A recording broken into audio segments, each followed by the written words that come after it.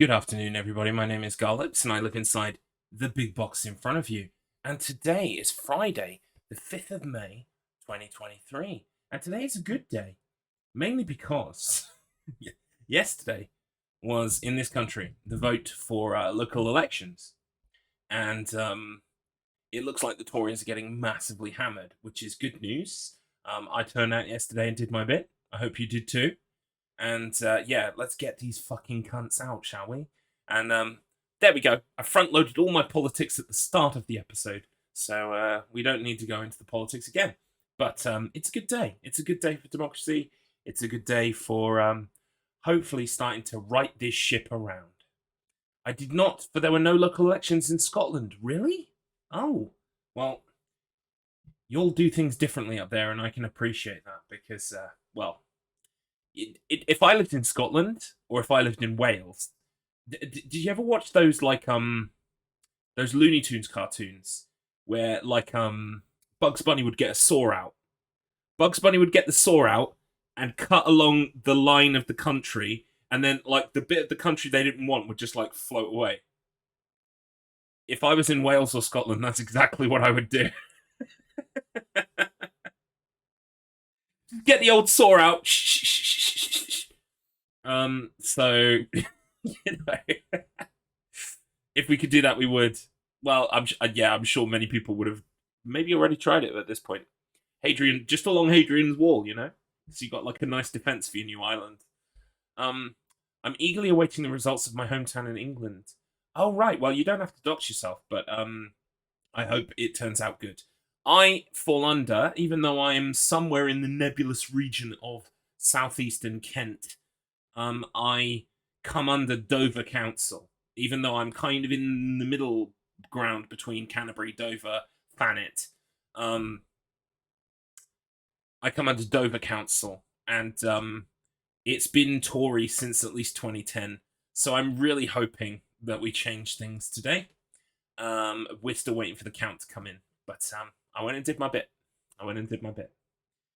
Keep Wales, keep Ireland, forcibly relocate England into the sun. Well, no. See, there are things I like about England. I used to, for the longest time, I would see these people, these xenophobic, patriotic, garbage people with, Union Jacks everywhere saying, get out of our country, no darkies welcome, right? And I would see those people and I would feel so disgusted and angry. I would be like, I don't love my country. I hate my country. I don't want to be here. And there's nothing I like about it. I want to leave, right? But then I thought about it. I thought about it really hard. And I thought, I love where I live. I love where I live so much that when I see xenophobic, patriotic dickheads waving their flags and telling people to fuck off to their own country, that makes me so angry because I love where I live. Because I love that it's tolerant, for the most part. It's accepting. And, people are genuinely, for the most part, kind, honest people. There are going to be bad eggs. There are always going to be bad eggs. So when I started thinking about it in a different way, I was like, actually, I fucking love this country. I love where I live so much that I don't want it to descend into Little England, basically. True, and I almost did that many years ago, moved away from the UK to Japan. Yeah, I know someone. I actually have a friend from my old work who's going to be moving to Japan soon for a job. Shout outs to Mitchell. If he's watching, he's not watching. He's learning Japanese and doing cool things. He's not watching this stream. But yes, well done, Mitchell. Good luck in Japan. You're a good bean, Garlips. Anyway, so if DCWL, if you do change your mind and decide to move to Japan, let me know, because between you and Mitchell, maybe I'll be able to like rock out there and actually know some people and not get scammed by a bunch of people who are like, oh look, here come the tourists, and I'm like, should this really cost 400 million yen? Yes, Garlips-san. Okay, I guess I'll give it to you. I need people in Japan on the ground who I trust. That sounds awful. There are scammers everywhere, but I listen to the Abroad in Japan podcast and I watch the YouTube videos for Abroad in Japan. And I've heard about quite a few of the things that can befall you if you're not careful when you go out there. So Like, but that's going to be the same everywhere, so it's not a Japan thing. I love to go there on holiday now as I have a family here. Well, sounds like you've got the best of both worlds, my friend, and congratulations and well done to you. Yes, yes, that's everyone's having a great Friday. I think I can safely say pretty much everyone is having a great Friday, hopefully, except conservatives. Right. Okay, moving on. I got some posts today. I used to do post as a section for a long. Whoa! I just ducked myself. Interesting. I did not think about that before I did it. I'm gonna have to go and remove that from the VOD later. That's fine. I can do that. Get rid of that. It was bound to happen sooner or later, wasn't it? Okie dokie. Anyway, I got some posts today. I stopped doing post because I stopped buying post, but this was too cheap. I had to. This is Call of Juarez, the Cartel, and Call of Juarez, Bound in Blood. Bound by Blood? Bound in Blood. Now, I played the first one, Call of Juarez, on the 360. I don't know if the original Call of Juarez got released on PlayStation 3 as well. Let me just check that, actually, because that would be good to know.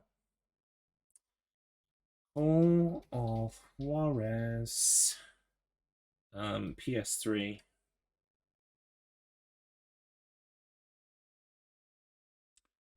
So, Call of Juarez 2006 was released for only 360. So there you go, actually. It wasn't released on the PS3. Aha.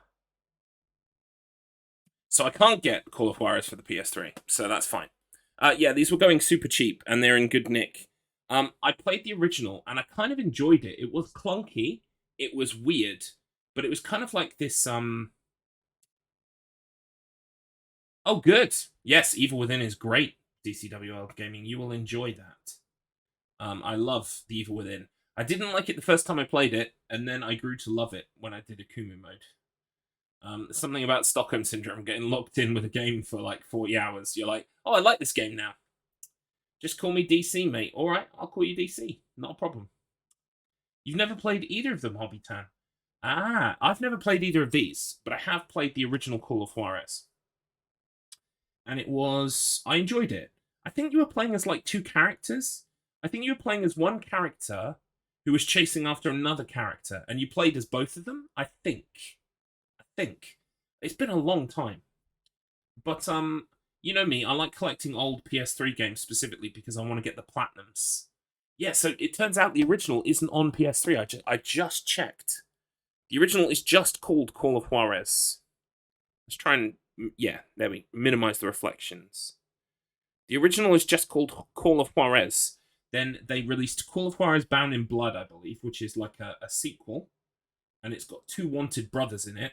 And then this is Call of Juarez the Cartel. Call of Juarez the Cartel is set in kind of modern day. And it involves kind of like the world of narcotics and like cartels and drug cartels. Yes, I mean I don't need to explain more than that. Everyone knows what that is. But this is set in modern day, so there you go. I want to see what the platinums look like. I don't know if these had multiplayers. Yes, they do have multiplayer. Shit. Okay, so it might be that I can't actually get the platinums on either of these because they've got multiplayer trophies. I don't know. I didn't check. I just bought them on site because it was very cheap. And I was like, I fancy some Call of Juarez. Oh well. Anyway, that's it for post. Post section is over. Today we are going to be playing... Oh, wait, is there anything else I can tell you about before we begin?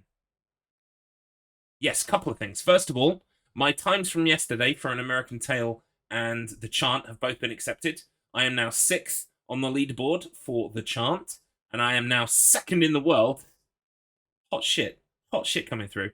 I'm 2nd in the world at An American Tale for PlayStation 2. Will I get first place? No. The person in first place is like 4 minutes ahead of me. But, you know, I mean, maybe I could improve my time a little bit.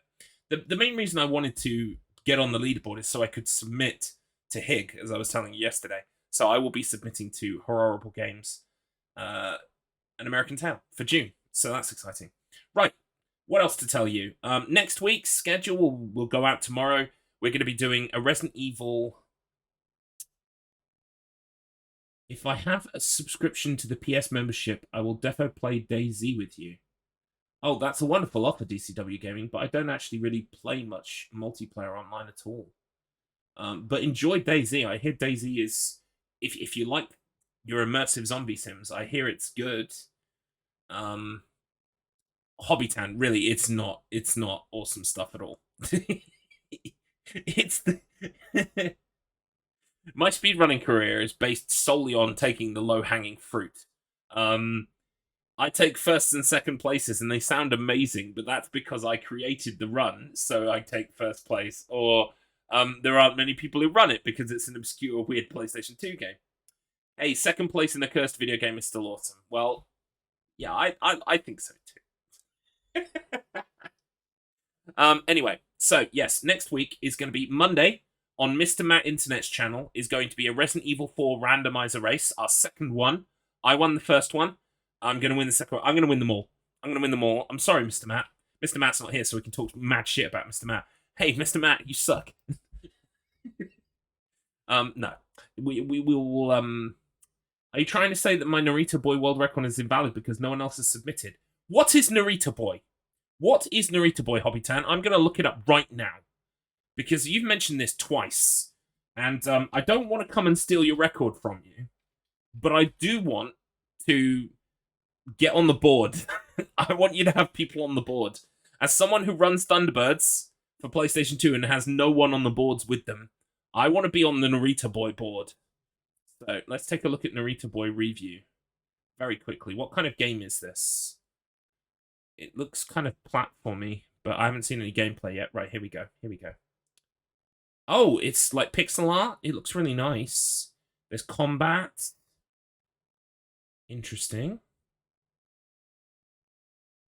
I like the aesthetic. It looks like an old arcade game. Even with, like, the instructions on screen for, like, controls and stuff. But there's also, like, adventure bits where you walk around and talk to people. Yeah, you do. Do it. Fight me. It's heavily Tron-inspired. Now is the season of evil. It's the season of evil. It's time to take the Narita Boy crown. Right, okay, let me head on over to SRC. Because I remember I didn't... You can't friend people on SRC. So I sent you a message so that I would be able to find you on SRC. There you are. And now I can click on your name. And now I can click on Narita Boy. And that's somehow quicker than searching Narita Boy. It's not. It really isn't. Right, here we go. Narita Boy. So, any percent. Oh, wait. Which category do you run? You run all bosses and secret memories. Oh, okay. You don't run any percent. What's the time difference? Oh my god, there's an extra hour. Cool. See, the best thing about learning runs that your friends do is that you can ask your friends for help and information. And I'm going to annoy the fuck out of you by doing that. Ooh, okay. Right, I will look into Narita Boy. You're running it on PC? Is it PC? Hang on, let me look at the... Yeah, you're running it on PC. Other people are running it on Xbox One and PC. How much is it on Steam?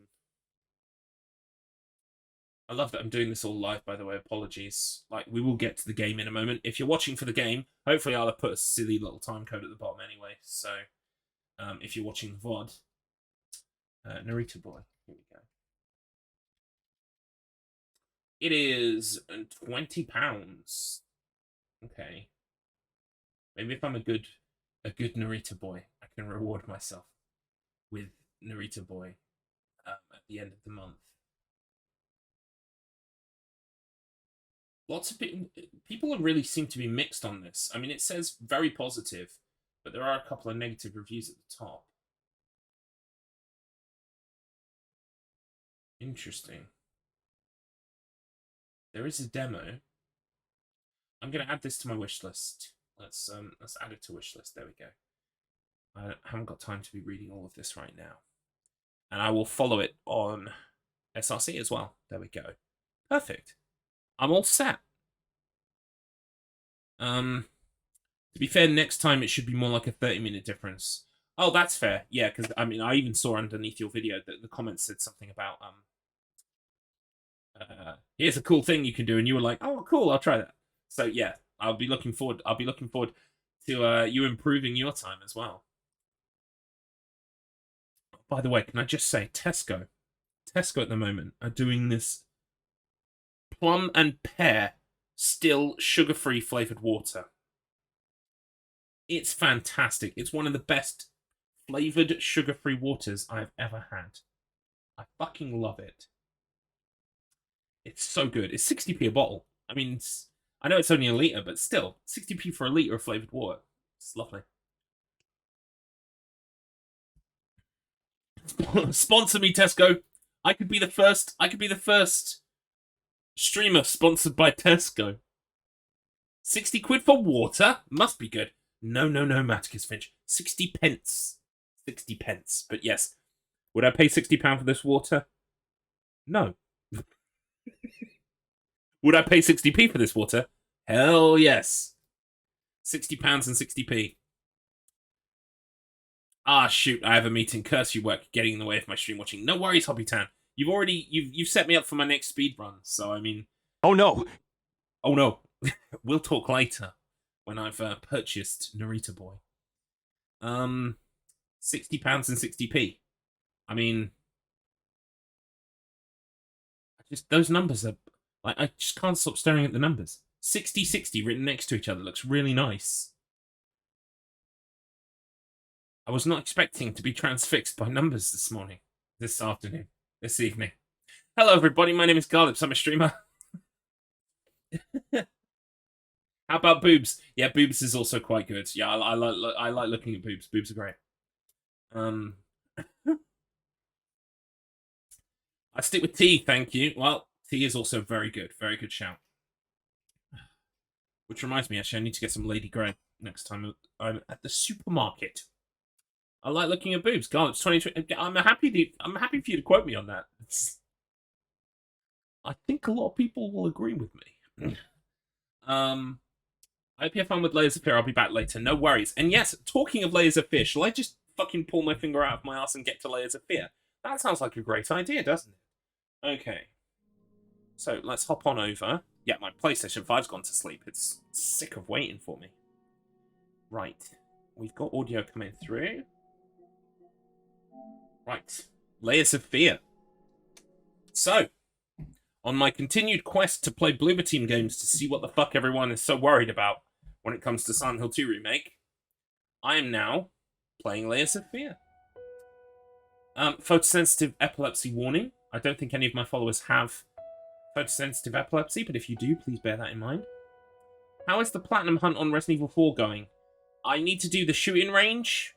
I need to do the hard runs through, like, the S+ runs, basically. And I think that's it. I think I've got everything else. Shall we...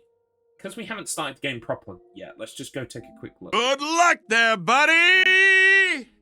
Thank you, Sunny Delight. Oh, now I've got the good luck. I'm not going to fail. Need to do the bastard elevator trophy. I'll do it unassisted with a rocket launcher. All you got to do then is, like, that's what I did. You just got to memorize where the people come in from, and you just shoot them with the rocket launcher before they can jump down. Yeah, it works. It might take you 1 or 2 tries. It took me 1 or 2 tries, but eventually you're like, oh shit, someone comes from there. Okay, so next time you know to point. It is annoying though. It is tedious.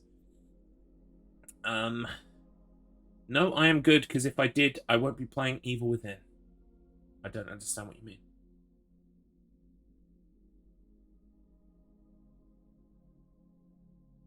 I got so annoyed at one point. It was a near perfect run. No one had dropped onto the lift. I shoot someone running. They fall on the fucking lift. Oh my god. Oh, that would what is it my new friends in the Wheel of Struggle call it? That would tilt me. Tilt? That's not like a negative term, right? It just means like you get tilted. That would tilt me. Oh, photosensitive epilepsy. Right, gotcha. Yeah, the evil within is also probably full of that stuff. So fair play, fair play. Right, so let's go down this list and see what we've got left. Yeah, obtain all weapons, because obviously you need to... This is the hardest trophy in the game, because you need to get the hand cannon and the Chicago typewriter, right? They're the two I haven't got yet. Then... That was a fuck this moment, yep. Well. Yes, I understand that now with the mercenaries, there's an easier way. But I mean, the only problem with that is that would mean playing the mercenaries, and I don't really care for the mercenaries, even in Resident Evil 4. So I guess I'll just do it the other way. It's easy. Players hunk and win. Yeah. I mean, if I struggle, but wait, don't you unlock the hand cannon by completing like professional on S rank or whatever the fuck it is? So like, if that's something I've got to do anyway, why would I bother? Why don't I just do it anyway? Wait, hang on. Oh, you don't need to get an S rank on professional to get... There's no trophy for S rank professional. Is that right? Complete the main story on professional. Complete the main story on hardcore mode with an S rank. Complete the main story on standard mode with an S rank. Yeah, an S plus, sorry, I should say. Right, okay, so yeah, I guess then I need to get this one and this one. And then, I guess if I want to make professional easy for myself, or rather if I want to get the, this trophy, the easier way is through mercenaries. Shit. Fuck's sake, I've got to play fucking mercenaries. Fuck! Fuck! I do know the puzzles have different solutions, so I'm excited for that. Oh, on, yeah, I've done a hardcore run. I've done a standard run. But I've not done S plus ranks. I've just done S ranks because I was using the infinite weapon, the rocket launcher. I think, have I unlocked the Chicago typewriter now? I might have unlocked the typewriter, or I might not have, but I have unlocked the armor for Ashley, which is the most useful thing, really. Because you can even get an S plus rank with Ashley's armor, which is nice. It doesn't... You know how S plus, it's like you can't use special weapons? You can still use, the armor. Dreading the S plus run on hardcore, though. I'll be using guide for S plus because fuck that. Yeah, I need to, well, I was thinking maybe I might try and do my S plus runs on stream. I don't know. See, I'm kind of done streaming Resident Evil 4 now. Adjust the brightness by moving the slider until the portrait is barely visible. I think that'll do. No worries, Macca's Finch. Always good to have you here. Is that blurry?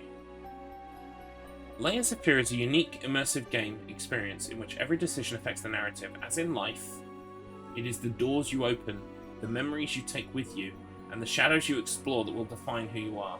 This may be our game, but it is your journey. Okay, so I think I already understand why people don't like Bloober Team. It's because they're a bit pretentious. That is a very pretentious message to write at the start of a horror game. But, you know, I can allow a little bit of pretension if it's good, you know, if you back it up with the goods. So, I can tolerate that. New game, Inheritance. Settings credits. I wonder what Inheritance is. Right, let's just check through all these options. Brightness is fine. Sound is fine. Subtitles are already on. Control sensitivity, that's all fine. Use head bob. I guess I don't get motion sick. Display crosshair field of view. Okay. Oh, hello, Beep. Beep. This game makes me realize why Bloober wanted to do Silent Hill 2. I guarantee you'll understand as you play. Okay, alright. Interesting. I do think that message that popped up to begin with about, like, horror games are about the journey, man. I'm like, it's a little bit pretentious, but I can forgive it if the experience is fun. Inheritance. Right, what's Inheritance? Oh, that must be a DLC or something. Is that... That might be a DLC or something. Interesting. Okay, we won't do that first, obviously. Right, it's time for a new game. Here we go. And I mean, I've got plenty of time today. I might well play the whole thing and then the DLC. I don't know. It depends on how long it takes.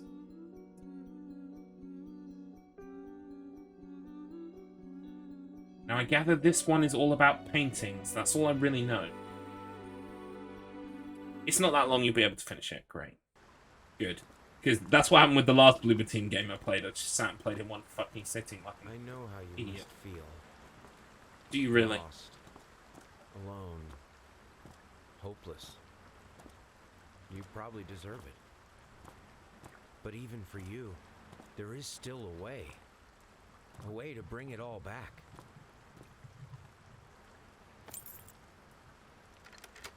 The one precious thing you ever truly desired. Finish it. Sound design is good. You notice the sound design a lot when you're presented with a black screen. Every portrait that is painted with feeling is a portrait of the artist, not of the sitter. Is this the head bob? Or am I fucking drunk? Oh my god. Oh, that could be smoother. Right. That's a bit weird. We might be turning that head bob off. Let's see what it's like without it.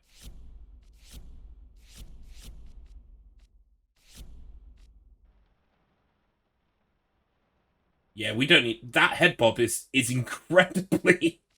incredibly much. Like, you need a subtle bit. You don't need, like, lots of it.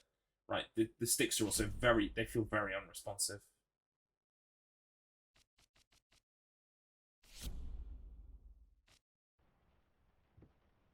Okay, that's a bit better. It's still slow as fuck.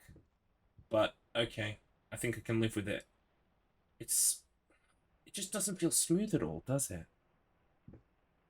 I guess we're going back to 2016, but I mean, Evil Within felt smooth, and that was 2014, so... Anyway, let's have a look at this. How do I do this?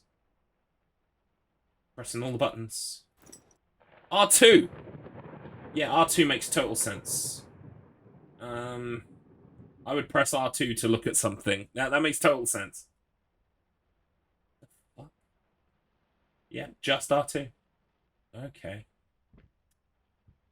What else have we got in here? Oh dear. Baby's not having a good time. Oh dear, oh dear. Alright, so we've just come in from outside, I'm guessing. So that's inside. This sounds like outside, doesn't it? Yeah, it is. Alright, off we go. What a picture. I know, right? Oh, hang on. I didn't have enough room to open the door. I'm gonna take the sensitivity down just a little bit. Just a little bit. I think maybe there will be fine, actually. It's just a little bit too much now. But this is probably... Yeah, this is good. I get it. It feels like a slow, clunky game. Like a deliberate game. Which is fine. If we're not here for an action game, then that's fine. Ooh, what do we got? An artist's triumph. Gallery opening wows critics. Some call him the new Caravaggio. Others compare him to Van Eyck. And one awestruck critic, who wished to remain unnamed, went as far as to invoke the spirit of the great Leonardo. Any way you slice it, the exhibition proved an immense success. Blumblebluth's distinctive style has been praised for its unique combination of Renaissance influences and more progressive techniques. The artist himself attended the event in the company of his beautiful fiancée, looking stunning in her black gown. Mr. Black revealed to us exclusively that the couple are indeed expecting... Ooh, and that's where it cuts off. Oh! That would have been a lot easier to read. Okay. What a picture, lol. Yeah, the movement is a bit like Don't Knock Twice. That's another one that I've purchased, but I haven't actually played yet. I do own Don't Knock Twice. I call him Count Von Hack. Well, when I see his paintings, I'll judge for myself. But everyone seems to love his paintings, apparently. Can I crouch? No, but I can, like, zoom in. That's a bit weird.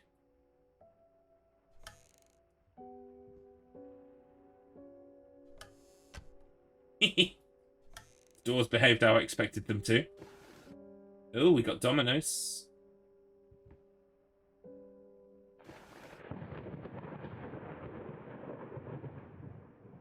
Welcome in, Patient Zero.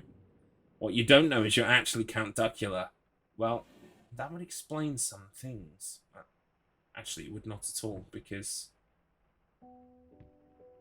Count Duckula. Oh, that's locked. Is it? No, I'm just blocking the fucking door again. Don't worry, I'm not going to spoil it for you. Cool. Does that negate the ghosty? Like, it sat there all excited as you knock 2 times, and is then immediately disappointed when that 3rd knock comes. I think ghosts in general are pretty disaffected. Yes, they're upset. Quite a lot of them. Walking around, throwing things, going boo. It indicates a general displeased attitude, doesn't it? I don't want to go through any doorways until I've, like, checked out the whole room, so... Oh, what does this say? Loyal. Oh, no. Longer day? Mulligan. Arc 7C. Popcorn. Pop, kid?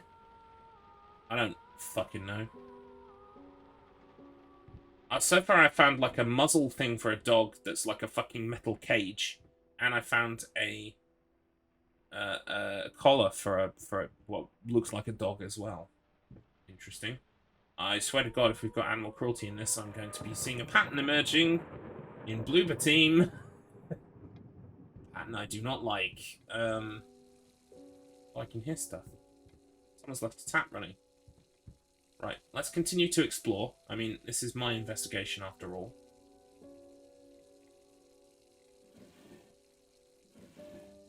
What? Oh, wow, look, see, like, all of this looks important, but I can't look at any of it, apparently. Come on. I guess this is all just flavor stuff here. It's not like, oh, that draw's locked. Ooh. Intriguing. The plot thickens. Oh, I thought I saw a... Did I see a thing then? What's this?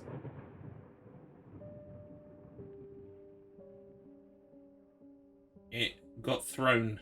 I guess the clock got destroyed at... 6, 7... So like 37 minutes past 10? 10:37? Is that going to be a puzzle solution? Maybe.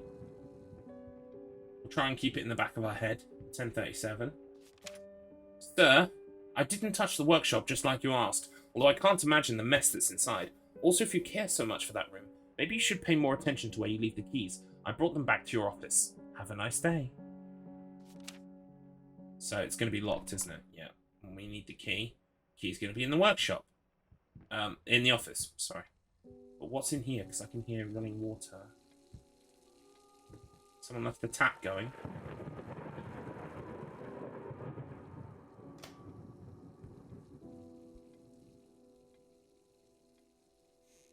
Put the lid down. Obviously. Oh, what a mess.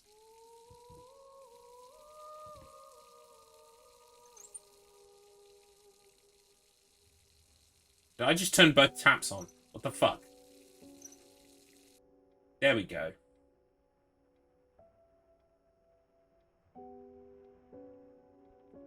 I was expecting something to jump out and go boo when I turned that tap off, so I'm pleasantly surprised that they didn't resort to that. What's this? Achilles Prosthetics Company. 1 times below knee prosthesis. How the hell did they fuck up the length? Oh dear.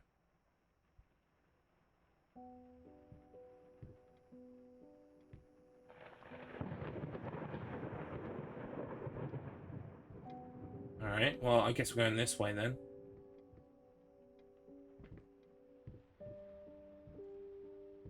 This looks like the kitchen.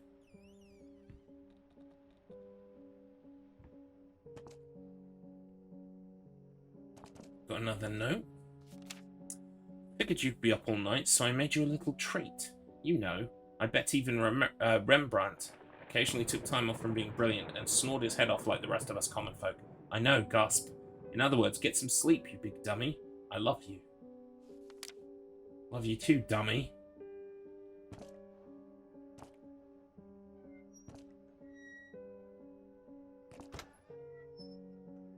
Get some sleep, you prick. I just love the idea that I'm entering this house. I'm just opening every fucking drawer and leaving them open. Every drawer. They can be so unhappy with me. I don't care. I'm exploring right now. This is all very important, like that pot that I just found. And this pot that I just found. And these plates. Gonna spoil the ending for you, you're actually Link. Oh my god! It's the Breath of the Wild Tears of the Kingdom teaser. I didn't even realize. Do you want to know something interesting? This game only came out 1 year before the last Zelda game. Well, until next week. Then it won't be the last Zelda game anymore. That's crazy. What's over here? Nothing much that I can look at, but there is a drawer I can open. So you can bet your ass I'm gonna do that. I guess I'm using R2 because R2 is like your right hand. And so he's reaching out his right hand to do things like open doors and stuff. That's the only excuse that I can think of for putting it on R2. It should be on fucking X or something.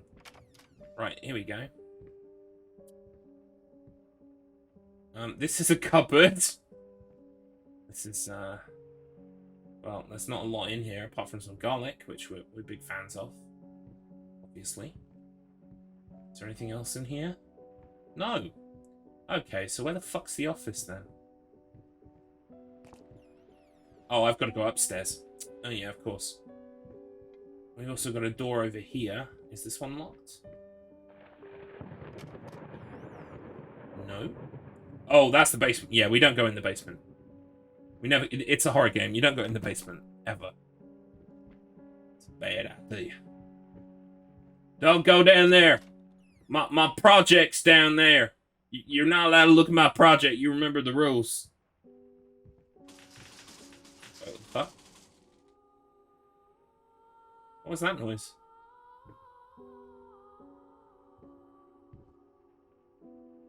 Okay. Scary cupboard. Oh, it's mouse traps. I just walked on a bunch of mouse traps. Interesting. And then, look, there's a mouse hole right there. That's fun environmental storytelling. You gotta give them that. This is fucking silly. This is silly, but it's fun at least. I thought the pantry was the bathroom. God dang it, Medicus Finch! Just where in the hell did you take that piss, my friend?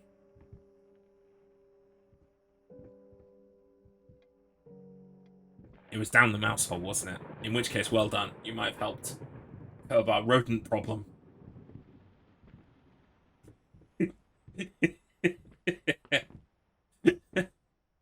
Actually, I thought it was plum and pear flavored water. But no. Oh. Look at this creepy motherfucker. Excuse me. You. This person's very interesting. What are we doing around here? Right, we've got a big piano. Can I play the piano? That's another test in these kinds of games. Can you play the piano? Yes!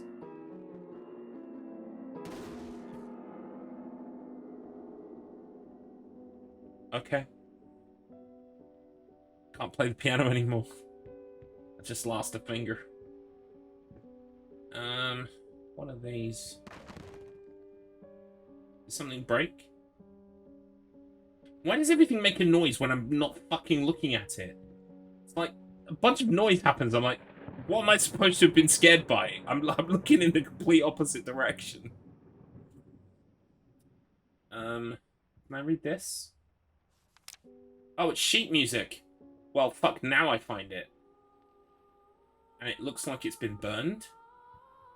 That's interesting. Someone was not a fan of Mozart. Been working all night. Don't wake me up. Hello, everybody. Time to wake up. Stumbling all around, stumbling all around, stumbling all around.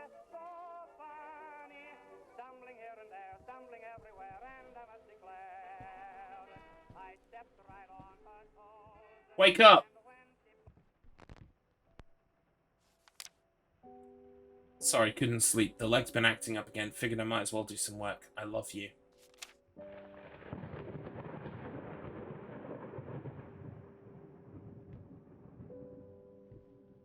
Stumbling all around, stumbling all around. Galactic's grand opening in flames. Disastrous fire at the new department store leaves dozens fighting for their lives. The long-awaited opening of the Galactic department store turned into hell on Earth when the building's wiring burst into flames. While the majority of the visitors managed to reach the emergency exits in time, several unfortunate attendees were trapped in the back of the building, having no chance to escape the raging inferno. The exact number of casualties has not yet been determined, although it is estimated that at least a dozen people have been severely injured. The owner of the Galactic, Ronald Sheffield, has so far declined to comment on today's tragic event. Very interesting. We're not getting any dates on these papers. Dates would be helpful to understand what kind of time era we're living in. I want to say like late 19th, early 20th century. Well, I mean, just given the, you know, the gramophones, I've not seen a computer, I've not seen a TV. I have seen an electric switch, so that does put it in the region of very late 19th century, early 20th.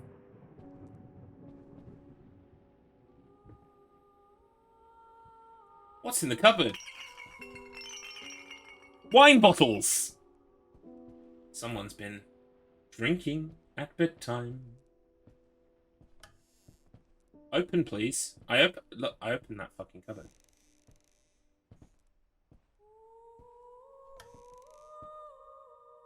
Clothes. And shoes.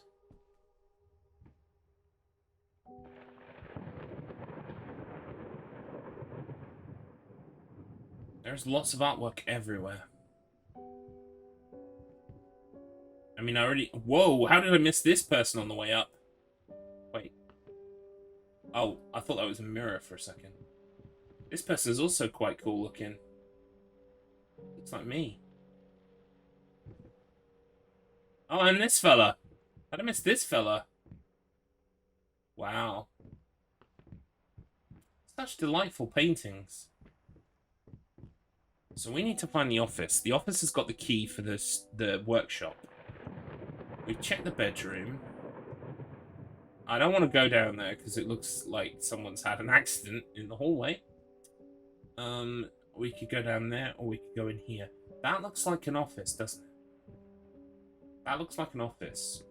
Let's go down here first. Okay. That one's locked.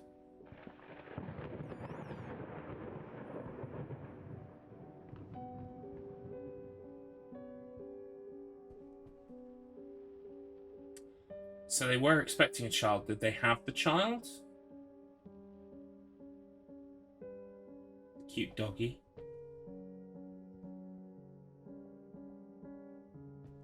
I'm guessing they had the child. So now the question is, what is the plot about? Is it about the child? This is cute.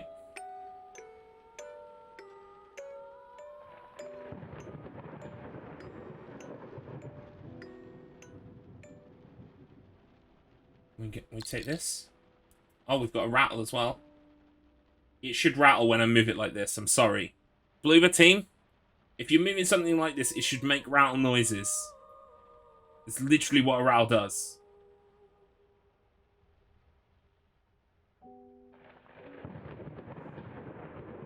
Can't even open that door properly. Oh my god. Fighting a drawer.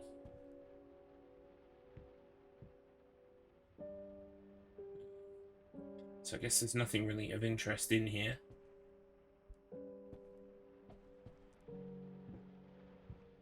Also, I wonder how much of our story is going to be dictated just through notes. That's a cool picture, I guess. So the kid was at least old enough to be drawing. I guess it's the kid in the middle. Mummy and Daddy.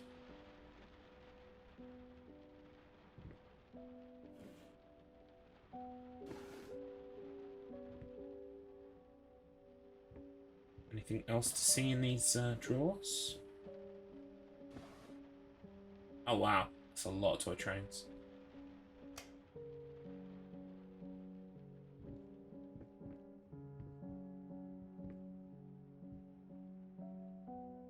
Anything interesting written here? Not that I can... Oh, death. Death. Beer and death. Those are the two absolutes, my friend. Those are the two. You can always rely on beer and death. Those are my footsteps. Okay, good. Alright, office time. Oh no, it's this baby picture again. Fucking weird hairy baby guy. Don't like it. Don't like it. Let's turn all the lights on. That'll make me feel better.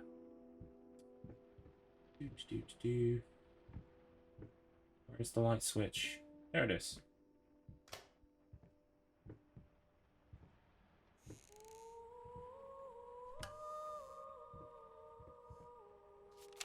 The true story behind the picture of Dorian Gray. Was it true all along? An astounding investigation by Professor Alistair R. Malmax from the Miskatonic University. Nice. Uncovers the secrets of this magnificent work by one of its all-time greatest writers, Oscar Wilde. Was Dorian Gray real? Did he have an insight into the esoteric? Is the novel filled with cryptic clues for the initiated? Read to find out. But the one thing I will say about Bloober Team is they seem to put their references front and center, and this seems to be a problem with horror games in general. I feel like there is an overabundance and reliance on nods to other things. Make your own shit.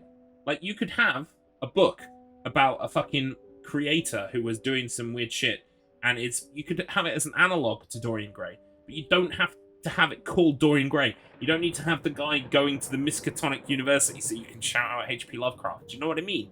It's like, I feel like sometimes people are so like, let's do a shout out to this thing.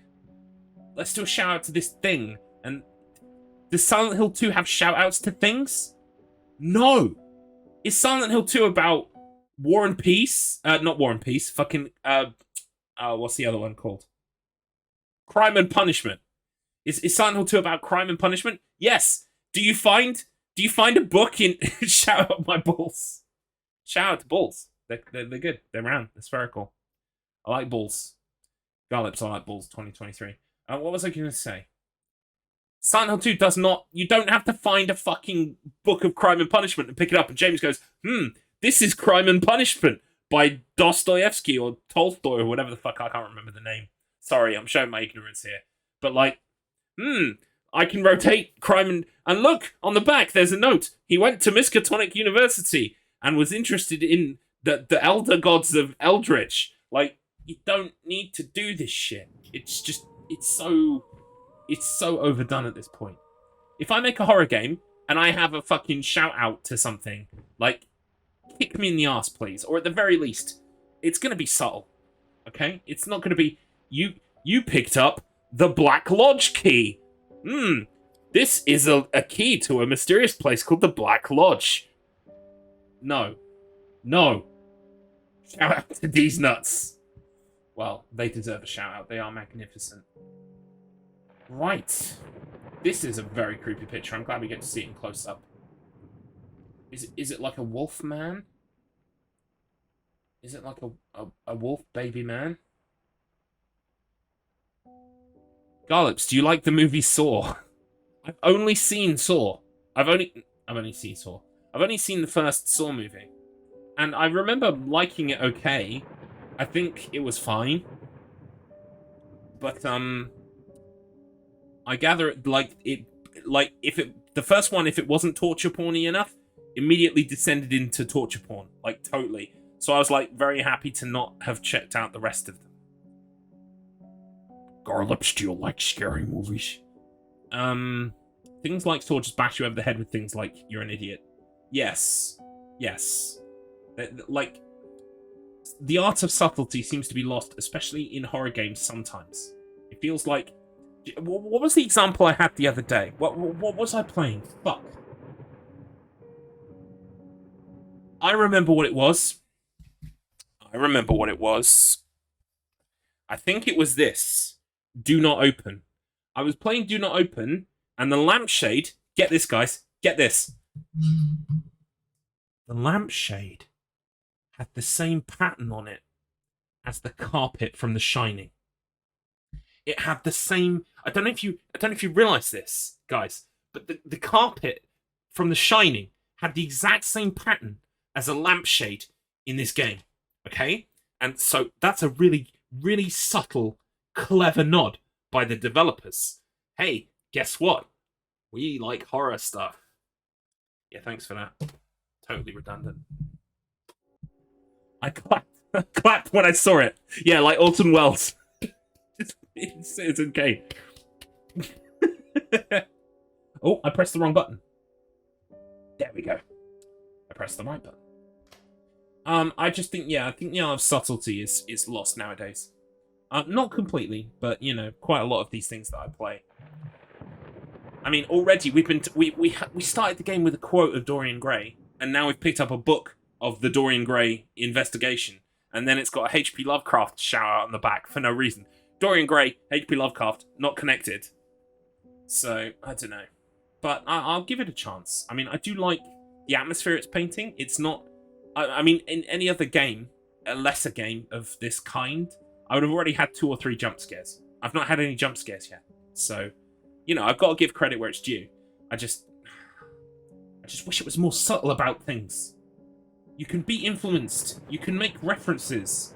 You don't have to do it in fucking type 60 font red letters. My dear friend, let me ask one simple question. Have you completely lost your goddamn mind? I know you're going through some... Oh no! Oh no. You wish it was more subtle? Yeah, I do. I guess, well, we'll see how it shakes out. I mean, the medium... I will already give credit where it's due. The medium was more subtle than this. It's still... I can't think of any reference that the medium made specifically to another piece of horror-based media. This has already got 2. So, hopefully they're learning as they go that they don't need that. They don't need it. I know you're going through some rough times right now, I really do. That's why I've agreed to let you do those illustrations in the first place, for old time's sake. I even deliberately gave you a trivial task because I expected Little Red Riding Hood to be something you can draw in your sleep. What I didn't expect is to get this demented nightmare fuel Okay, no one says nightmare fuel in 1800s or whatever the fuck, or even 1900s. But okay. What I didn't expect is to get this demented nightmare fuel you submitted for a kid's bedtime story. There is no way in hell I'm using this, and I already regret agreeing to a payment in advance. Please get your shit together. Your old pal, Liam Brickstone, Whispered Tale Publishing House.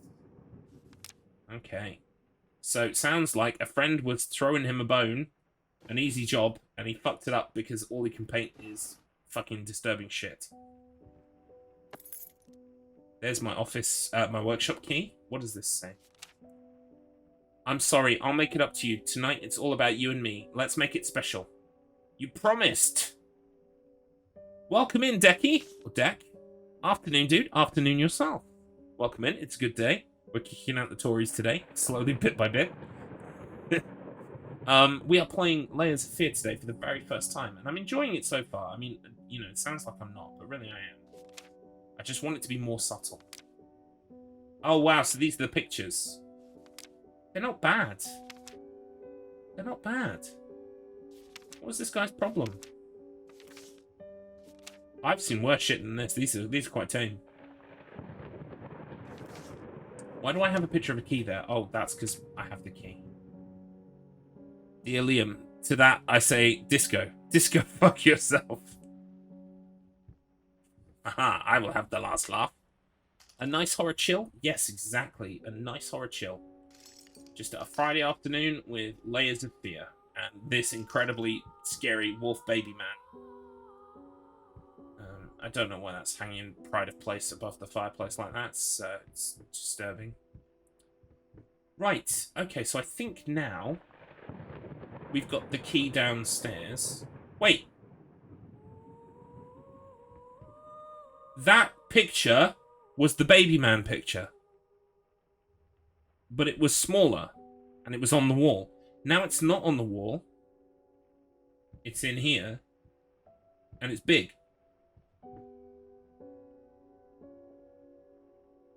The eyes, man, the eyes. Yeah, they are pretty piercing, aren't they? From across the room, they just stare right into you. I mean, I do like that the focus is on artwork and paintings. Video games are a fairly visual medium, so that works really nicely. I don't like... No, me neither. Press X to dislike. Right, can't wait to find this one in another room, all blown up nice and big. This one's also very enjoyable painting. No X, only R2. That is true. Right, we've unlocked the workshop. Okay. What is he doing? He's beginning to believe. He's beginning to believe that a painting can come to life and walk around. Scare the absolute shite out of you. It's in the box. Paints. Should have expected that. There's the crying baby. Oh, do you want to bet that the crying baby picture has now disappeared from the hallway as well?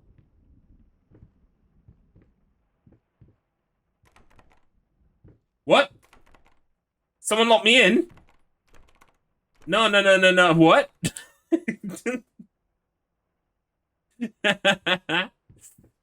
Some really tasteful art they have. All the better to weird you out with. Yes. Apparently, I'm supposed to believe that most of it is my own art. I'm the painter who's fucking twisted or something, apparently. No worries, DC. Thanks for stopping by as always and saying hello. Everyone should check out DC. DC is usually playing hard modes of survival horror games. They were playing Alien Isolation, and they're now starting on The Evil Within. And we all know how much I love The Evil Within, and that's not sarcasm. I genuinely do love The Evil Within. I was thinking about suggesting The Evil Within for the wheel, suggesting a Kumu mode, but I don't know how readily available The Evil Within is, or indeed, you know, I've already had a lot of practice in a Kumu mode, so I'm not sure that would be fair for the wheel struggle. I am going to suggest Dusk, though. I think Dusk is fantastic. I think that would make a great wheel submission on Sierra Miedo difficulty. I'm so sick and tired of us talking through these notes We live in the same house, for God's sake. Come talk to me when you're done, before you go to sleep. So, yeah, clearly, the relationship between the artist and his wife is not great.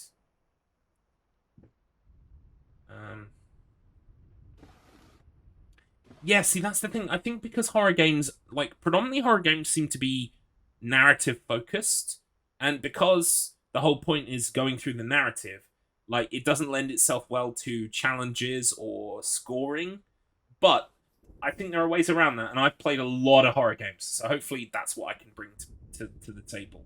Dusk is a horror-flavored shooter, so, I mean, there's that going for it at least. I'm playing on Survivor mode straight off the back. Oh, nice. Well done. Bye for now, DC. Take care.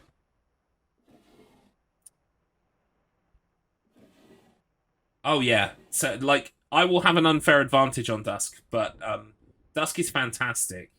And I was thinking, because Dusk has... Sorry, just to do some wheel talk real quick. Everybody's probably sick of the wheel at this point, but no, I love the wheel. I don't want to stop talking about the wheel at all. The wheel takes all of my focus at the moment. In Dusk, you can play on 1 of 5 difficulties for each level, right? So there is the easiest, then there's easy-ish, then there's normal, then there's Sierra Miedo, which is, like, hard, and then there is impossible, which is, like, what's it called? Duskmare. Duskmare is one-hit kill mode. One-hit kill mode on that game is just not fun, okay? I haven't tried it, but I can imagine it. And it would not be fun. Right? Sierra Miedo is something like 200% damage.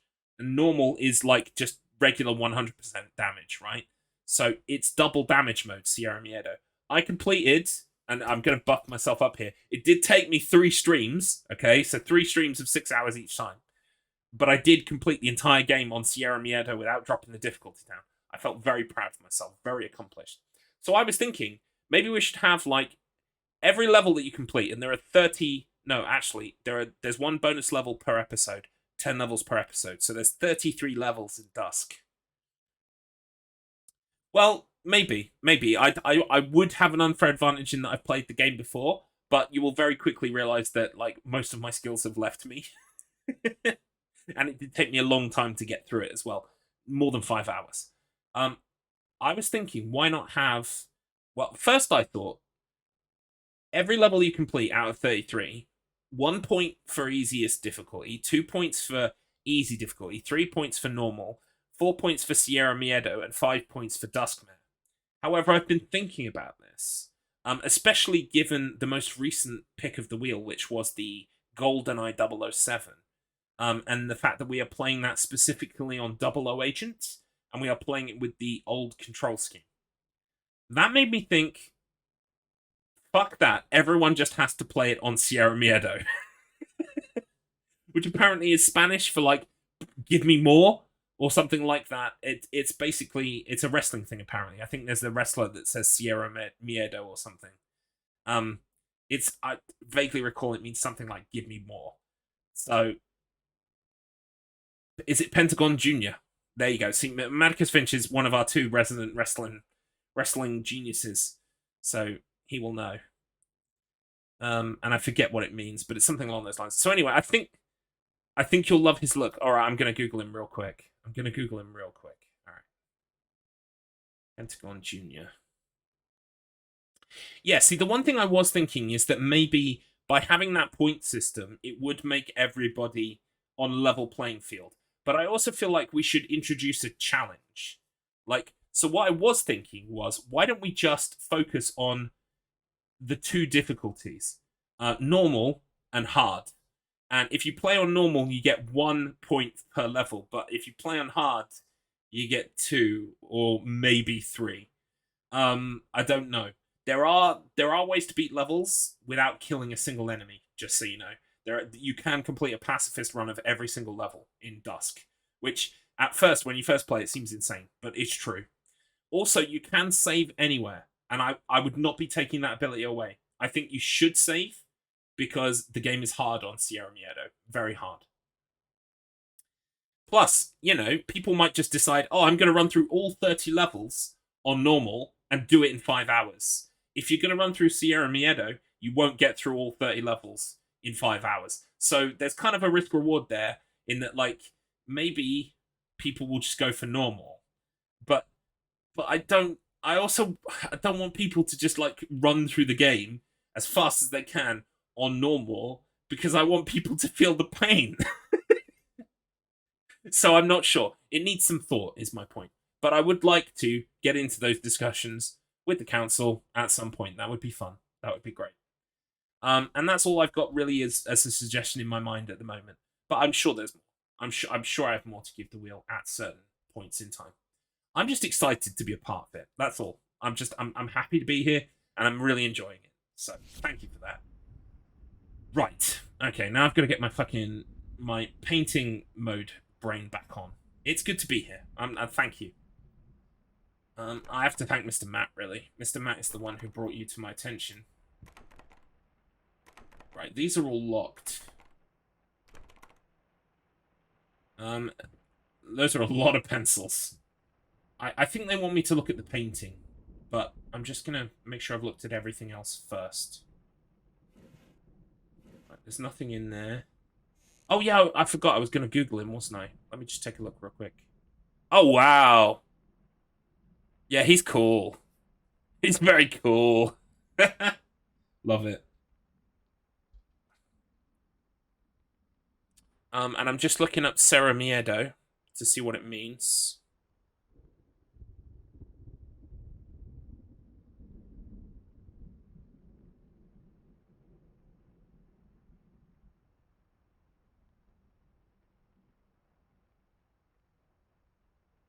Right, what does it mean, though? Hang on. I just found someone talking about... What does it mean?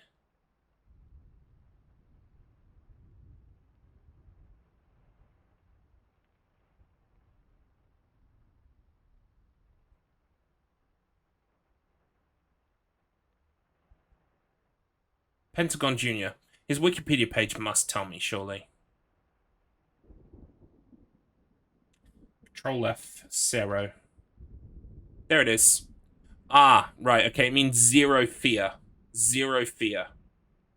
I should have realized that. Zero, zero. That makes sense, doesn't it? Cool. Yeah, he looks like the kind of person you don't want to fuck with. Yes, it's Spanish. Spanish for zero fear. I had lots of fear playing that game, but it was fun. It was a very rewarding experience. There was one level in particular, I think it was episode 3, and I think it was like level 7 or 8. That one took me, no lie, that one level took me like 3 hours.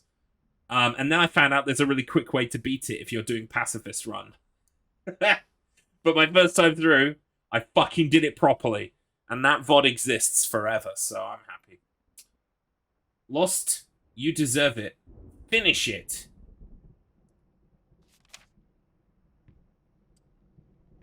Wowza. Okay. It's covered for a reason. What could it mean? Oh, wow. Get it right this time. Okay. No pressure.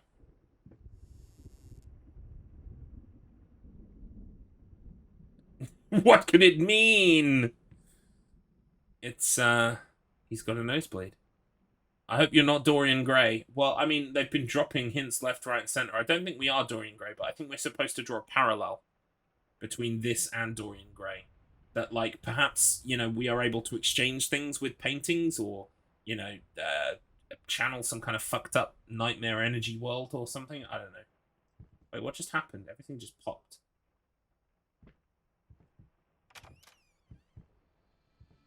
Oh, okay. Everything has changed. Well, we don't need it in there anymore.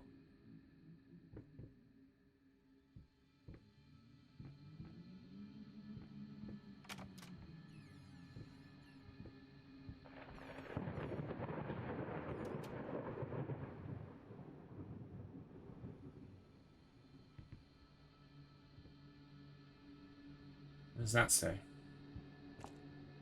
Just out of reach.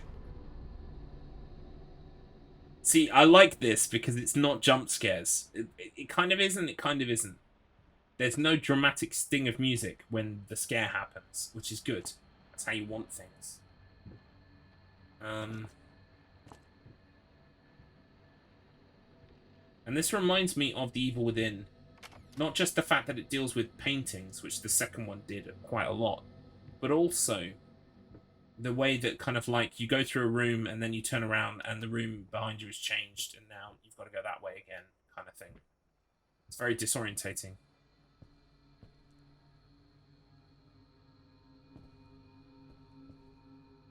Alright. That's a cool picture.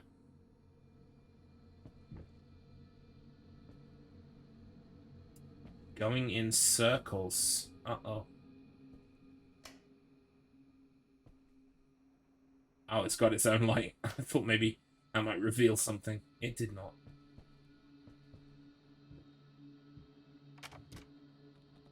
You just need to save up and do the Mother of Oh No's and time it right with the jump scare. Yeah. I mean, I'm probably going to bring the price of the Mother of All Oh No's down a little bit. Because it is very expensive. But, it is fun when it goes off. Wait, what's that noise?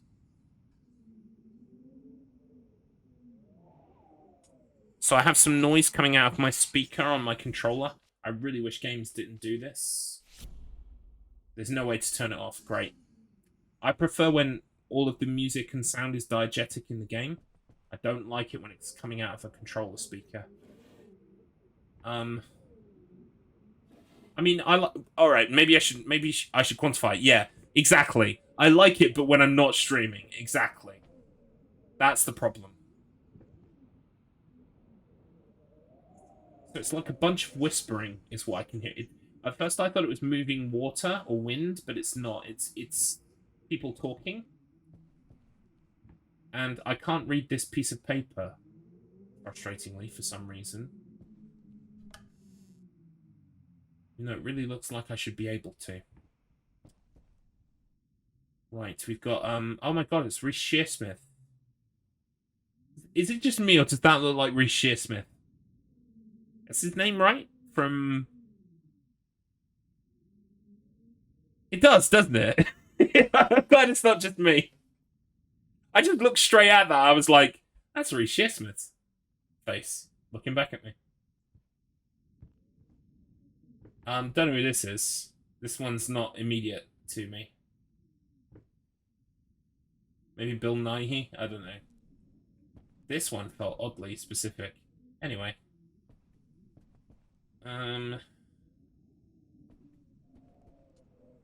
Okay. So we need a code.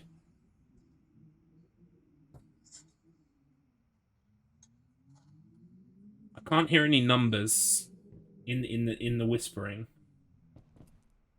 And I can't get at that piece of paper, which is really frustrating. So the clue's got to be here somewhere, right? It's got to be.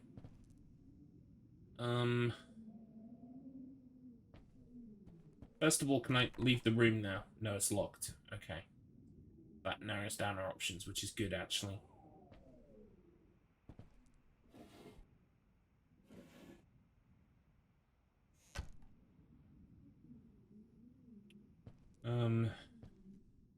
Is there anything on these?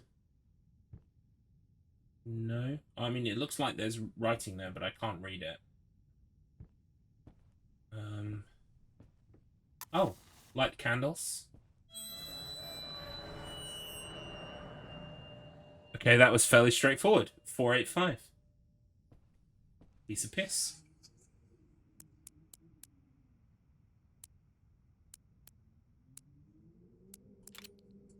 There we go. The past holds back. Look closer. The thought alone that the most beautiful piece of art doesn't have my name on it is killing me. So, will you marry me? That's like one of the cheesiest lines I've ever heard. And also, fuck this guy's ego.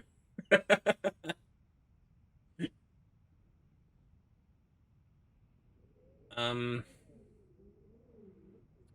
I'm hoping that I'll never forget. Alright. Oh, nice. How is Jedi Survivor? I've never played either of them. But I gather they're good. I'm not a Star Warsy person. But maybe someday. Maybe someday.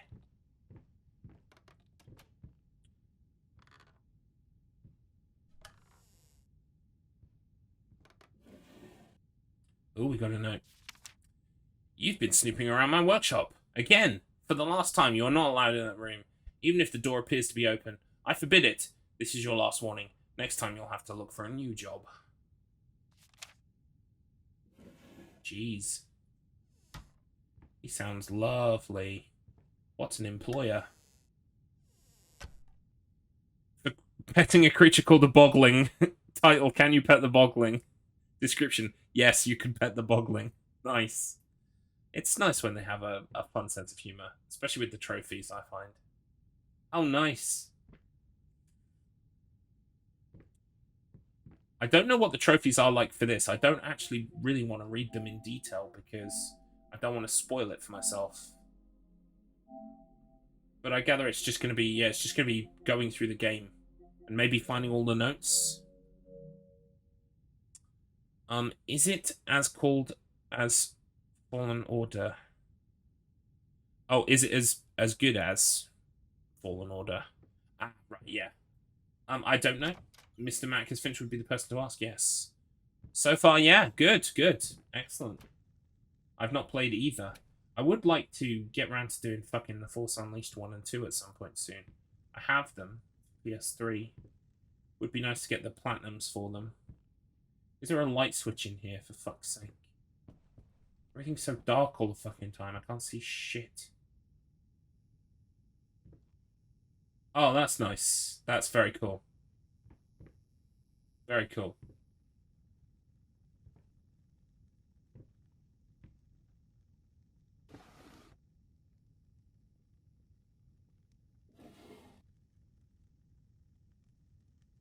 Fucking hell. There we go. Can I read any of this? No.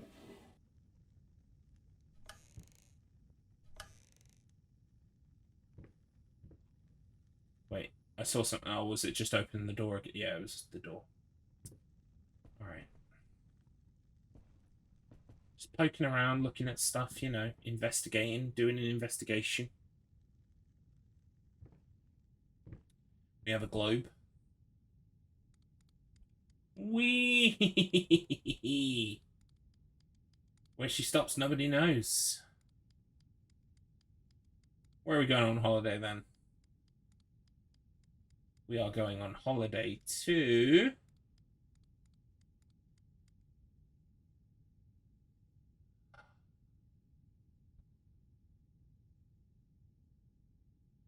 the ocean just off the west of California. If it were me, I would put a trophy in here for, like, you know, spin the globe 100 times or something. Stupid like that. Whee.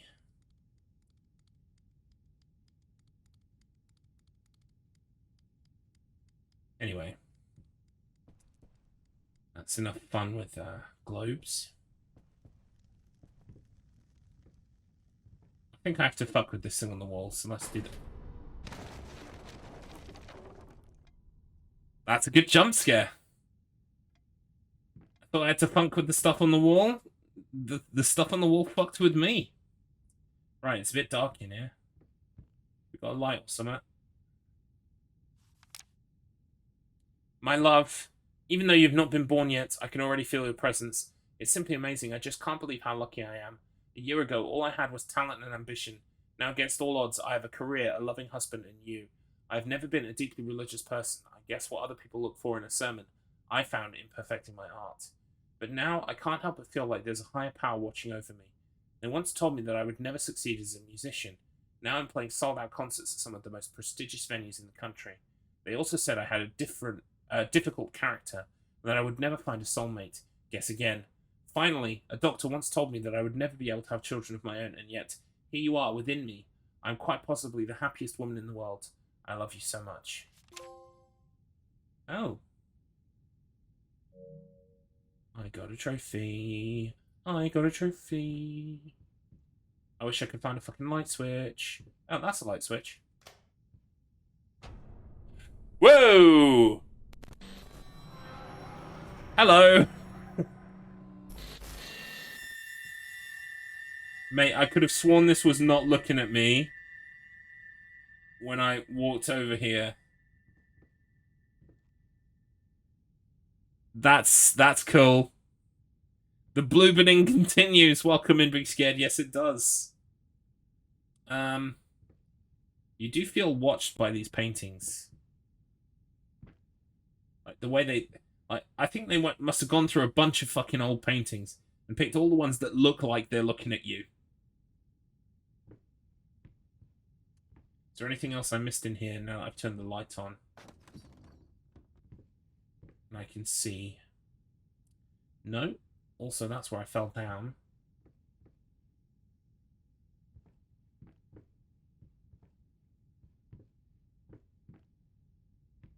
Alright, well, off we go. Oh, wait, there's a cupboard. No, can't interact with the cupboard.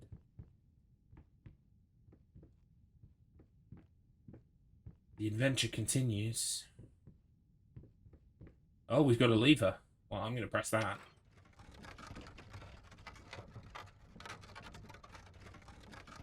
Aha!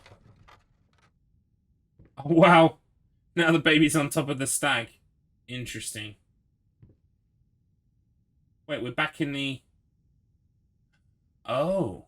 This is where we fell down. Now the painting's there. And now the baby's up there. Fucking hell, this is weird. Alright. Give me the baby. What can I hear now? Oh. Door closed. Interesting. It's nice to be able to look around and see what the actual fuck is happening. Hey, kind of big deal. Welcome in, friend. Congrats on your second place record. Honestly, it wasn't difficult. It sounds great whenever you say it like that. But, it was a board of 3 people. One of which was over an hour. I don't know why that person submitted, but fair play to him. Then second place was 20 minutes something. And first place is 14 minutes something. I loved that movie as a kid. It was cool to see a game about it. You are literally the only person in the world who was excited about an American Tail game. Because the problem is, nothing wrong with an American Tail. I love an American Tail. In fact, I love an American Tail 5 Goes West even more. But the problem is, the second you start playing the game, you realize it is not a good game. At all. It's not even close. But yes, I am second in the world now in an American Tail. So, yeah, fuck it. Accolades, prizes, crowns, whatever you want to send me. It's fine. Oh, hang on. Mrs. Garlips just texted me.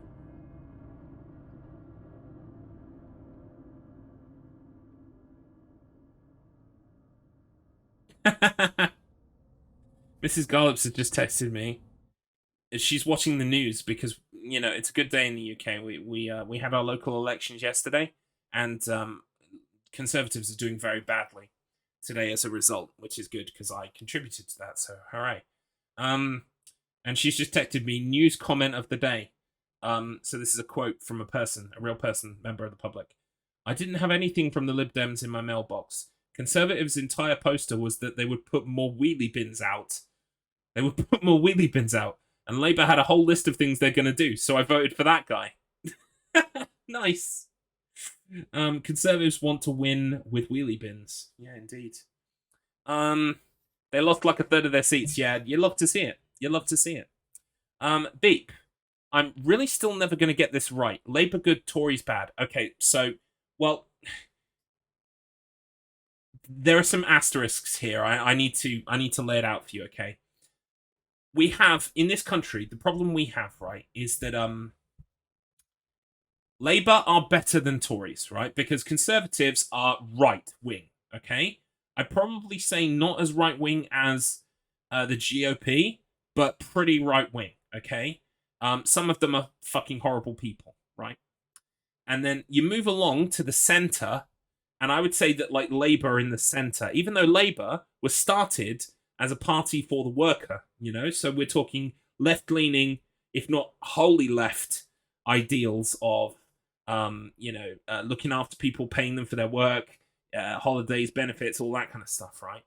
But the problem in this country, right, is because the media is exceedingly right-wing and leans very much into this kind of like old person mentality of fuck the young people, they're stupid and they don't know anything, fuck them, fuck everyone but me, I'm going to be rich and I don't want to pay taxes.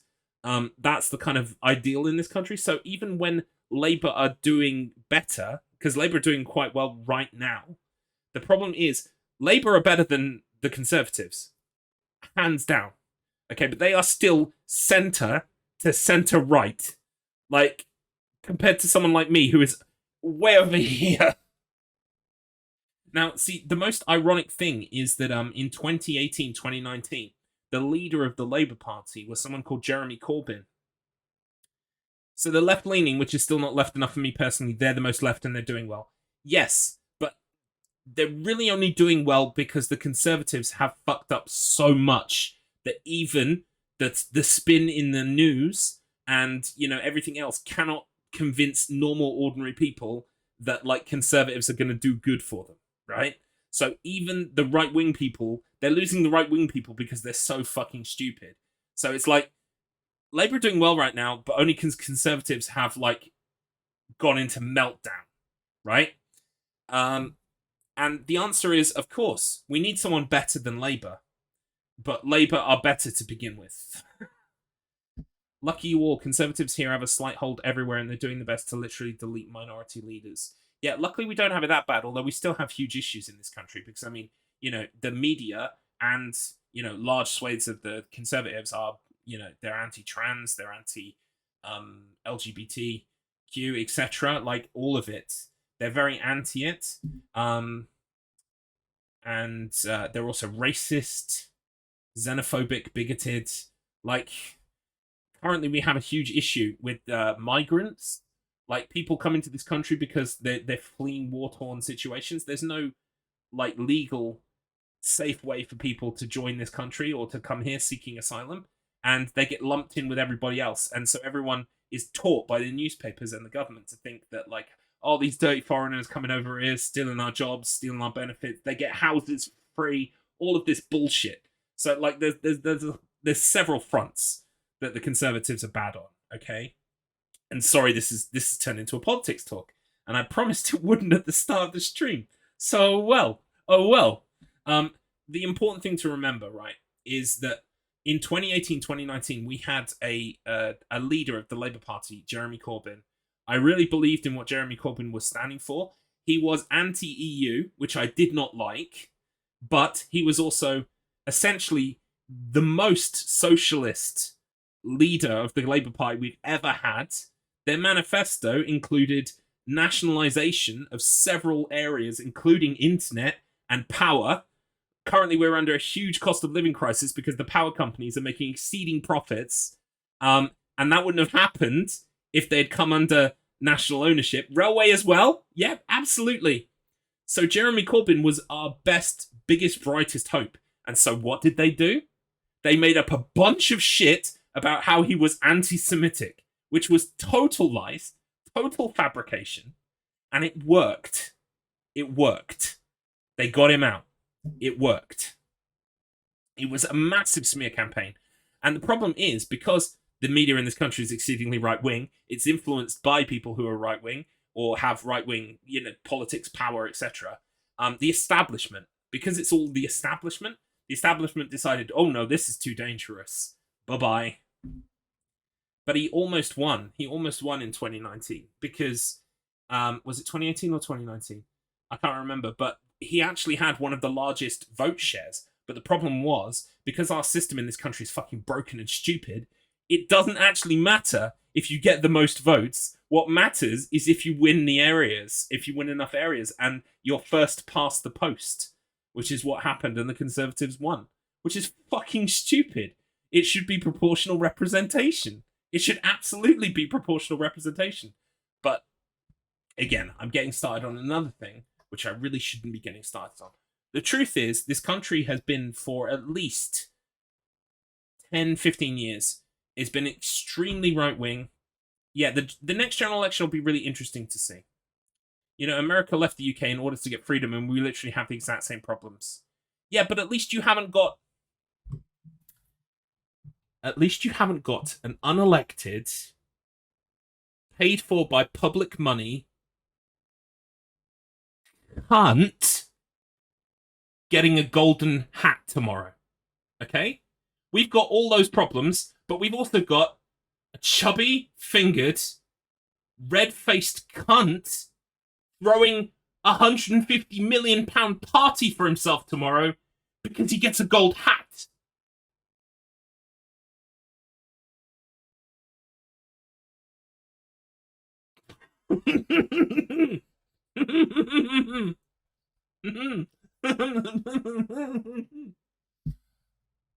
Every time I feel like I live in a country that's got a semblance of like progressiveness or forward thinking or people orientated, I remember that we have this guy in charge, like not in charge. He's not really in charge, but like we have this figurehead, this parasite. So don't even get me started on that. Like Mr. Marcus Finch says, it makes me angry. So best not to be angry all the time, right? That's not good for you. King Chaz. Yeah, King Chaz. Oh no! Oh no! Oh, do you know what?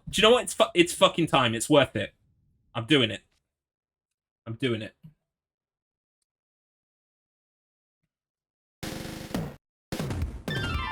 Oh no! Oh no no no no! Oh no no no no! Oh no no no no! Oh no! Oh no oh no oh no oh no oh no! Oh no oh no oh no oh no oh no! Oh no oh no oh no oh no oh no! Oh no! I always forget the last one. It's the Queen in the Peppa Pig game! No way! Really? I do need to play this. But yeah, no, you won't be able to kill her, you won't be able to jump on her, you won't be able to, like, wreck the place.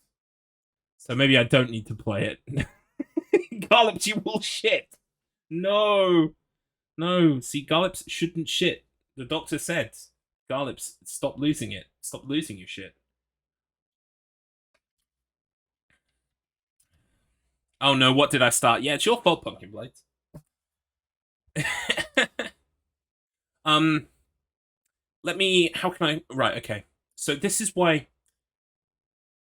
It's not wholly unique to America, but this is why I really, in some ways, I appreciate and hold up the value of... You know, everyone makes fun of, but my freedom, right? My goddamn freedom, right? I do make fun of it. Everyone makes fun of it. But at the same time, okay, at least you turned around to the fucking monarchy and you said, fuck that, cunt. We don't want to be told what to do. Fuck off. Back to the little island you came from, okay? Now, I know some of them probably even came from that same very island. But at least you guys stood up and did something. Do you know what I mean? Like, the thing that makes me the angriest about this country in particular is its deference. It's deference to power. It's the bowing. It's the you should show respect. You should kowtail. You should prostrate yourself. You should swear allegiance to the establishment, to the people who are your betters. And all I have to say to that is, like, no, you would have to kill me. And even then, no. No. Actually, turns out no. Every fiber of my being says no to that. Listen here, you moistened bitch. If you want our school to get shut up, that's our business. Fuck. I really wish I'd read that through before I started saying it. Oh my god. Kind of big deal. I really wish I'd read that first. Oh no. But I committed to the bit. That's what's important. That's why you guys watch me. So I gotta be true to myself. Right. Anyway, apparently I'm playing this game called Layers of Fear, and it's not talking about, the monarchy of this country, although that does include fear.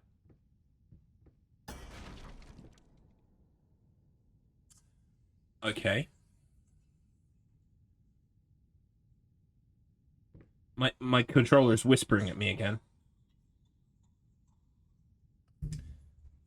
Garlips, they are literally weaponizing taking care of children, RE trans people, while getting them killed in school. But yeah, it's like, you've got your own unique set of problems that are also fucking horrendous. So I totally understand.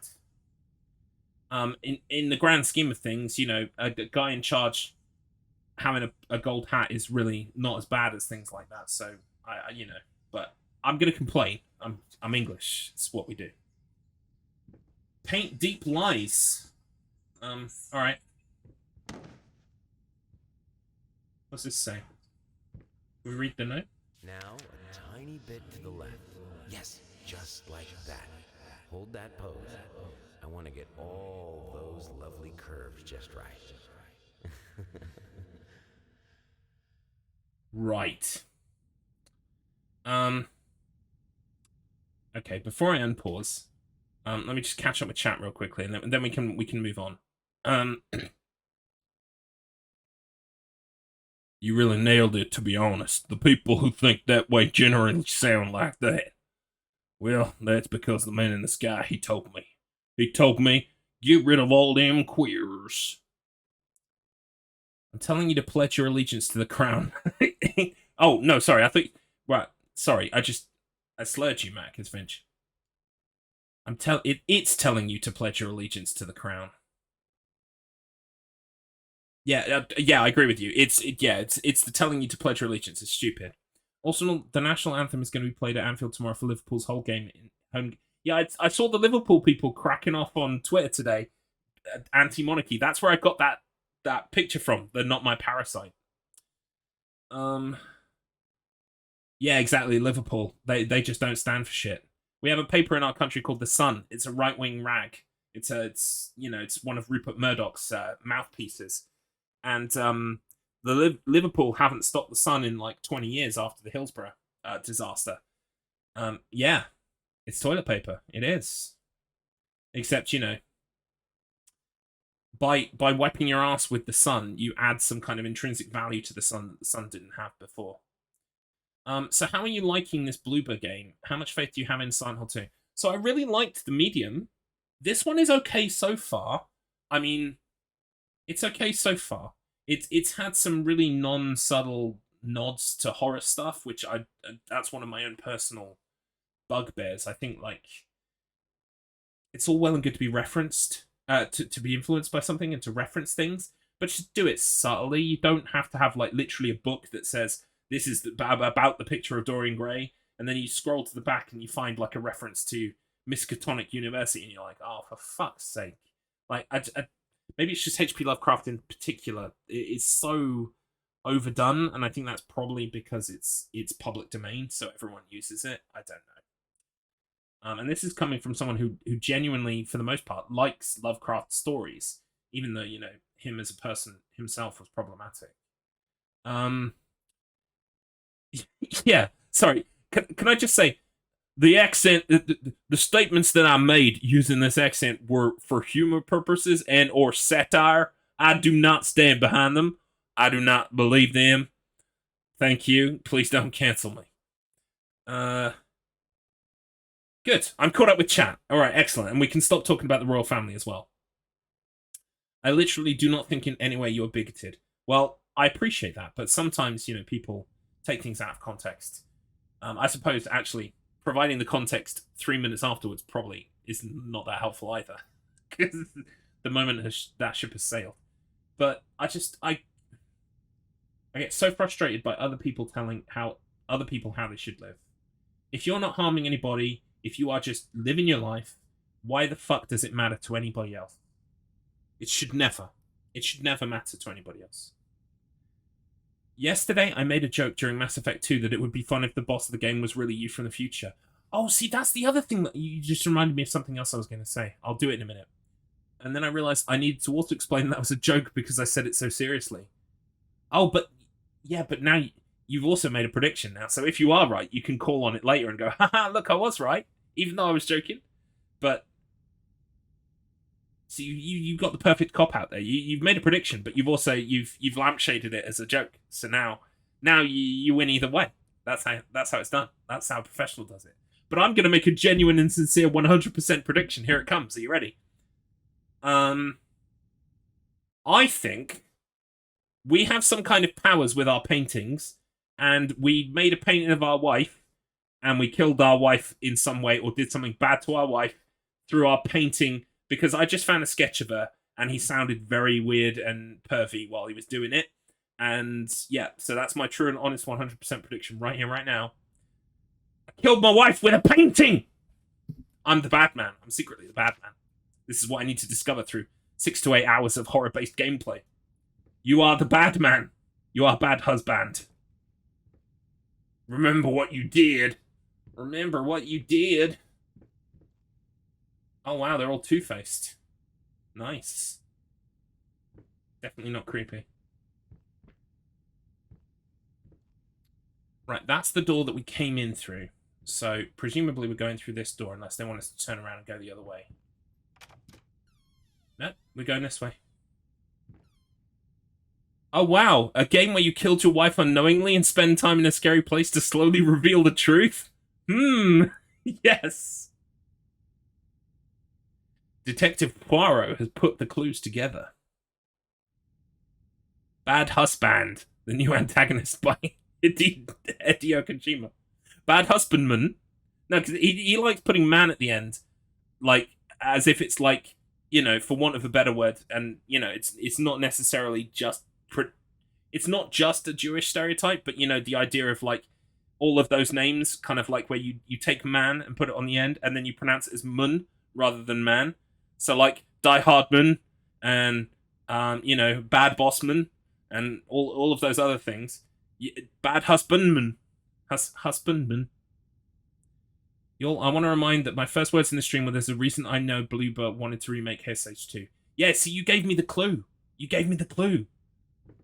Husbandman sounds like a Digimon. To me, it sounds like bin man.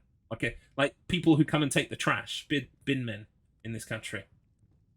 Incidentally, I'm very glad that the bin men come here on a Tuesday, because Monday is a bank holiday, so... Can you imagine... Hello. What's that noise? Oh, is it the fire? Sounded like a rat. Oh, it's definitely a rat. I can hear a rat somewhere. Let's look around first, because I feel like the, Is there actually a rat here, or is it just... sound of...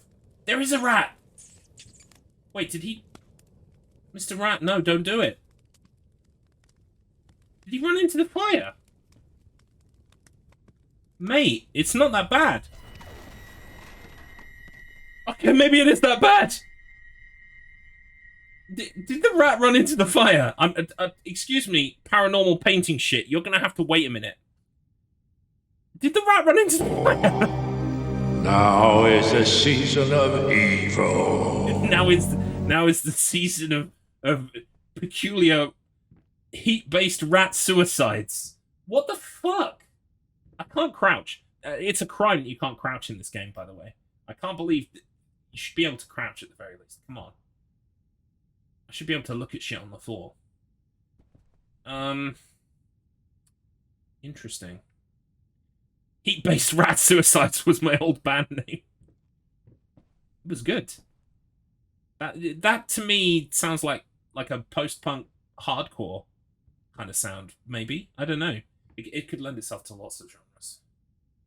Right, okay. Well, this painting wanted to make such a big statement by throwing shit around, but I can't actually do anything with it, so... I guess I was just supposed to walk into this room and then turn around and walk back out of the room, like nearly 100% of the rooms in this game so far. Or, yeah, because I can't get in the fireplace. That's pretty cool, though. Alright, we're going to get to the bottom of this.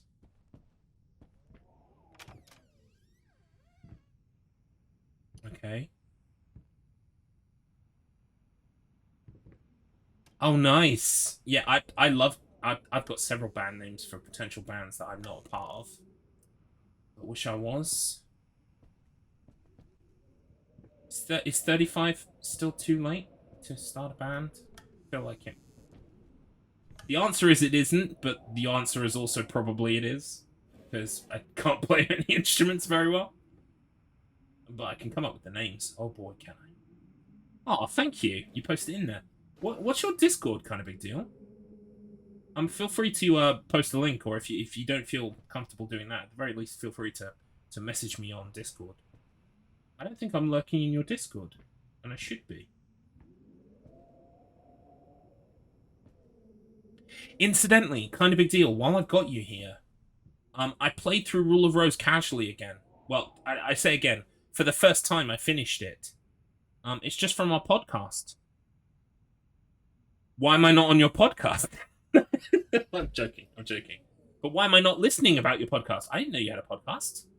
Yes, just send it to me. Send it to me. I'll check it out later. But while I still have you, I completed Rule of Rose casually. We were talking about potentially learning the run, correct? Do you still feel that way?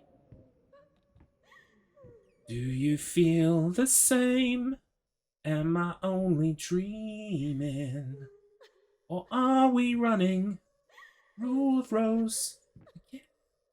Sorry, I can't sing that high.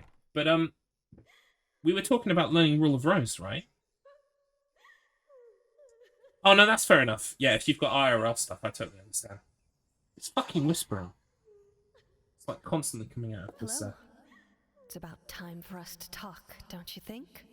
I mean, I've seen you in my house so many times, and yet I could never find the courage to face you directly. Not until now.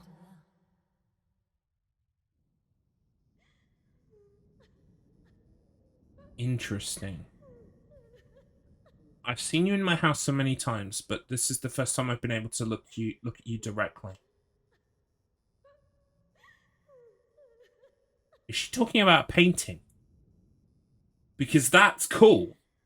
That's the first, like, really cool thing the game's done, is if, like, someone's looking at a painting that this guy painted, and then in some way, she's, like, interacting with the painter, and he did some fucked up shit. That could be a cool basis for a game. I hope I'm right. I hope I haven't just, like, written a better game than this game while playing this game. But that is interesting. Friend's having a biopsy today, and if that goes well, I should be able to sit down. Oh, well, I hope your friend's biopsy does go well, and that it comes back and, you know, the results are all what you want it to be. That does sound like it would have layers to it. I've got a button for that, my friend.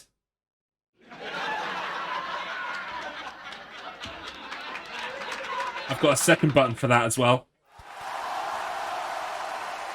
Very good. Very good joke. Joke of the stream, in fact. But yes, do let me know if you get time to play it casually, because then we could start doing the run. We talked about having a friendly competition doing the run. I think that would be grand. So let me know. On your schedule, totally, depending on what you've got going on. I happen to know somebody who runs the game. He's a member of my stream team, Schmumbler. So, you know, we can lean on Schmumbler for advice, I'm sure, if we start to get really serious about it. That door is also locked. So we're going this way. So far, it does feel a bit like a horror roller coaster. It's just, like, walk down the corridor, interact with the thing, walk down the next corridor, interact with the thing. It's not really a game. It's more of a walking simulator, but I believe people kind of like preempted me on that. I think that people said this is more of a walking simulator.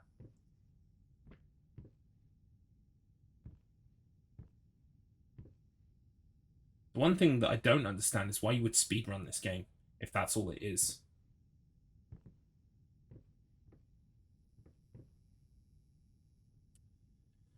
I've been really trying to find a new game that keeps my attention enough. I want to get Clock Tower 3 done and Rule of Rose hopefully soon. Sounds good. Do you know the other thing that I just realized I didn't realize until very recently? I'm a member of a fantastic stream team called the Clock Tower. Several of the Clock Tower are in the chat right now as we speak. I've never played for more than 5 minutes to ascertain that discs worked properly that I bought. I've never played any Clock Tower game ever for more than 3 minutes. And I'm a member of a stream team called the Clock Tower. So we can't be having that. So very soon, I'm going to be going through all of them. I'm going to start with the translated SNES ROM hack. And then I'm going to go from there to the PlayStation 1 version. And then also Demon Head, or Ghost... No, it's Ghost Head, isn't it? Ghost Head. I'm going to try and see everything the game has to offer, yes. I'll try my best to see everything if I can. Obviously, first playthrough, I'm just going to try and play it casually as I can, but I would like to see everything. And then move on to Clock Tower 3. So, I'm going to go through all of them. Soon. I've got 1 for PS1 and 2. I want to find 2 locally. I haven't beat any, but I like 3 a lot. Yeah, I think I've seen some of 3, because I'm familiar with a runner called Demonic Robots. Demonic Robots runs Clock Tower 3. I've seen them play Clock Tower 3 before. Are you winning, Garlips? Welcome in, Hobbitan. Again, I sort of am doing okay with it. SNES Clock Tower is phenomenal. CT1 on PSX is good. CT2 is so awful. That's what I've heard. CT3 has some charm. Yeah, I've seen some of the cutscenes in CT3. I've seen some of the enemies. Like, there was this, like, a weird... Like, I think it was a guy and a girl, and I think they were, like, maybe they were brother and sister, and they were enemies. I vaguely remember watching that in a run that Demonic Robots was doing on Twitch at the time. I just happened to be in Demonic's or Robots' chat, and I saw some of Clock Tower 3 that way. Layers of Fear! I just finished this early this week. Welcome in, Amiibo Jamie. Yeah, was it your first time through Layers of Fear? This is my first time through. It's okay so far, but it does feel a bit one note. I'm hoping that we're going to get some complexity happening soon. But yeah, I'm looking forward to playing all of them, even CT2, which I know CT2 is not good. But I like playing stuff that's not good to see just how bad it is. I like 3 because it's more action-based. I like the narrative, the bad guys, and whatnot. All of them are great. One of the bosses shouts John Cena. Okay, I believe you. Set 2 stinks. Yeah, this is what I'm gradually hearing. Pretty sure I have a scum-friendly version of CT1. Wow, that's cool. I do have the translated SNES ROM, which is probably where I'll begin. But it's always good to have options. I have Clock Tower 1. Clock Tower 2 didn't get released in the UK ever. Demon Head. No, why do I want to say Demon Head? It's probably because of Clash at Demon Head. But Ghost Head. We never got Ghost Head here. But we did get CT1, which is also just called Clock Tower. And it's got a picture, the PAL cover has just got a picture with a guy with scissors on the front. And that's an expensive game. Well, an expensive-ish game. I think I have it, though. I'm pretty sure I have it. I think, yes. But I don't have a CT2. I would love a CT2, but that also costs like $1,000 or something, so fuck that. A couple of mates speedrun CT3. Oh, right, okay. Well, I mean, I'd never say no to picking up a speedrun, but I think I'm just going to begin with, I'm just going to play through the Clock Tower series, because I haven't yet. I've played Haunting Ground, I've played Rule of Rose, which are like the 2 things they say are like spiritual successors to Clock Tower. So, I mean, I really should play Clock Tower. No worries, kind of big deal. Thanks for stopping by. You enjoy work. And again, I hope that your friends' results come back good. Rency's learning the run for 3. Ah, right, okay, so I've got more people around who might be able to assist if needed. That's good to know. Haunting ground, Huey. Yes, Huey. Although I will say this right now, okay? And this is ready to start flame war. Huey is a very good boy, okay? Huey is a good boy, don't get me wrong, okay? Now that I've established that, Brown is so far above Huey. Brown is so far above Huey, it's not even funny. And that's ironic, because Huey will attack people for you. Brown doesn't attack people for you, really. But Brown is just... I fell in love with Brown. Okay, I'm sorry, I did. Can't help it. Everlasting, I love you. Whatever it was. What is it? Everlasting true love, I love you, or something. No, wait, what was it? What was the fucking quote from... Anyway, I can't remember what the quote from Rule of Rose was, but Brown is the best boy. I'm sorry. There we go, anyway. Now I've put the world to rights, let's try and play this game. Oh god, yeah. So I was watching a video after Rule of Rose about Rule of Rose, and some of the more obscure bits of the plot that weren't immediately understandable when we first played it, but, you know, with hindsight and with details found from the rest of the game, you can work out what happened. Everlasting true love, I am yours, that's it. I would love to get that as a tattoo. I would love to get that on a little chalkboard on my arm, I've decided. There's a poltergeist in here. Could you stop, please? Thank you. Fucking hell, mate. Calm down. Jesus. Yeah, that's what I'm gonna get. But yeah, that mermaid, there's a whole fucking sub-story there with the teacher and stuff. It's fucking disgusting and awful and horrendous. So yeah. I would like to play through Rule of Rose again, knowing what I know now about the plot, and picking up all the extras and stuff. That would be fun to do. But probably not on stream. Yeah, it's one of those. It's one of those.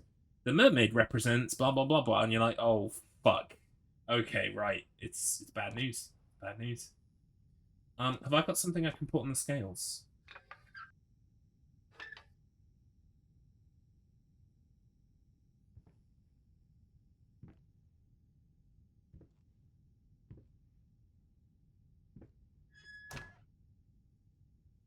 See, this is the problem with this game.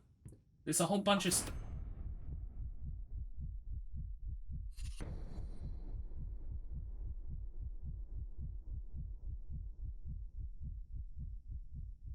Paintings want me dead, son. Paintings want me dead.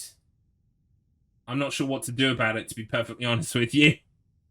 I didn't know paintings could throw knives. No, I'm going this way. I'm going to the door. Wait, isn't that just a cupboard anyway? I can't fucking see shit anyway. You're supposed to go to the painting because that's all you can see. Fine, what do you want? Infinite food.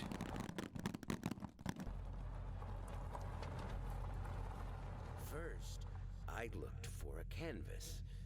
Not just any canvas. I had to find a knife. Not one of those bread ones. It needed to be as sharp as a razor. So I used a razor, in fact, and then carefully flayed the skin. Booze helped keep my hand steady.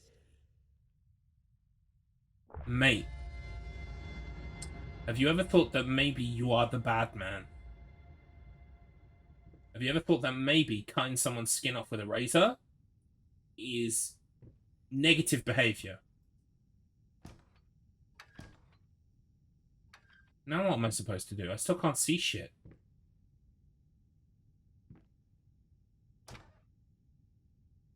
I've got a piece of skin. Am I supposed to put the piece of skin on the thing? Like a pound of flesh or something.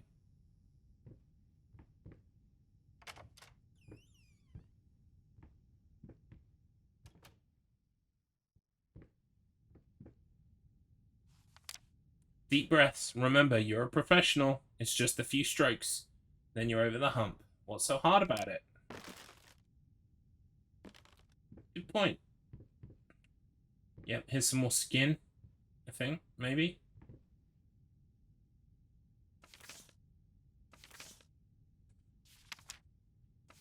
It's a photo album with no photos in it.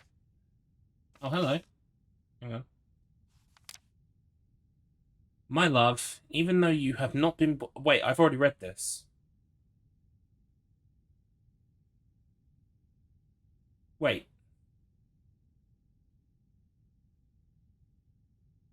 Yeah, I have read this before. Interesting.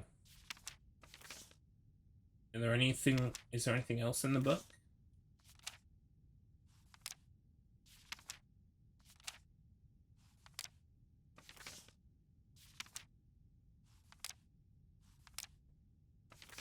Fuck no, it goes on forever.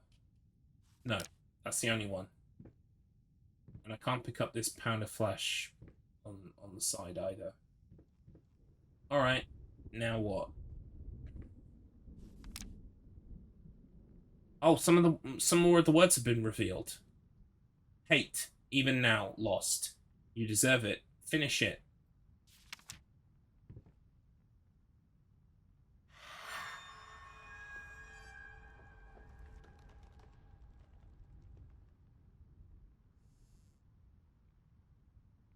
Flamingos! Wow, so pretty. I like to call them fleshmingos, because they're made of flesh. Ooh, am I an edgy enough artist yet? Shapeless dreams. It's a meat mingo, exactly. Cousin of the flamingo. How disturbing. I still can't pick this up.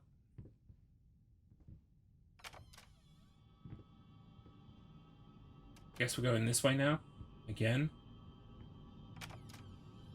Yeah. This thing kind of feels so on rails, which I don't mind, I guess.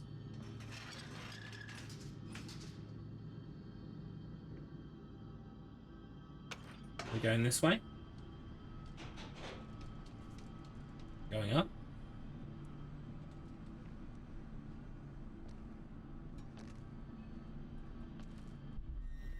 Who's that? Oh, wait. Who is that? Oh, I can't. Right, okay. Can't interact anymore with it.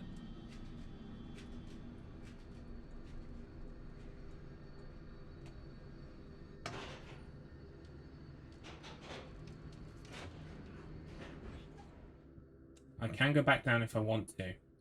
But it looks like it controls what floor I get off at. Alright, let's go this way.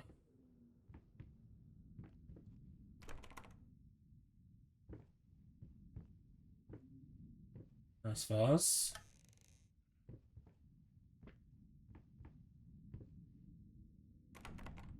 That one's also locked. Love locked doors. They're great. So good for exploration. Wait, they're all locked.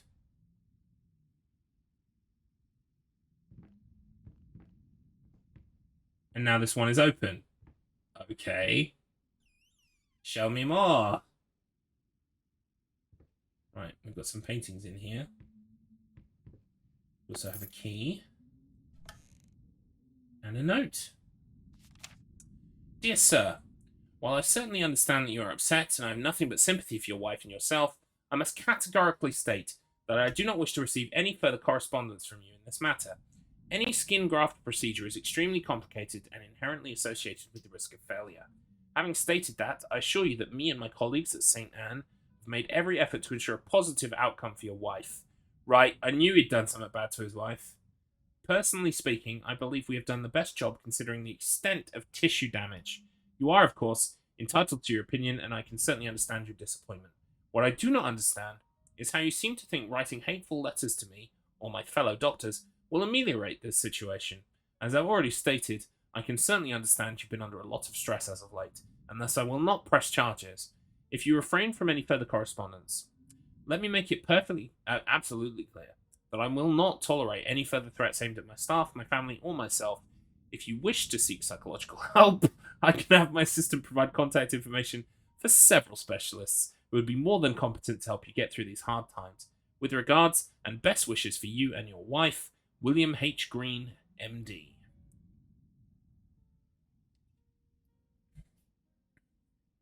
I see. So you cut bits of your wife off, and then you're pissed that they can't fix her skin. Are you kidding me? Don't you get it? You are the bad man. Wait. I came out a different way. This is so disorientating. I like disorientating though, that's fine. Alright. Can we go in here? My controller is whispering at me again. Why did you stop? That tune was perfect. Honey, please, just a little longer. At least until I finish painting this one part. Oh, don't make me beg. Right. So she was a musician. And he needed her playing the music because it helped him paint. Maybe you should have thought about that before you, like, fucking cut off her skin, you fucking psychopath. Right, okay. Well, let's carry on down the corridor, shall we? Now the corridor has changed again. There's the elevator. But it says red light.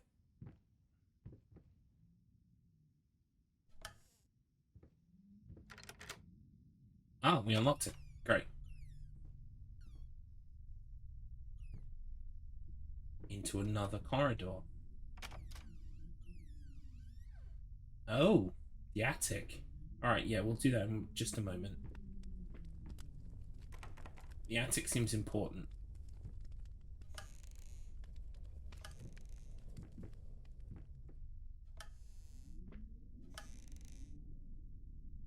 Okay, attic time.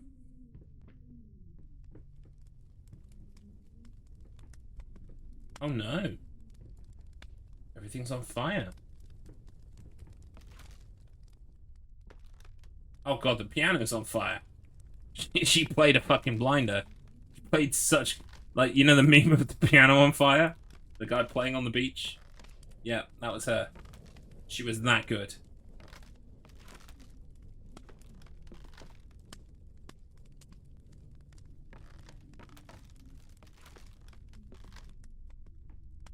Just looking for, like, hidden goodies. I don't think that's this kind of game, but... I don't want to miss anything, basically.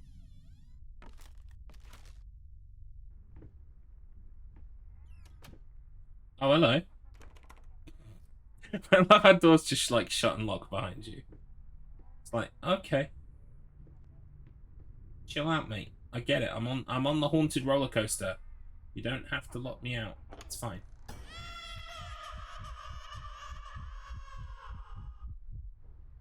Well, that's unfortunate.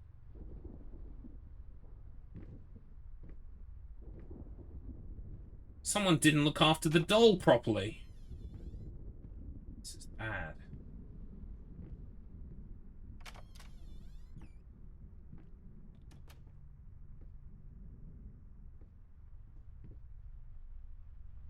Right.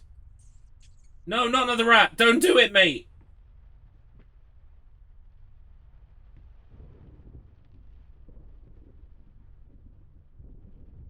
Okay, I think the rat ran away. Good.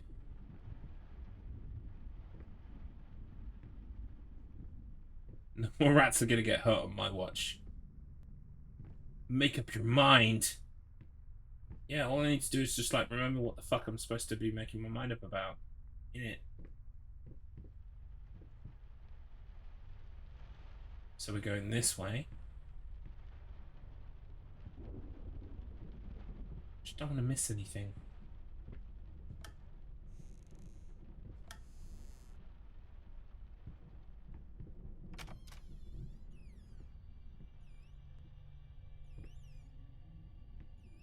Okay.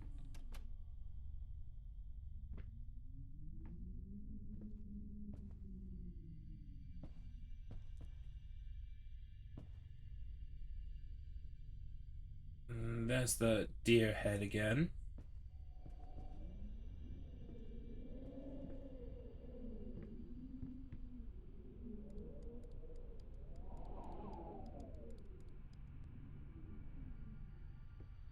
Nothing new up with the globe at all. Nothing. And anything else in here? Oh, whoops. There we go. No. Great.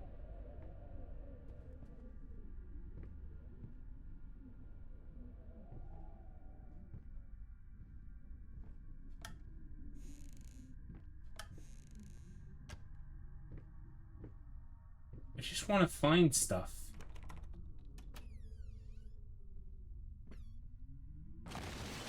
Whoa, hello. So, something happened there. Not sure what. Something went boo. Let's try in here. That looks like the way to go, to be honest with you. Yeah, that one's locked.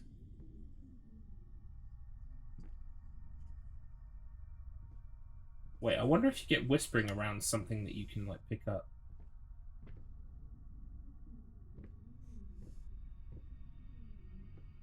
I've got whispering coming through my controller right now.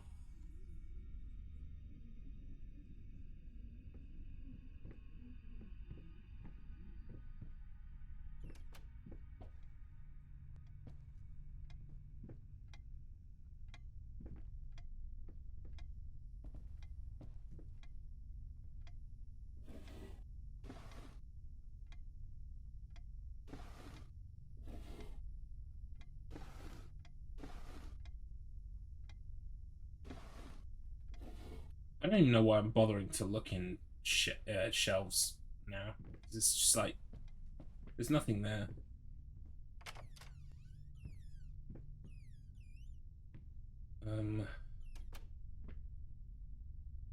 Right. It clearly wants me to look in the mirror. It cannot be undone. That's what that says. Whoa, hello. No!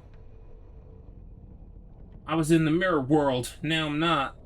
Now I'm in the real world. Can I go back through? No. People can't go through mirrors, Garlips. That's fucking stupid. What does that say? I feel like I should be able to look at that, but I can't.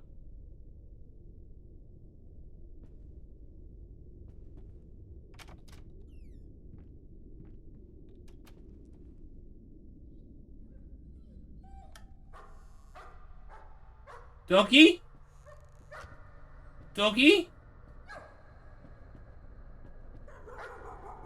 Doggy! You right, mate? Oh no! Oh no! Oh no. This is the saddest story ever told. Good boy.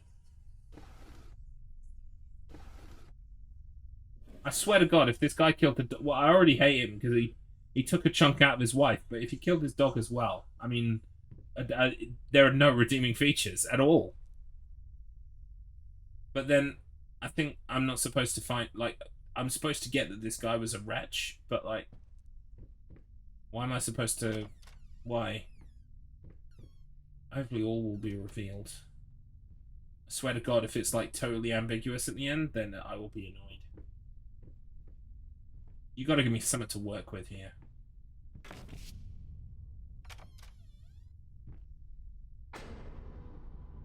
Hello. That's cute.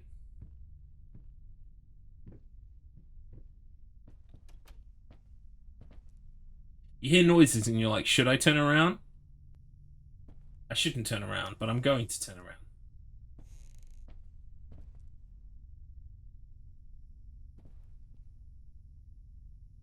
Everything's got two faces.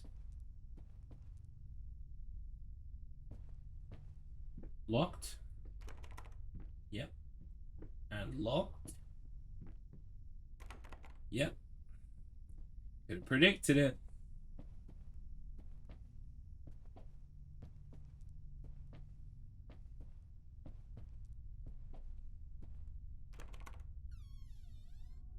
Mate.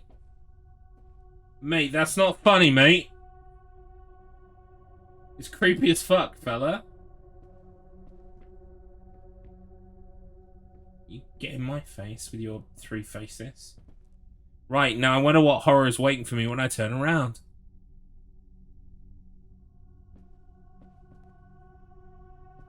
Small one. I wonder what horror is waiting for me when I turn around.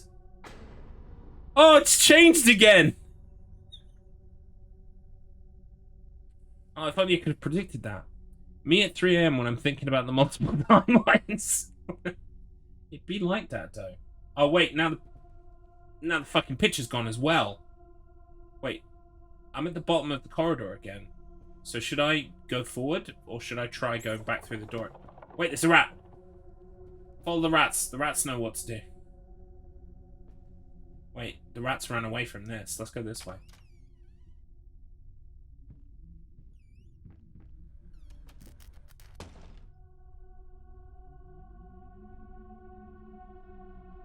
Wow.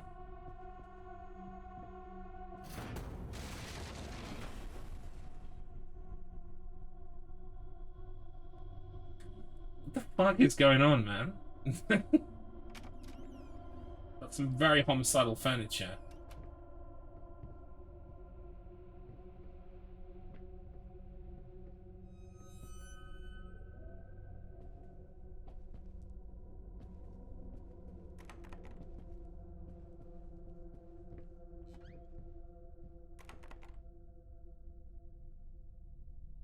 Oh, now the door's unlocked.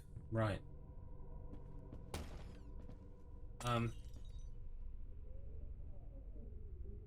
Is the presence here with us now? In this room? You feel any cold spots? Ooh, something glowed. I've got a key.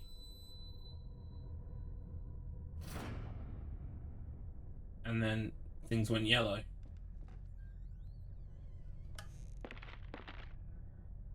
What's this? April 6th.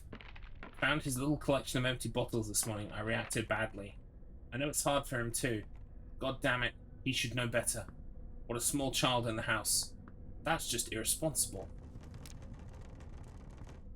Excuse me.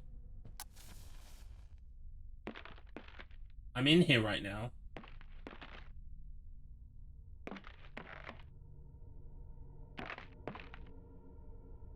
Hey, Phoenix Drive, welcome in, buddy. One and only Garlips. It is me, here in the flesh. The pound of flesh. Is there someone out here? Who's playing stupid down? Oh, some crayons were viciously murdered here.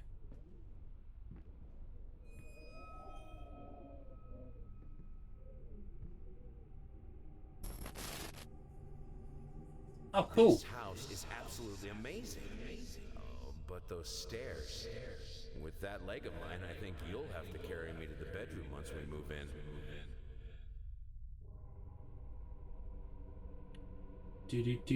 For some reason, I want to get it back into the space it was in. Roughly.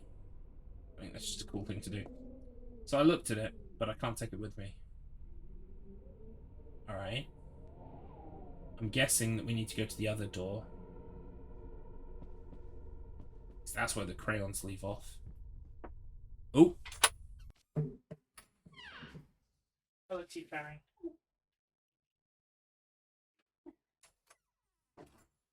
It's the Tea Fairy.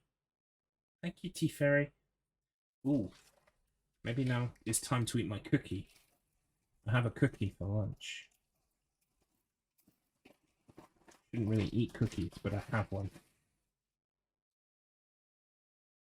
I have a cookie. I'm gonna have a little bit. So far, bunch of evil paintings. Cookie. Describe it. It is a chocolate cookie with milk chocolate and white chocolate chips. It's a spooky cookie. It's also incredibly sticky to light the roof of my mouth. It's good though. And the tea is too hot, but it helps.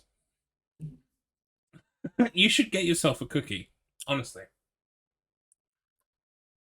Right. So, there are some evil paintings. I'm an artist. I got married to a woman. Then I carved her up. Then I wrote some nasty letters to the people who were treating her in hospital. I probably killed a dog as well. We had a son.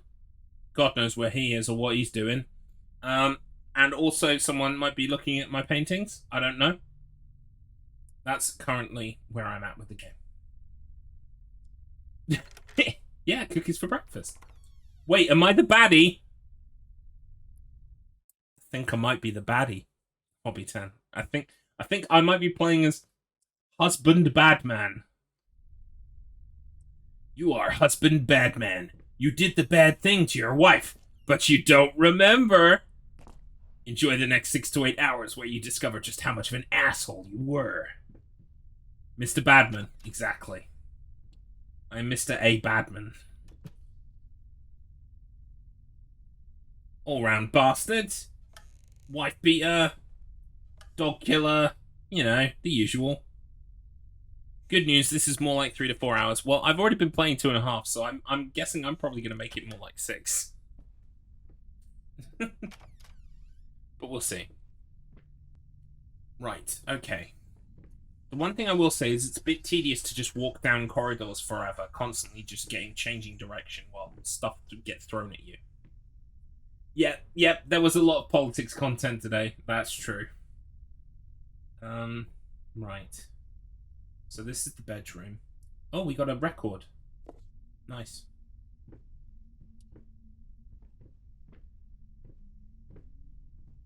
It's my copy of Nevermind on vinyl. Here it comes.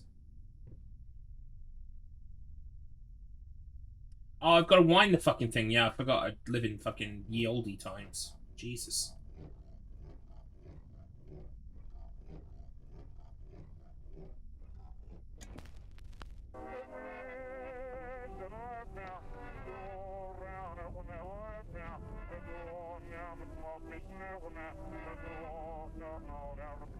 Is it melting? It's fucking melting! Jesus Christ. I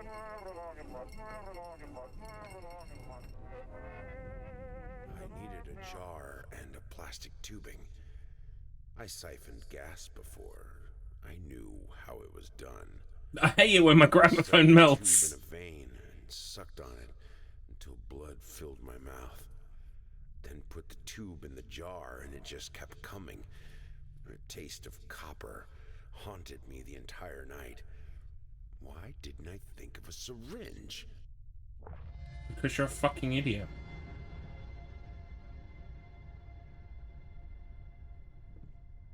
Ah, fucking bed's melted as well. Right. Can I play it again? Can I make it melt more? No. But there is a key. Oh wait, what is this? What does this do? I mean, you don't have to have medical knowledge to know that syringes are used to take blood. I mean, for fuck's sake. I mean, honestly.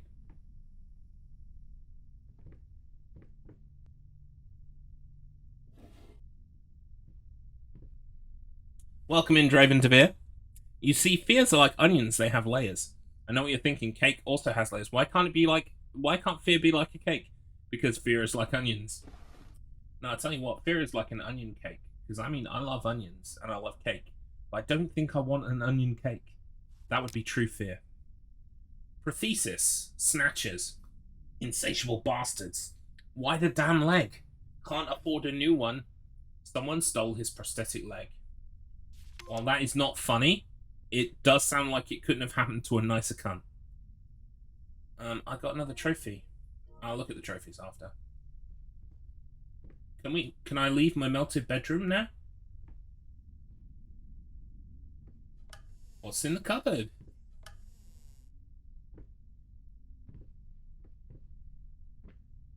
cannot leave my melted bedroom. There's got to be something else to it.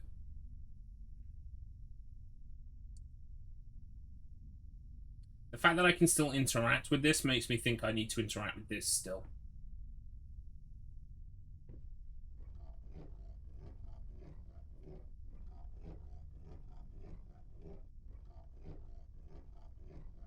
Would that be a cake with chunks of onion in it, or a cake infused with onion? Oh, that's speed. That's the speed, and so it plays much quicker. But I don't think... Wait, what's this? There's a switch on the back. What does that do? Forwards? Oh, am I playing it backwards? And it needs to be the right speed. Guessing. Am I just sucking at record playing? I think it would be both, Draven. It would be baked with garlic powder inside the baking powder, but also there would be pieces of onion between the layers. Hey, I fixed it! Hey!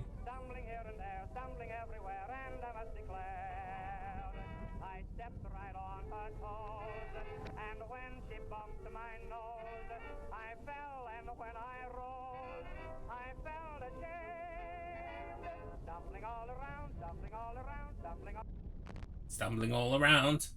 Don't you love it when you fix your melted bed? It's a great feeling. Oh, who's this guy?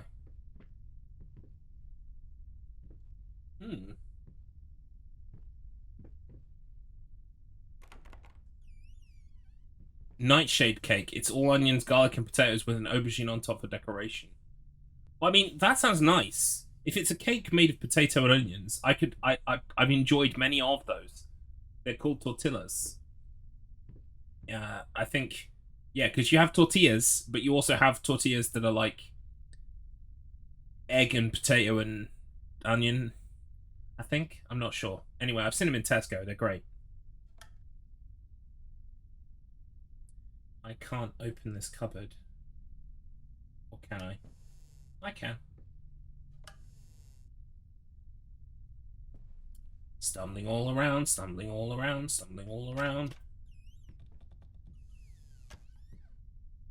Oh, yeah, I thought you had me and Pumpkin Blades going. I was like, that sounds like a good cake.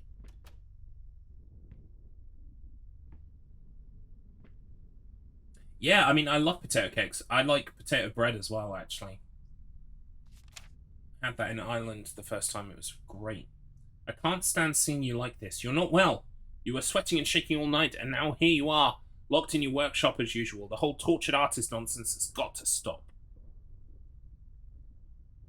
Well, his wife sounds pissed, but to be fair, he did, like, cut off some of her skin. So, I mean, that would make most people pissed, I would imagine. Tatty scones are fab, perks of living in Scotland. Oh yeah, I'll bet. I want a tatty scone. Oh, I found another one. So we're slowly filling up this book, it seems. Each time we return here. Oh, hello. There's that first piece of flesh. What does that say? First I looked for a canvas, not just any canvas. I had to find a knife. Not one of those bread ones. It needs to be sharp as a razor, so I used a razor, in fact, and carefully flayed the skin. Booze helped keep my hands steady. Oh, we're going to unlock these as we go along. Okay, cool. What does this say? Oh, we've unlocked more words. Hate, even now lost alone. You deserve it. A grave for you. Finish it. Yeah, so these are progress items to show how far we've made it through. Also, this note every time seems to have more words revealed on it. Also, my desk is melted.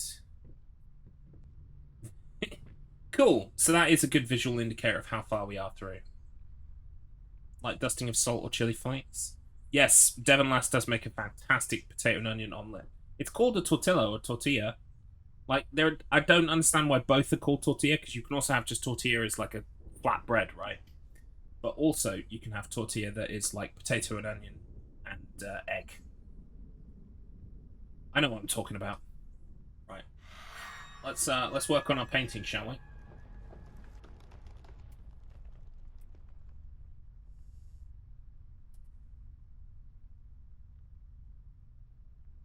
I can't tell what the fuck that is. It's gooey though.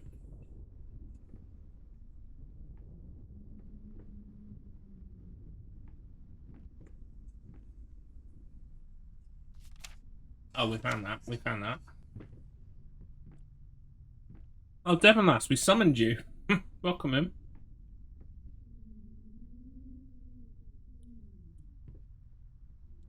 See, then we have the two extremes of the art world. We have looks like the final boss for Resident Evil 2 remake, and we have its paint.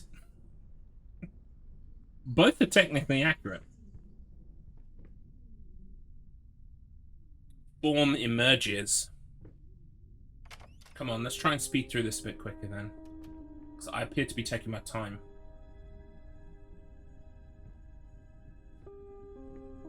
Oh wow. It's Henry Townsend's apartment. Going this way, I guess. Doobie doobie doobie. See, I want to find all of the... Excuse me? Hey, you come back here. I was talking to you. Think you could just walk away from me? You would love to explore a spooky old house like that. If this was real life, I would be shit scared, but because it's a video game, I'm not. About a boy who wakes up in a cave, he finds a mysterious note and a gun. He then journeys through various environments, woods, fields, rivers, eventually winds up at a small cabin, where it turns out this has all been a product of his subconscious, brought upon by a traumatic childhood memory. He killed a guy who had murdered his father. In the real world, he'd been drooling in a loony bin this whole time, get it? The twist is sort of gimmicky, but I think it works. Could you storyboard it for me? If you're interested, I'll send you the details right away. Frankly, I think you should take this job. It pays well, and it would take your mind off of, well, you know, everything else. Please let me know as soon as possible. I think it works. Editor note, it does not work. Well, no, it's just like, it's 100 horror short stories, right? But then it's revealed that, you know, they were in a vegetative state. And, you know, it was all a dying dream and blah, blah, blah, blah, blah. I mean, it can be effective, but it's got to be done carefully because it's so cliched at this point. But I have enjoyed media. I have enjoyed media where that turns out to be the twist, you know? It's just all about how you handle it. I can think of a great example, but I'm not going to say it because I don't want to ruin the twist for people. But there is a film that was made of a stage play that I watched in, I think it came out in 2018. That was a good movie, and that had that very twist. Yeah, Mannequin Finch knows what I'm talking about. Now that worked because the twist was treated really well. You've seen the play as well, yes, me too. It's fantastic, and that's why I don't want to spoil it. But it was good. It was good.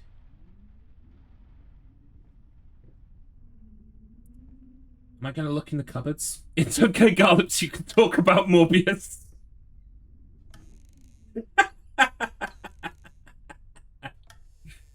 That's good. That's good. That gets a laugh. Look, Jared Leto and his lawyers have assured me I absolutely can't talk about Morbius. I'm not allowed. Otherwise, I'll ruin the chances of Morbius 2 happening. Creator's block. Isn't that the worst? Oh, a wall. Isn't that the worst? Oh, another wall. Isn't that the worst? Oh. Right, okay. Onward then. This is very dark. I'm not talking about subject matter, I'm talking about being able to see shit. It is. It just goes on forever. And the worst part is, it changes when you're not looking at it. Oh, hello. Is this his wife, or... This one has a different vibe than the other ones. Can you turn the gamma up a smidge? I mean, I can. Yeah, I can definitely turn the brightness up. I just. How's that? Do we reckon? Is that too much? Yeah, that's a bit better, isn't it? I mean, you can see stuff in the dark now. Don't know if I want to turn it one down from that or not. Let me see what one down looks like.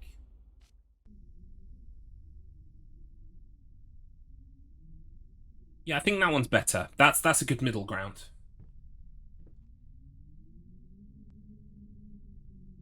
There's been a few situations where I've gone, I know exactly what's going to happen here, but I don't care because I'm having fun. And I honestly prefer those films games to the ones that go for a stupid gotcha ending, just so they can try and outwit the audience. Yeah, see, that's the thing, right? Okay, so I'm now gonna spoil a thing for you. So if you don't mind about that, here it comes. So the thing I was talking about was a movie called Ghost Stories. It's a British film from 2018, starring amongst other people. I think it's got what's that guy's name in? Fuck, I always forget his name. Not Martin. Fuck, he was in Sherlock. Well, I can't remember his name. He was in The Office. He played Tim. I can't fucking remember his name. He was the Hobbit, for fuck's sake. Martin Freeman, that's it. Why can't I remember that? Anyway, Mr. Freeman. I need to remember that. Mr. Freeman. Yes, so it was based on a stage play. And the guy who plays the main guy in Ghost Stories is also the guy who created the stage play and played it in its original run. Ghost Stories has a twist where you find out that the person has locked-in syndrome. They are in a coma, in a hospital bed. They're going to be there forever. And what we're experiencing is like a playthrough, like a constant replay through of like, you know, the events that led up to that and that person's life and the way they lived their life and, you know, all this other stuff, right? But it's presented in a really interesting way. The twist, when it does happen, is... Sorry, yeah, no, but I've got to explain what I'm talking about. So I did give people a chance to get out, just for a second. The important thing is, right, I think even telling you the twist, you should go and watch it, because it's fantastic, right? Yeah, it's fantastic. And the reason that works, I think it's exactly what Hobbitan just said, right? Is that, like, that there is no... That's not a cheap gotcha. That it was always heading towards that, right? Because the whole thing is about skepticism, about people's ghost stories and paranormal activity that happens to them, and how there's this guy who, like, wants to investigate it, but at the same time, he's very skeptical, and he's like, oh, that's not real. And he goes and interviews these people about their experiences. Well, there you go. All you need to do, Hobbitan, is just put Ghost Stories 2018 on your to watch list, and by the time you get there, you'll have completely forgotten all of this. So it's perfect. But the reality is, right, you find out that he's basically reliving his own shit. But when the penny drops that something's wrong, he's being followed by a documentary team this whole time, right? So the premise is, he's doing a documentary about people who have paranormal experiences. He goes and watches those... he goes and talks to those people, and we get kind of like their account of what happened. We get like a vignette. There are like 3 vignettes, right? 3 little stories inside the story. This guy's investigating them, like, skeptically, with a documentary team. And the person who put him onto these ghost stories, these things he's investigating, when he goes and does all 3 interviews, he's like, I don't know what to make of this. This is all fucking silly. He goes to the person who got him onto them, and the guy says, like, he says something like, you're not real, or this isn't real, or something, right? And the guy, the skeptical guy who's doing the interviewing and is angry, he's come there like, why are you making me investigate this shit? He goes, should we cut the video? And he turns to the cameraman, and there's no cameraman, right? So, like, this whole time, it's been, like, portrayed as, like, this documentary group has been following him around, and then, like, the first hint that there's something very wrong here. And don't get me wrong, there have already been many hints that there's something wrong here, laced throughout the whole thing, right? But that's the first big, like, fuck what moment. I guess, for want of a better word, Garlips is going to call it the fuck what moment, where you're just like, what? Because he turns to the camera guy and he goes, can we cut? Can we cut? And there's no one there. And you're like, what the fuck is going on? I love that. I live for that, right? Because it was delivered so well. It wasn't... that twist comes maybe just over halfway through the movie, right? So it's not at the end. It's not cheap. It's telegraphed.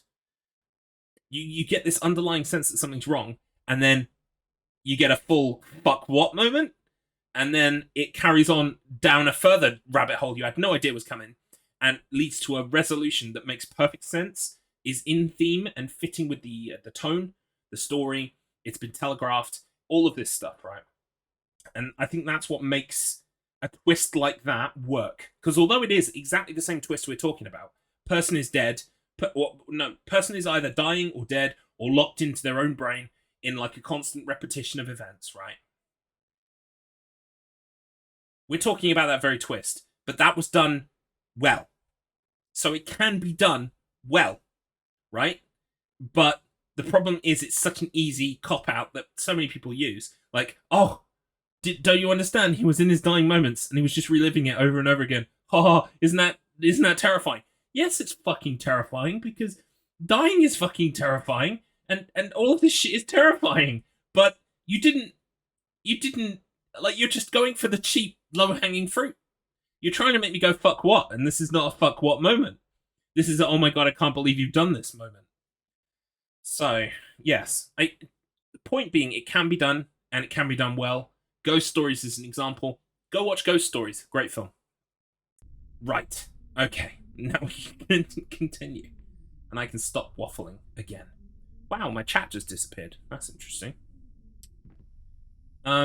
Yeah. So the stage show is fantastic because they do great stagecraft in the stage show. Like, all of it is just like in the movie, right? But you're like, wait a minute, it's on a stage. How do they do that? They do it. It's great. Oh, hello, I found a calendar. Right, don't forget the 9th of June. It's a new moon. New Moon comes out on the 9th of June. He's excited about seeing Twilight. I don't blame him. Right, what else?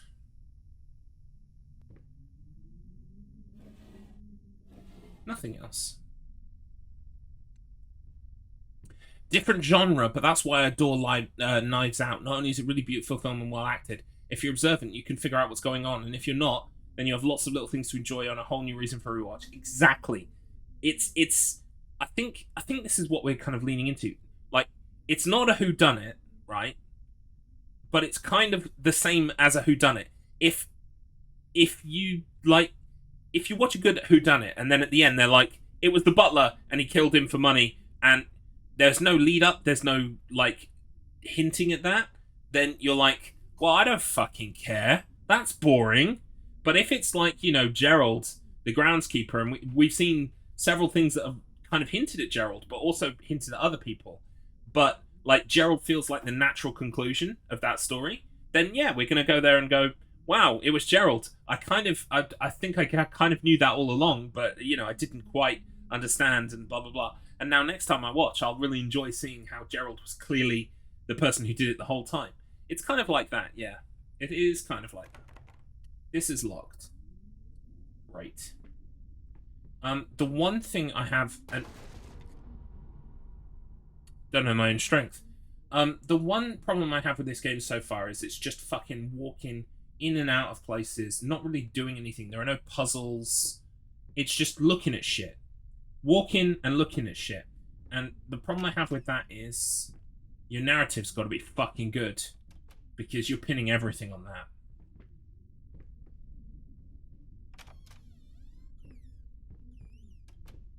There's little to no gameplay of any kind.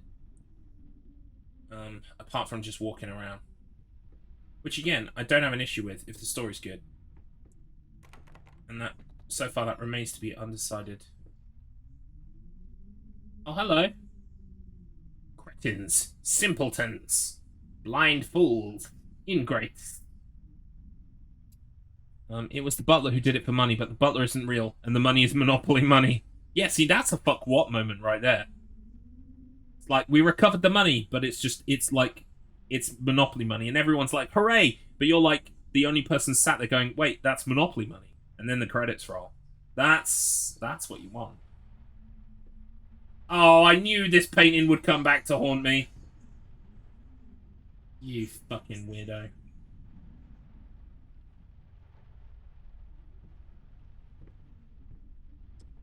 Right, anyway, they wanted me to come and look at a picture. I did that. Now what?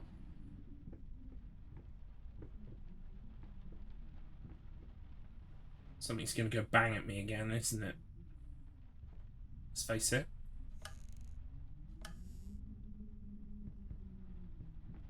Knives Out was great, by the way, as was Glass Onion.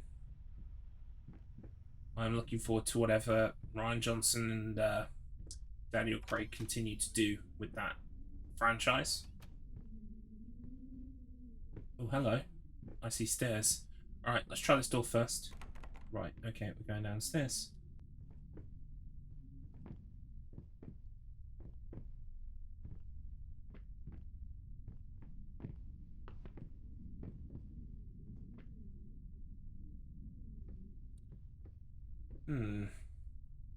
Interesting. I love hearing James Bond with a gentlemanly US Georgian accent. It's fantastic, isn't it? It's delightful. Like, and you know, it's gonna sound reductive for me to say, but because I'm not from the US, but to me, all I hear is Foghorn Leghorn, which I'm guessing is but it's a similar accent, sort of like Southern dandy gentleman. I say. And that's what it reminds me of, Foghorn Leghorn. But it's delightful, yeah.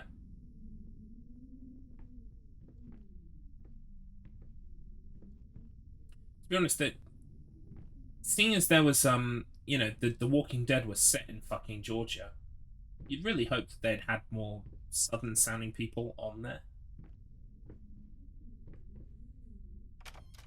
Exactly. It's so pleasant sounding and nice. Oh, hello. Is someone telephoning me? I can hear a telephone, but it's backwards, so I'm probably inside a mirror. Lol. I guess, maybe. I don't know. There it is.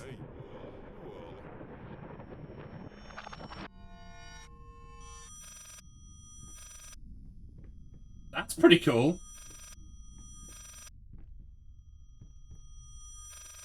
Guess I better answer the phone. Can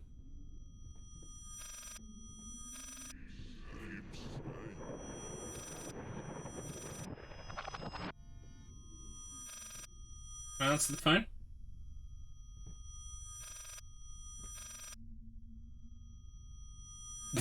Yeah.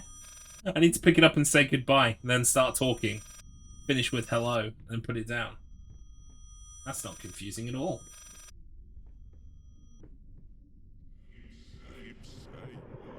Oh my god, do we actually have a puzzle here that I need to solve?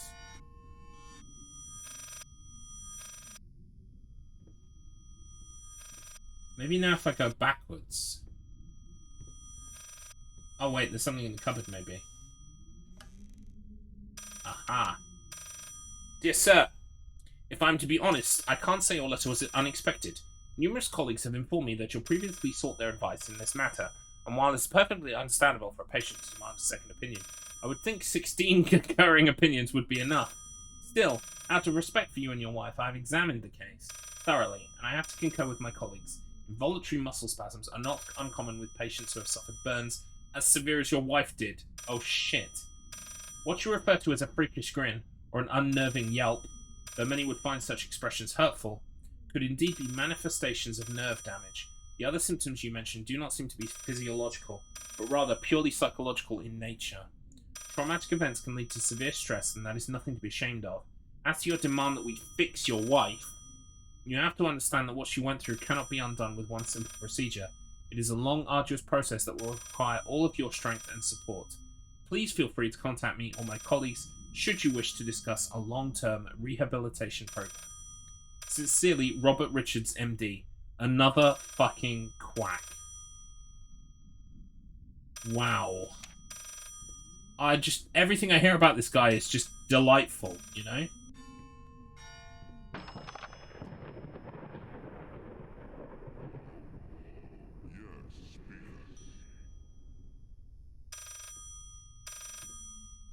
I wanted to answer the phone.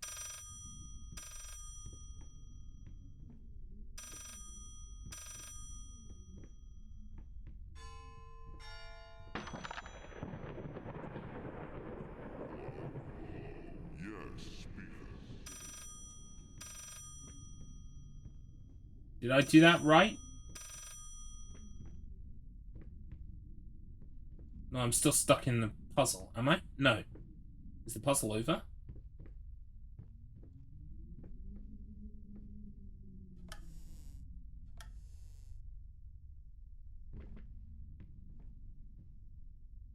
I think I... Yeah, I must have done it, right? Is it over? Restless memories. Ah! In my restless dreams, I see that town. Silent Hill. I promise you take me again someday. But you never did.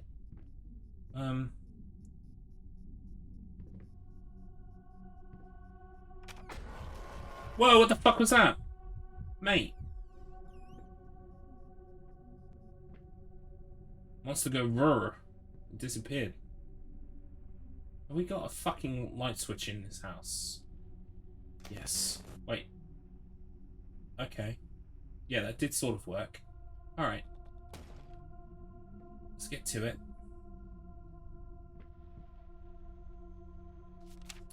Flapping horror. Be quiet. Constantly flapping. Eating other rats? The fuck are you talking about?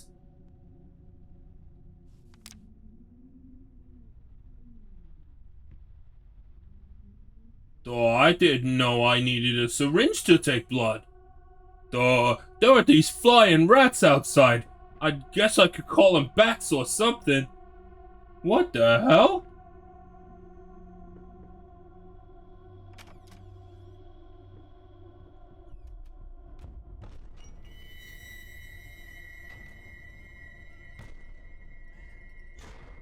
Why can't I move?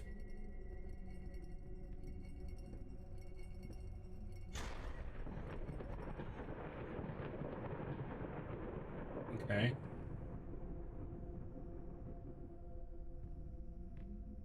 Well, this is all delightful. I mean, I will give them credit. They do like they can build a good atmosphere. The problem is, like, I still feel like I'm being drip-fed the tiniest bit of the story. Hope is the mind killer. Thought that was fear, mate. I haven't read Dune, but I know that much. Do we want to go downstairs now? I think we can go upstairs, right? We're as upstairs as we can get. Alright, let's go downstairs then. I'm going to enjoy some more of my delicious cookie. And hope that the game presents me with something interesting soon.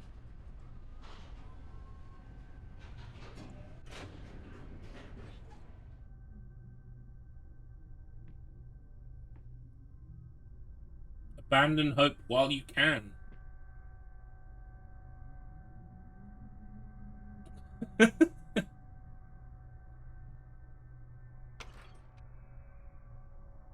No, we're here. This is our destination.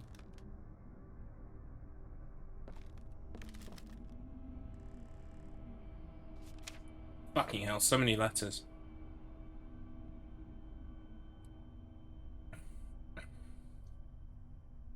The fuck? Ugh. One of my hairs was... this is delicious. What is it? Some sort of coaster. Are there any more? We've arrived at Sorcon. Okay, cool. I would like to play a little game myself. Can't read and eat. Didn't realise this, so I took a mouthful of cookie.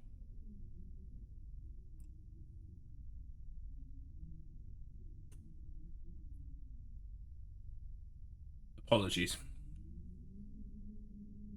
In any case, as your lawyer, I advise you to refrain from any impudent accents.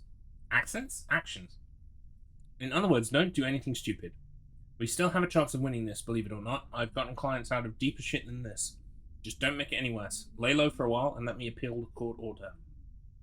This social worker definitely has it in for you. We can use that to our advantage. Portray you as a victim of the system. A husband in mourning. A momentary lapse of reason. An overzealous bureaucrat.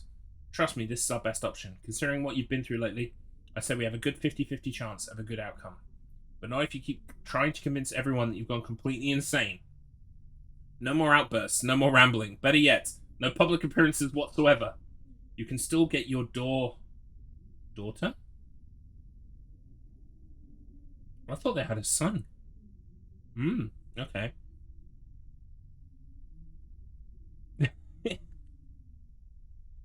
Yeah, Scunthorpe, like, quite often gets blocked by search engines and stuff, because when you're looking for Scunthorpe, it sees the word cunt in the middle, and it's like, oh, no naughty words on my search engine. And so it can be hard to find what you need to find in Scunthorpe. Meanwhile, Americans out here literally naming towns Los Banos, which means the toilet, and Hell, which is in Michigan. It is! Michigan... What's it fucking called? It's not Route to Hell, or Road to Hell. What the fuck is it called? Anyway, I've got it somewhere, and I need to play that at some point, although I gather that game is pretty fucking creepy and weird. Michigan, not Road to Hell. Return to Hell? Fuck, I can't remember what the game's called now. I wonder if people speedrun it. Oh, it's Report. It's Report from Hell. Because the whole game is supposed to be like a camera crew. That's it. Report from Hell. By Grasshopper Manufacture. I used to work for an energy company whose mailing system blocked any letters from being sent to Scunthorpe for over a year because of an unchecked profanity filter. Yeah. It's hilarious, isn't it? Or, what's the other one?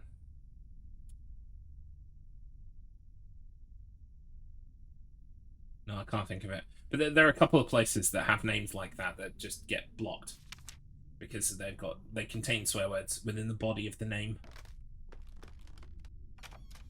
Right, I'm going to complete this game today, apparently. Maybe. Sort of. If I can open another 1,000 doors, I might just make it.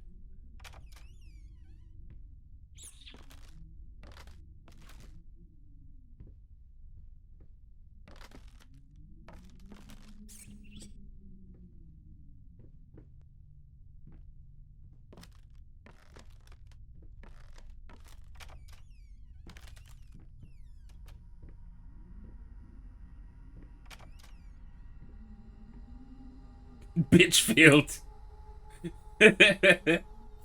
Oh man, I would love to live in Bitchfield. Just, you know, so every time someone sent me something. Oh no. The doll drowned. Silent floaters, they clog the drains. Throw in the water. No baths for me. Mate, I could somehow tell that you didn't take baths. Don't ask me to explain, I could kind of tell.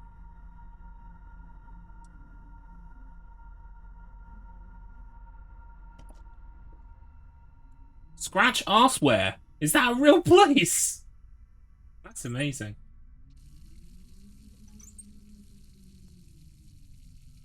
Turn the taps on. Because, you know, I don't really care about the water bill.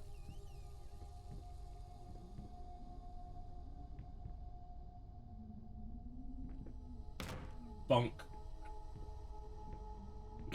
I would love to scratch Arseware. I mean, I would love to go to Scratch Arseware.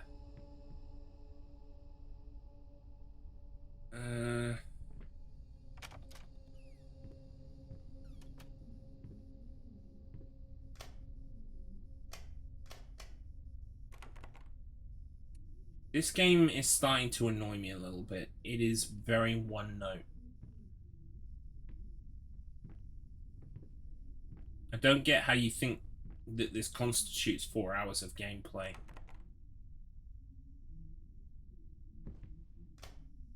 Oh wait, there's a lock on the door. That's why it wouldn't open.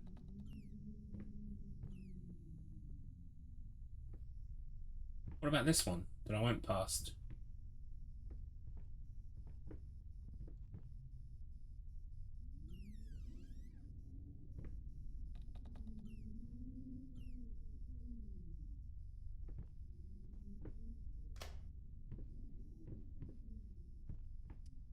Is there anything in here worth having? Just shut the cupboard and have some time out for me. Sounds nice. Nothing.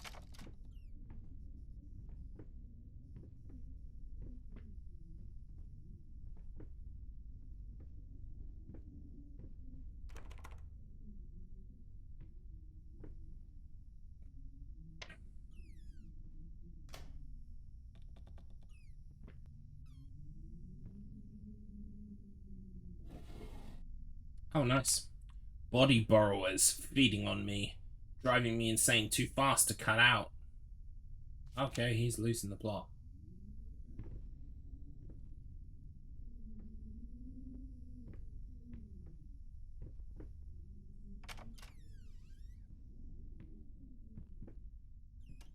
Oh, which way do we go? I always go left. I always go right. I always go straight ahead. God damn it. I'm trying to shut the door on myself.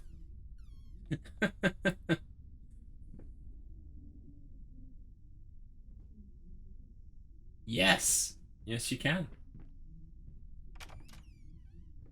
Oh no! The room I was in just changed. Wait, what the fuck?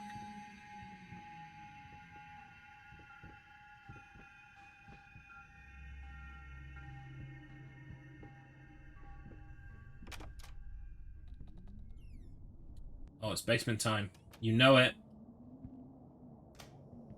It's basement time.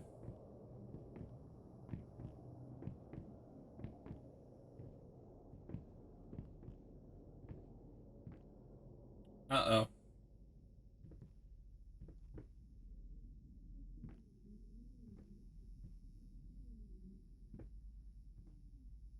Okay. It's like I don't want to miss anything, but everything's just muddy color.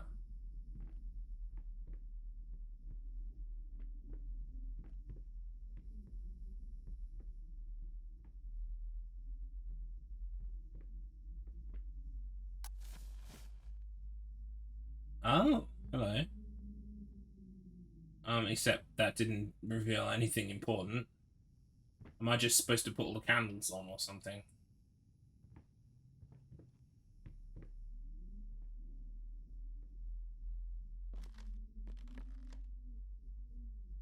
I don't know, stuff's just burning away by itself.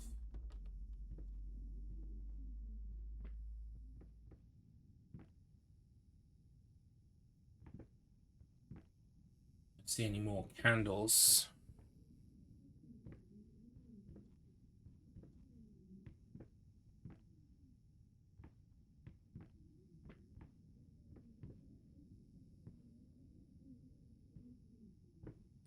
It's such a shame, it feels like a wasted opportunity.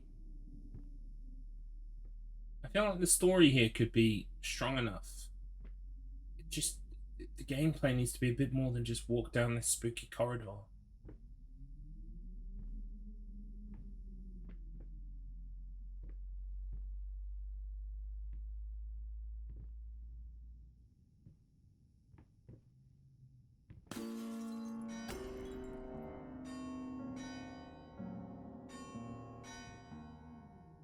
Oh dear, now I've done it.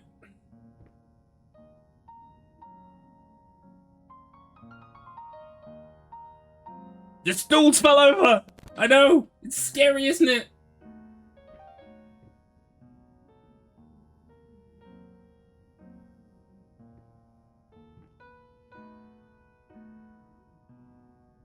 would like to dance with my table now, excuse me.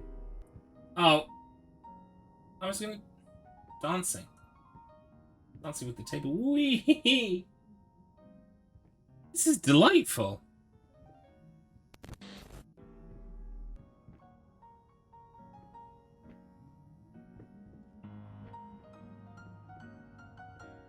This is like fucking Beauty and the Beast or something. You know when all the furniture come to life and start dancing?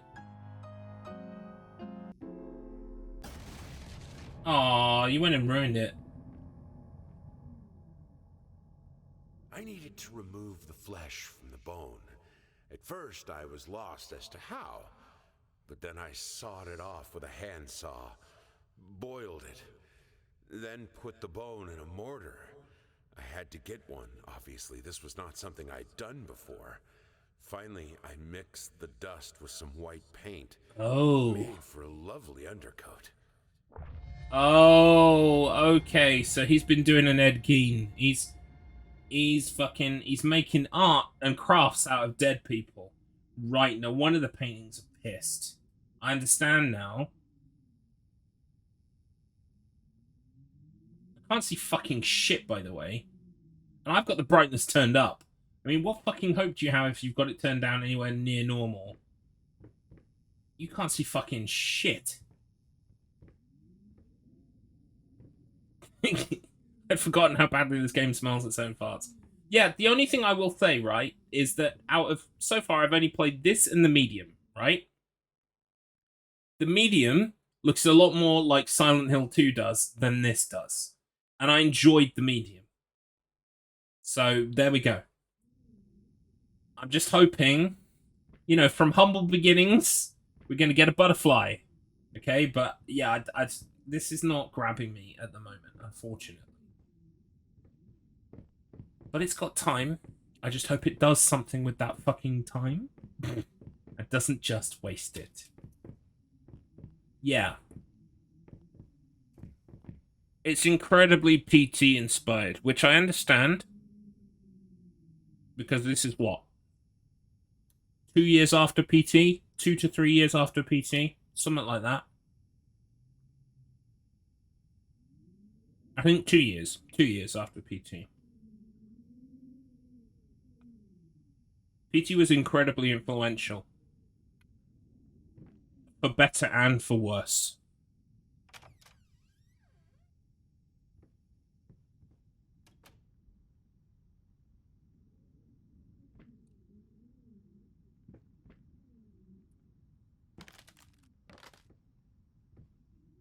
Okay, we're back again.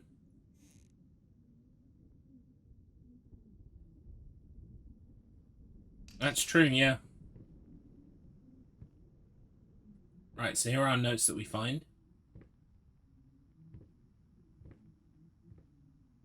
I don't think there's anything in the cupboard, so I don't need to bother. Right, so we're 2 in of 6. Alright, let's keep going.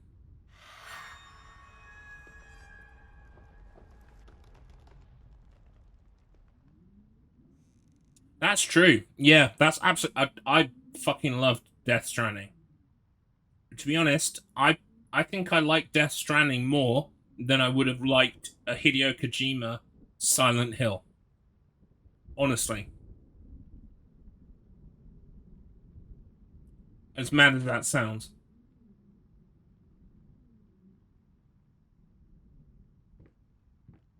Oh wait, I've done 3 of them now.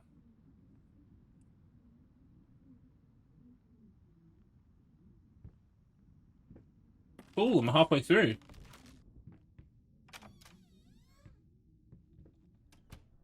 Ignore her. Okay.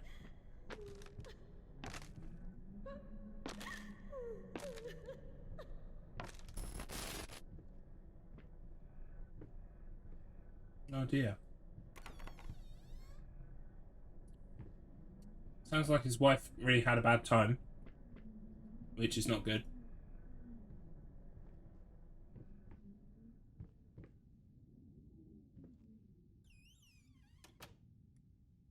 I've never laughed as hard as I did, nor been as baffled as I was while playing Death Stranding, and that's fucking art. Exactly. Get you something that can give it to you all, you know? Love, hate, dreams, comedy.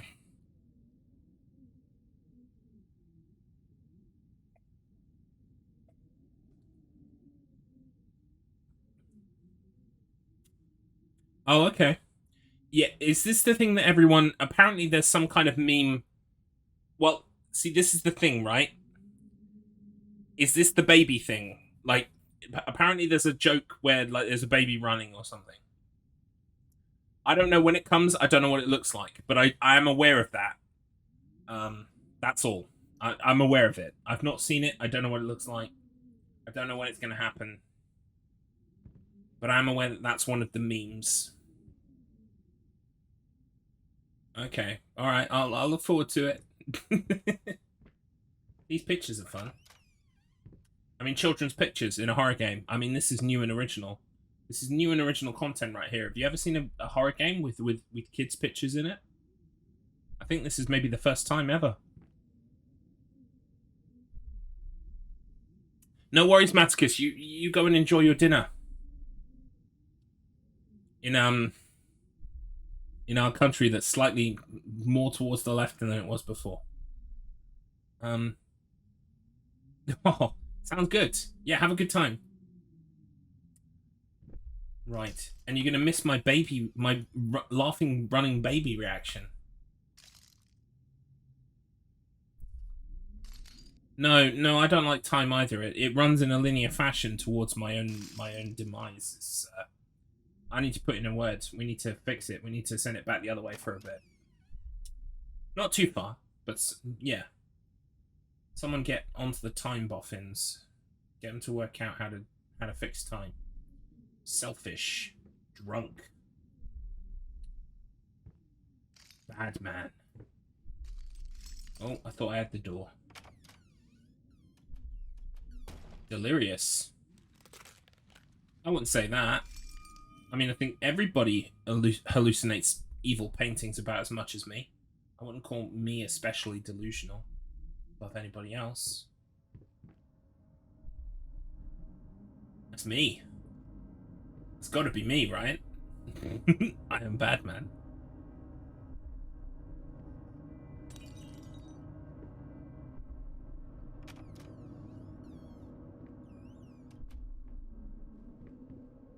Ah, oh, it's Winnie the Pooh. And some birds.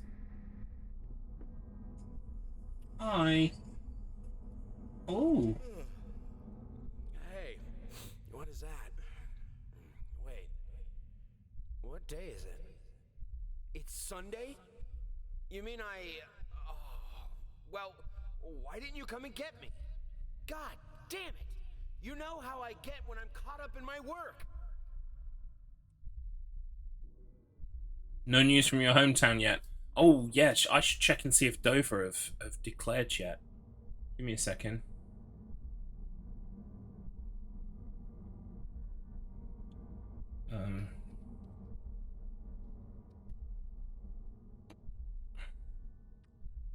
Let's see if it's been announced. Yes! Labour take Dover. Yes! I made that happen. Me!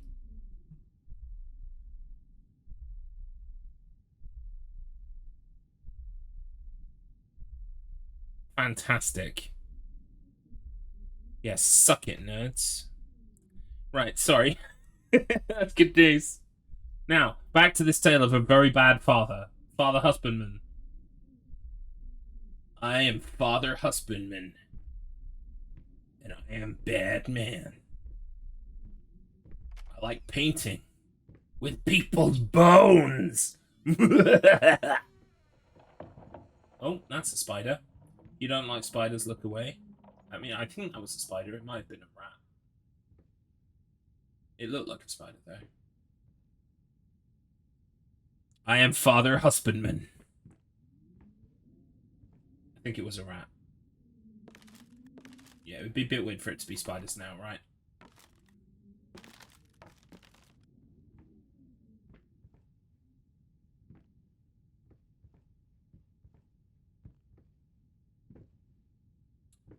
See, I want to look through the drawers, right? That's something that I've been doing since the start of the game. But there's very rarely a reward for doing so. I mean, I got some cool picture there, I guess, but... Oh, hello. So, finally, I'm getting the rewards. Marriage Guide. Kids in Marriage. Expect the unexpected.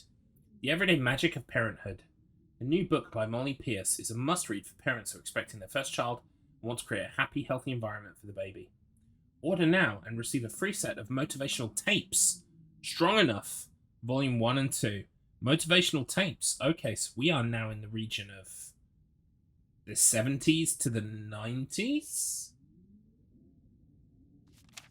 That brings us, well, much further ahead in the timeline than I thought. Strong enough for what?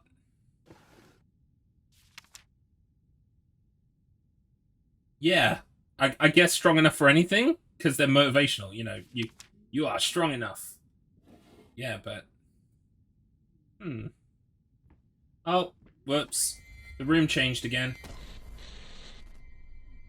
That was cool. That was cool. There was a little army of rats. Then did you see the rat council were gathered, and they were judging me, as they should, because I'm a bad man.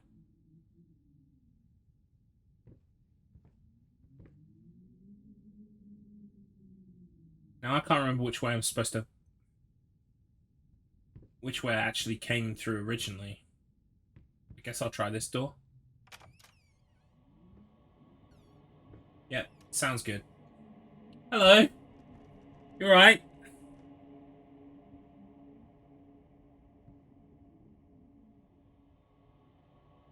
What the fuck? Okay, that was cool. That was cool.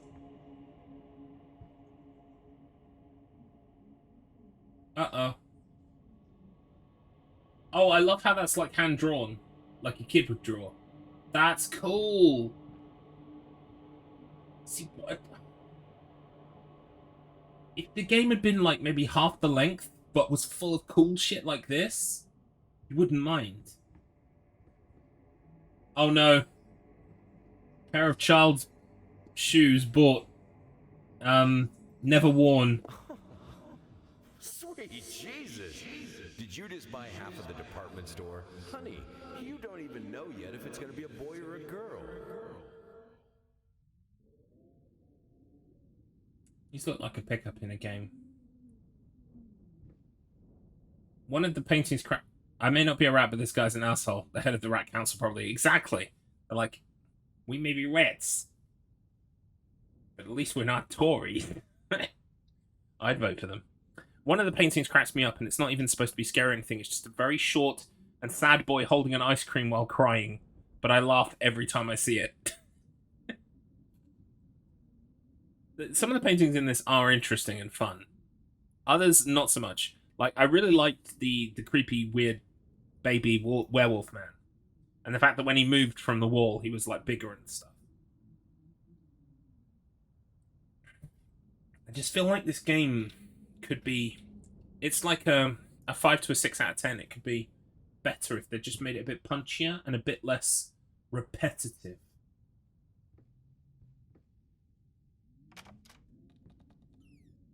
Baby Werewolf Man is also very good. Yeah, he's got very piercing eyes. They look right through you, kind of deal. Because I get it. I get it. The whole point is like the painting stares back, right? The painting stares back at you. That's a cool premise for a horror game.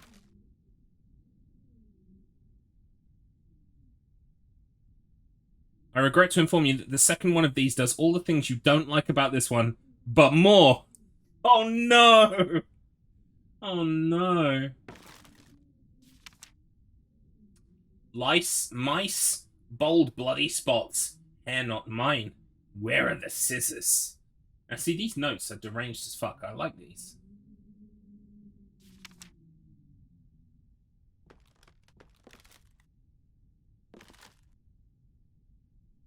It's extremely mid. Well, I'll probably have to play it event. That's cool! That's cool! Why can't you just have more cool shit like this in it? That's great. Look at that.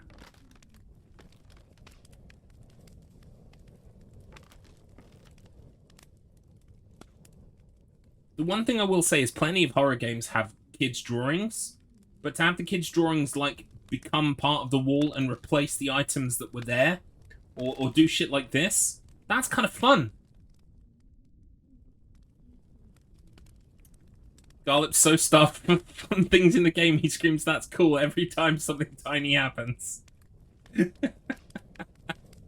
I will play your games, Beak, but I very much doubt I'll shred them. But I will play them. I do need to play them. I have a question. As someone who has never played a Bloober Team game themselves, but seen bits of other people playing them, what is the actual reason for the Bloober hate? Big Scared says, people's expectations not meeting the experience. Yeah, they want shit like Silent Hill and they get this. I think the way I would describe it is, of the 2 Bloober Team games I've played so far, is that presentation is good on the whole. Like, sound design, art design, things like that. Plot is, like, has elements of promise, but never elevates to the point where it becomes, like, really, really good. The Medium, I think, had a much better story than this does. Yeah, there's also the issue of the content. They focus very much on people with trauma, psychological abuse. These are topics that seem to crop up again and again and again, and people think that they kind of like have been mishandled.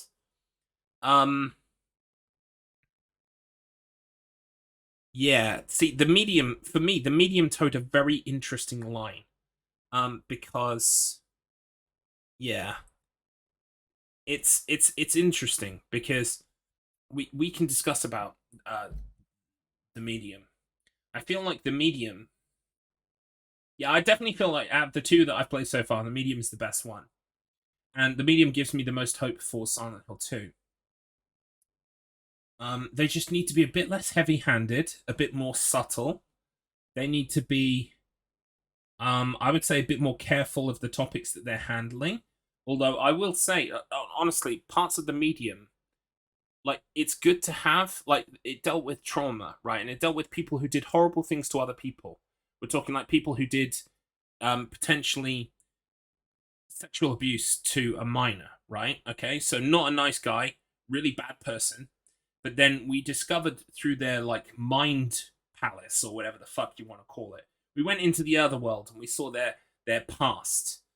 And, you know, there was these deep-seated psychological issues where they housed, or they were helping house, some Jewish people in World War II. And then they shopped them.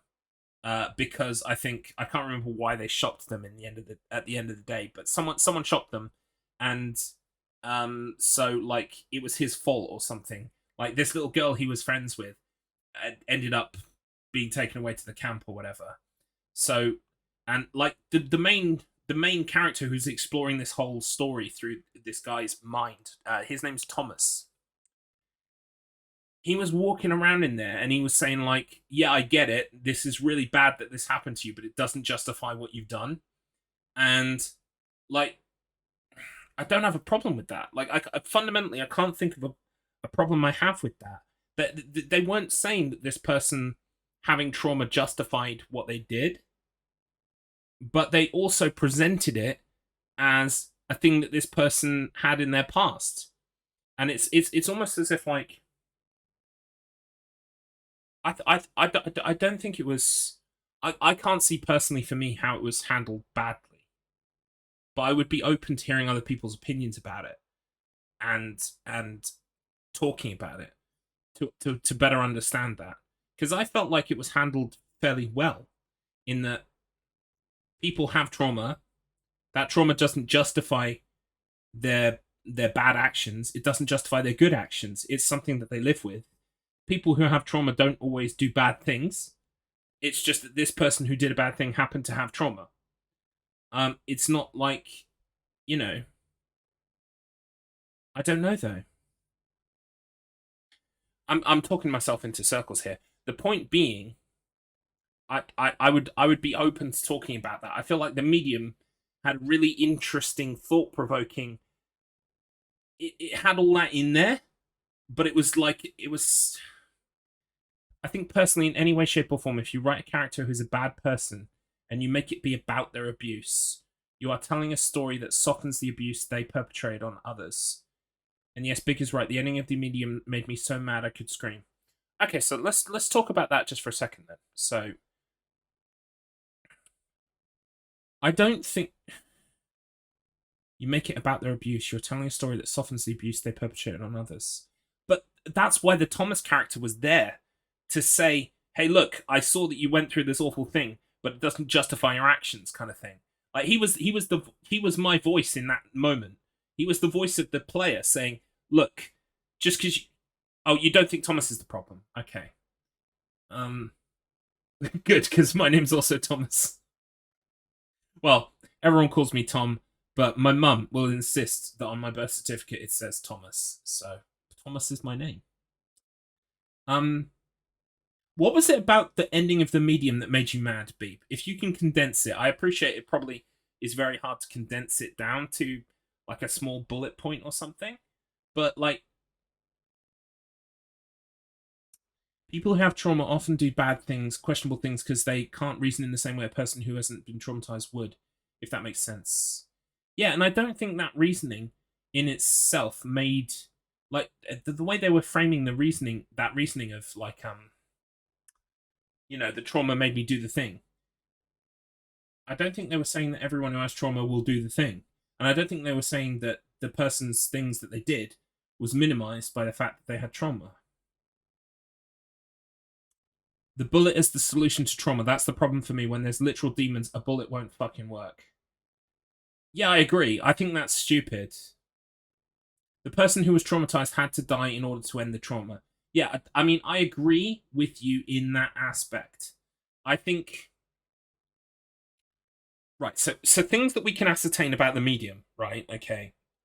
And I promise I'll get back to the game in a minute. But the thing we can ascertain about the medium, right, is we had direct external confirmation that the mind world, the mind palace, the other side, the far side, whatever you want to fucking call it, right? The realm, right, where the demons live, right?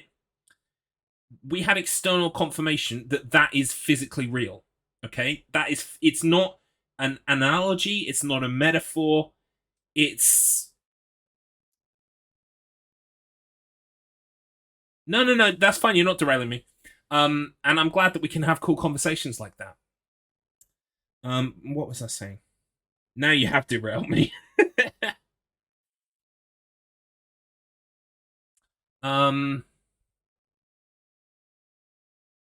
Yeah. How can I put it? Yeah, the other side being real, right? So we know that the Soviets captured Thomas and did tests on him. And while they were doing the tests on him, anyone who touched him, Thomas went into their other side brain palace and killed them, right? He did something to them. He broke their soul, broke their brain, whatever you want to call it, right?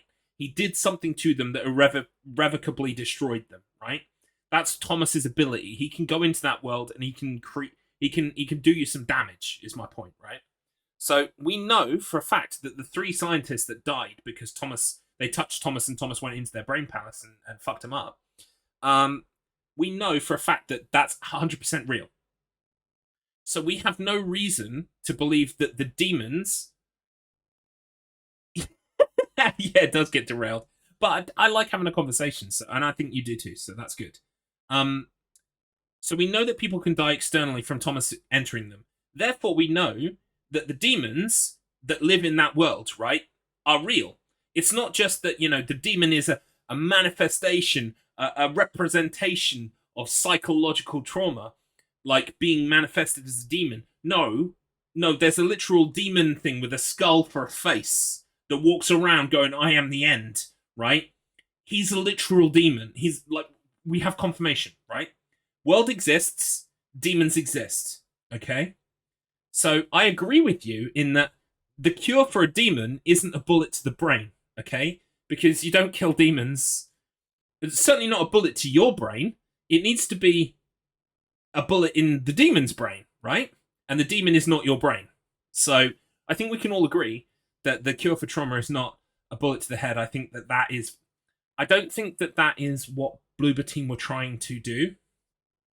But I can appreciate it as a reading of the plot and the way it was presented. Because the main character is literally, well, the main character's sister is literally going, put a bullet in my brain, it's the only thing that's going to work, right? Now, that character can be wrong. That character is wrong, I think, personally. I don't think you can stop the demon. Like, they're saying you've got to kill whoever the demon is inside, so that the demon can't get out and enter somebody else, right? But I thought she destroyed the demon once with electric in a pond. So why is the demon still there? Like, if like, we don't know what the method is to kill the demon. So when you write a game where there's a woman being, sexually assaulted and having that cause demons, and then her saying you have to kill me to release me, that's just a really shit story. It is, but I mean, also, yes, I agree with you. Fundamentally, I agree with you. It could have been presented better. I think there's nuance there. I don't think it's as reductive as just that, but I agree with you fundamentally in your thesis, in the way what you're presenting. I think people who are depressed, people who have had awful things happen to them, and have, instead of having the therapy that they need to get through that, being locked in a fucking bunker for 20 years or whatever the fuck, is probably, they're not going to be thinking straight. They're not going to be thinking, hey, guess what, sis? Me and you should go and get some therapy and we'll destroy the brain demon together some other way. They're probably not thinking that that's a solution. They're probably thinking very single-mindedly, just end it. They just want it to end, right? So I think the way the ending for the medium really falls down is because they were so obsessed with ending on a cliffhanger of, oh, who's she going to shoot? When the real solution is, come on, sis, let's go home. Let's, without being tawdry or making fun of it, let's get you a shit ton of therapy, and then let's go to the other world together and fucking kill demons. Let's do it. That's the resolution that we should have.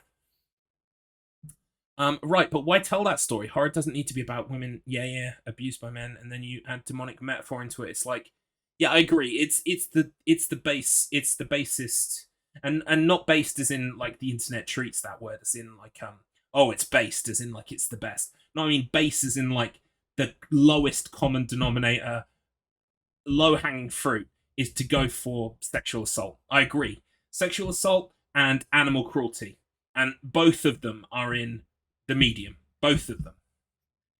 I did play Lost in Vivo. Lost in Vivo is an okay game, but it touches on all of these things like eating disorders, but it does it so poorly, and for that, I'm like boring. Yeah, see, there was a moment in Lost in Vivo where I was really feeling it. The story was interesting. I felt like it was going somewhere, and then it took a weird like half turn. And then I was in a lab with an SCP chasing me around. And I was like, this is just unfocused, sprawling, jumping from thing to thing. What the fuck is the point in this? And I forget where that point was. It was somewhere around dealing with the eating disorders thing. Like, there were some good ideas in there. But the problem is, it's very hard to explore these things without reducing them to cheap, horror, base set pieces or cool ideas.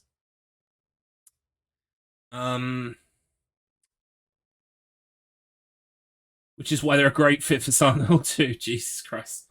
Yeah. Oh my god. See, that's because I mean all of these things that we're talking about exist in the Silent Hill franchise, right? But they're obscured. They are like layered layers of fear, ironically. They are obfuscated and analogized, right? You see these things, but you don't see them exactly, right? That it's kind of obfuscated and twisted, and that's the difference, and that's what's good about it, is because that subtext is there, but it's not text. And I think this is what we're finding with Bloober Team games, especially, is that there is no subtext, it's only text. I mean, I think Big Scared has literally said that more than once, while I've been playing this in the medium.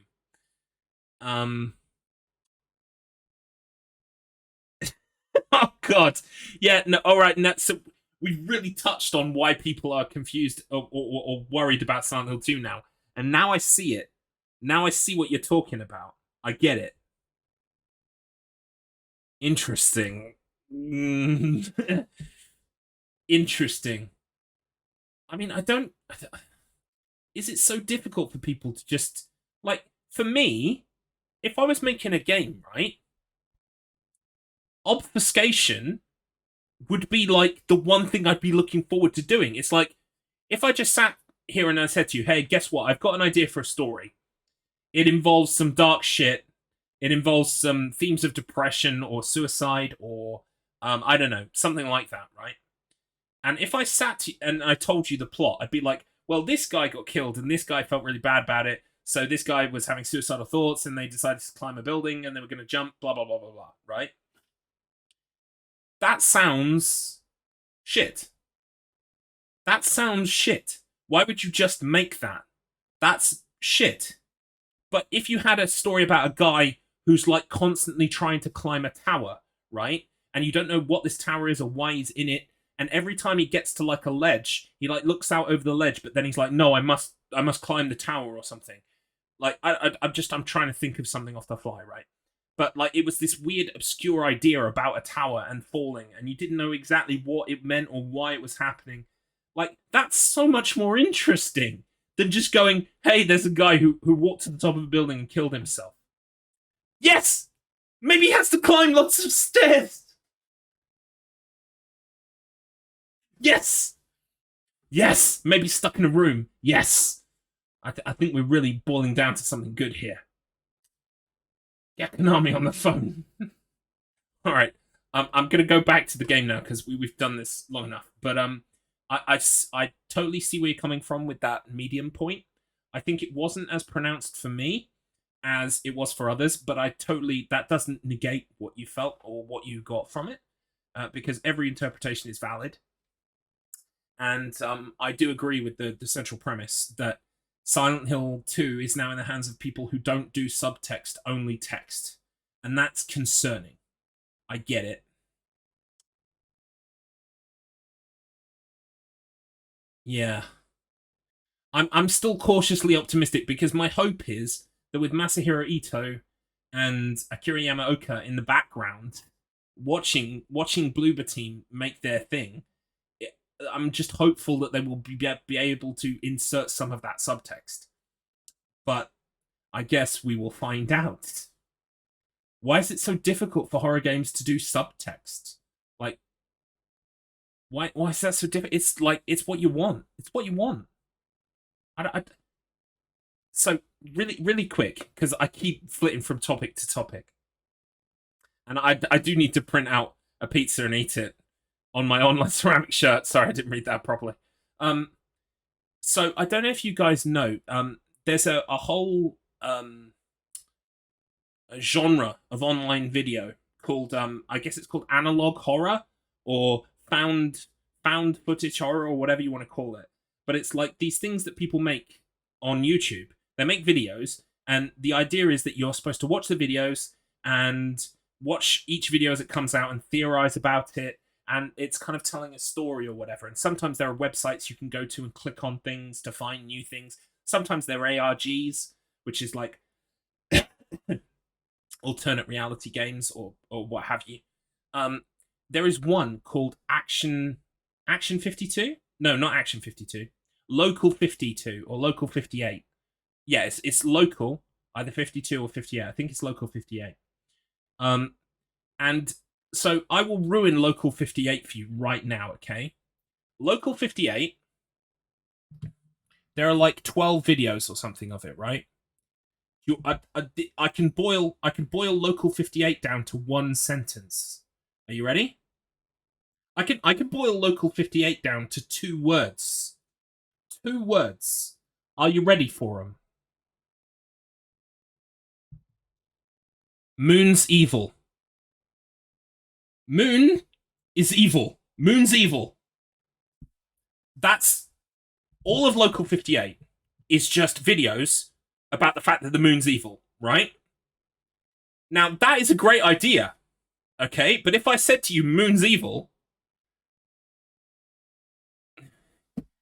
you don't get 12 videos of, like, increasingly weird shit, hinting and vague hints and things about the moon.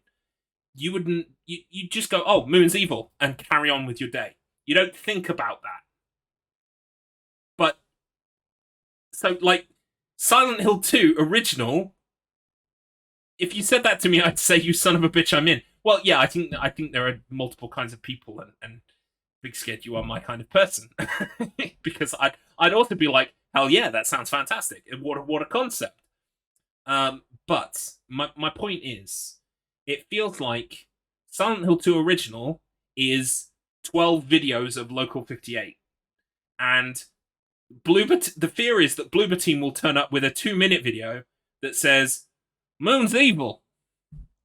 And that's it. And I guess that's what we're scared of and what we're apprehensive about. I would incidentally recommend Local 58. It's great fun. It's enjoyable.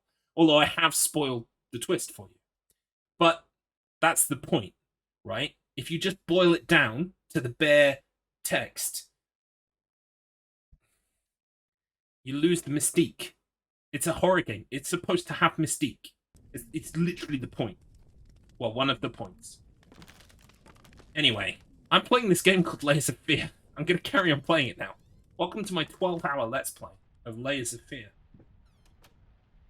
There's a bit in the middle where I started talking about politics. There's a bit further on where it took 20 minutes to talk about another game. You know how it is. I'm not going that way, no?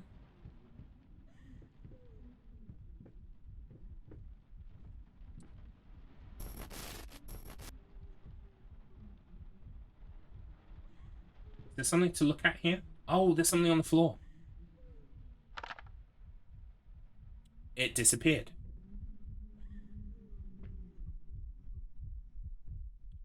Broken heart. Alright, I guess we're going this way now. The one problem I have with this game, more than anything else, is just how samey it is. It's so samey. I think it also says something about this game that it's so easy to get derailed for so long. The experience seems so passive somehow. I agree. I feel like I'm on a roller coaster, except the roller coaster doesn't even move for me. I have to like, I'm winding the wheel the whole time. Like, I constantly, I have to walk forwards, I have to turn around, I have to look here. Welcome in, Axe, by the way. The rug looks like a pizza. Oh no, now I'll never know. No, I wanted to see what the pizza rug looked like. Maybe this one? Does this one also look like a pizza? I mean, sort of. Yeah, look, you can see cherry tomatoes and everything. It looked like a Razor scooter. Yes, exactly like that. Everything in my mind is telling me to go this way. So I'm going to try this way first. We've got crayons. We've got defacing paintings. It's very naughty.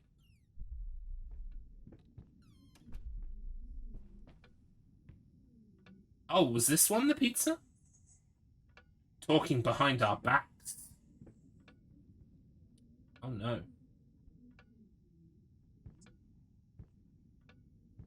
Pizza is fantastic. Shout outs to pizza. I can't eat the rug, unfortunately. I can't even crouch and pretend to eat the rug, because this is a first-person game with no crouch button. Can you believe it? What is this trash? See, now I don't know if I should have gone the other way or not. I'll never know. Every door I ever go through locks behind me. Probably missed some really cool key item that would have explained the entire story. Oh well.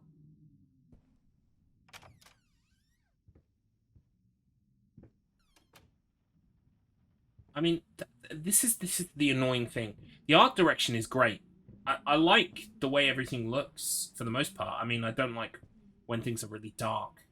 But yeah, it's really fine presentation-wise. The gameplay is just absolute dog shit, and the story could be better. Creepy baby. Creepy doll. There's a Jonathan Colton song, by the way, called Creepy Doll. That's fantastic. You should definitely go listen to it. Are you sure we can't eat the pizza rug? I mean, I don't know what to tell you, man. I wish we could. But that would constitute something even remotely looking like gameplay. And this game does not do gameplay. My partner's just got back from the shops. Apparently half the town is dolled up, ready for tomorrow. How did we manage to move out of England into one of the few towns in Scotland with English sensibilities? Yeah, Creepy Doll is a fantastic song. And it's a creepy doll that always follows you. It's got a ruined eye. It's always open. I love Jonathan Colton. God knows how you managed to do that. Well, because they're quite popular in Scotland in certain places, right? Because they go up there all the time, apparently. You know, while they're doing their very important jobs for us that involve fucking off to Scotland and hunting and shit. It's a creepy doll that always follows you. Dude, I'm tripping balls right now. That's pretty cool.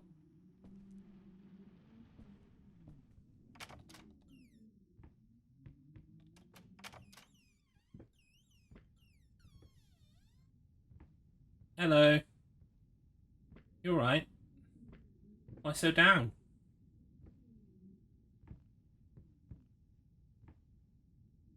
There's a little house. Have you read Code Monkey Save World? No! Has he done some kind of special book or something? Like a cartoon comic book or something? That's cool. I know he did one for the thingy as well. The Solid State. But I've not read that either. I haven't kept up on everything Joko recently. I need to do that. Oh no. Oh no, he's a member of KISS. Uh-oh.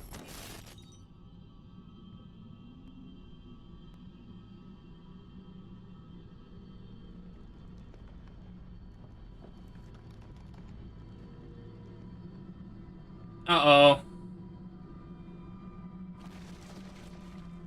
Mate. I swear I've seen enough blurry effects to last me a lifetime.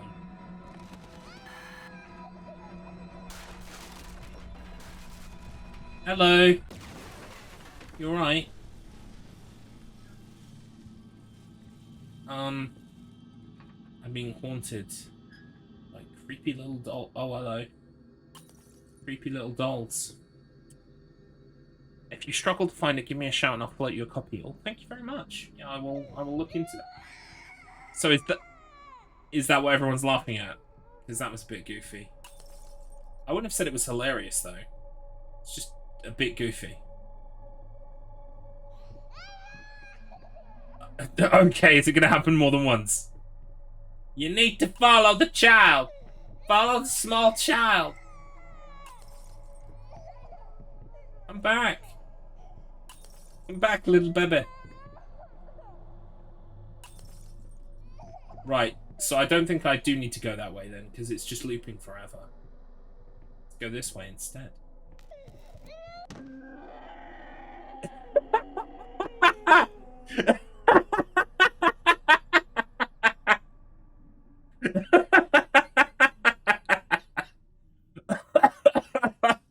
Holy shit. Okay, that's what everyone's talking about. Go back and forth in the hallway for a second, okay.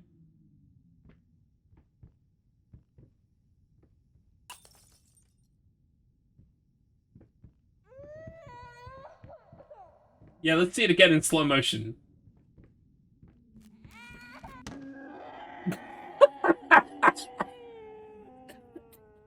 Fucking hell. That's so good.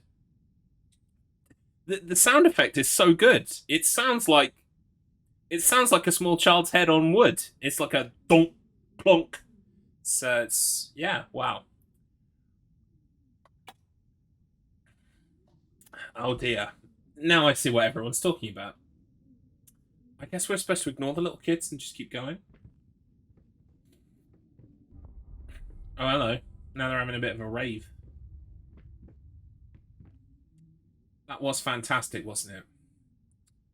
Let's give it a hand for Bloober Team.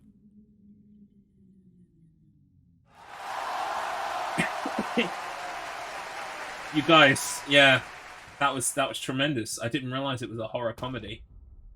How brave, how bold. Oh, the fair has come to town. This is delightful. So we're gonna find out soon how the child plays into things, I'm guessing. Whoa, that is gnarly as fuck. Holy shit. I didn't realize I wanted like a baby with fire in its hands and a fucking giant deer antlers on its head. That would be legitimately terrifying. Yeah, that's a metal album cover right there. Seriously. What was it? Heat-based rat suicide. That's their debut album. It's called Baby Beast. No, it's called. Wait. Uh-oh. Someone's having a bad time. It's called Mark of the Baby. If you like this, you'd like The Baby in Yellow. It's an indie game. I think I've heard of The Baby in Yellow because I think my nephew's very interesting. I love him. He's great. He introduces me to... No, wait, no, it wasn't my nephew. It was my niece. My youngest niece introduced me to this person on YouTube who was playing The Baby in Yellow. It's like this thing where you've like got to put it to bed, and you put it to bed, and then like its head turns around, and then you everything goes dark. You got to go out in the corridor. I swear to God, I've seen some of this before, but I didn't watch like actual just gameplay. It was like some other guy like yelling over the top of it, like what you're watching now. Yeah, I vaguely recall that. Anyway, let's help this person out, shall we? Ooh.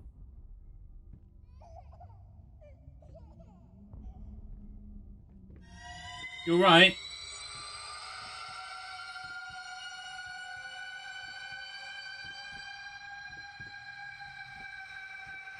You're right. You're right.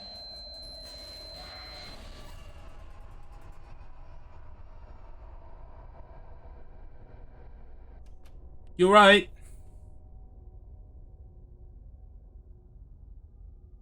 What am I even holding on to? I think she knows where to get pizza. Like, if we just follow her, everything will be fine. Interesting. Okay. Painting's melted again. Yeah.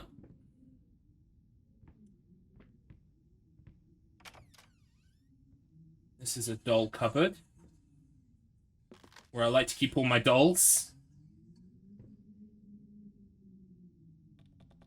Just like to spend time in here by myself with them.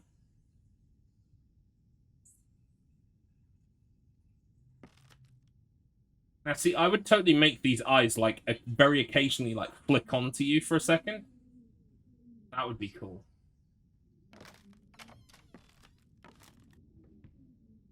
Had all the whispering coming through the controller then as well. She did take us back to the kitchen. Wow. There we go then. Let's rustle up some grub.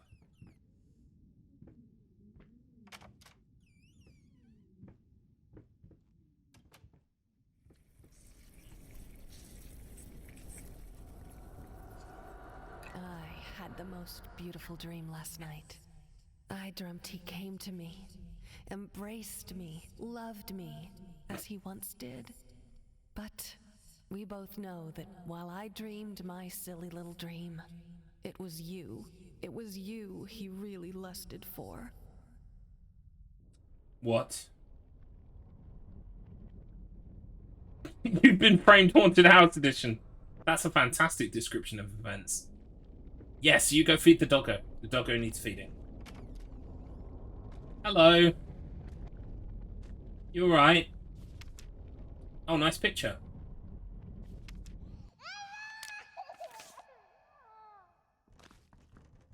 I'm sorry. You can keep drawing, it's okay.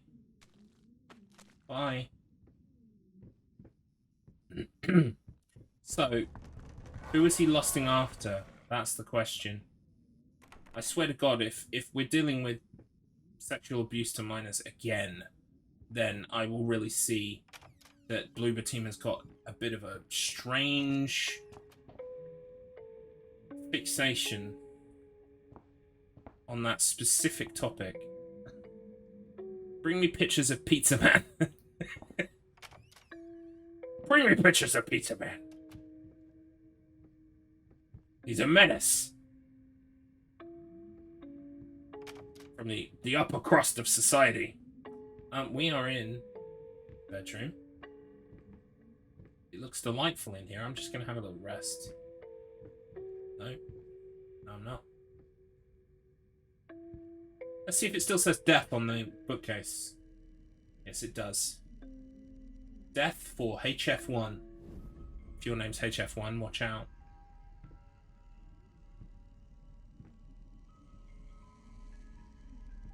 Oh no. The childish music has got an evil sound to it. This is something I've never seen in horror before. There's the doggo. I swear to God, if I'm a guy who killed the doggo, I just... give me the harakiri button right now.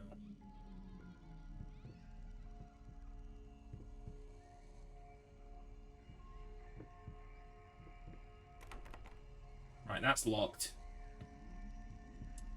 Are we going this way? That's also locked.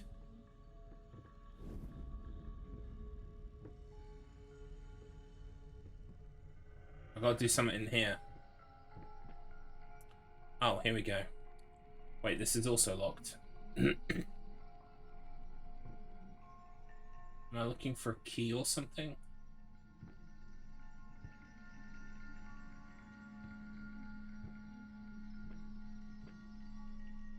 Let's try the cupboard, shall we?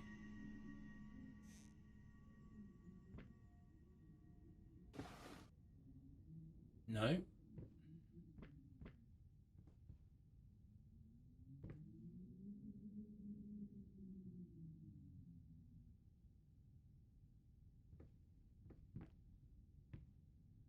I mean, it's very fun in here, very pretty. Oh, hello. We got drawing. Fluffy fakers mocking me, lying still between toys. No toys allowed.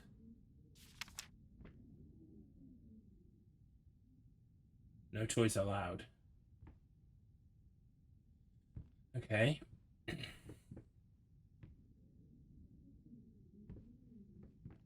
Still locked? Yeah. Are there drawers I can open out here?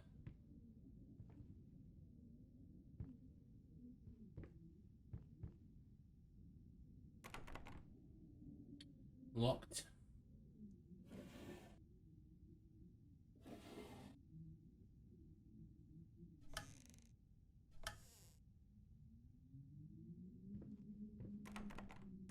Locked.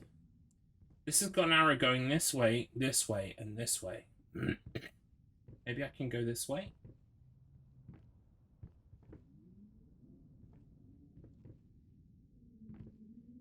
What am I missing here?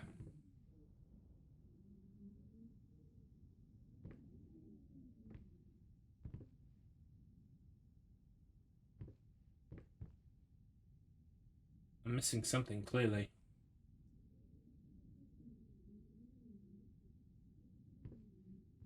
These are the only drawers I haven't opened yet.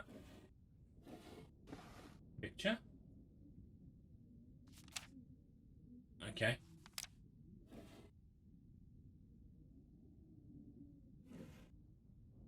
That's that. Oh, here we go. Jack in the box, you ready? This won't be scary.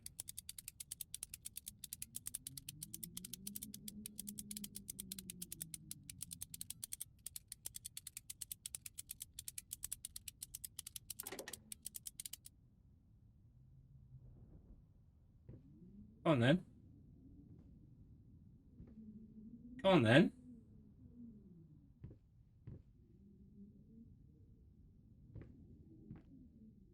What are you waiting for? I wound you. What?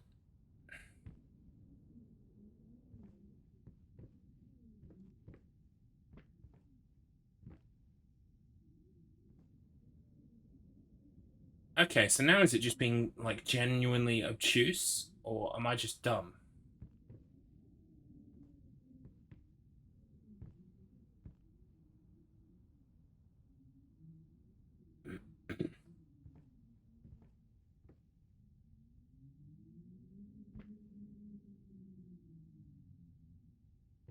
Maybe now I can interact with this. No.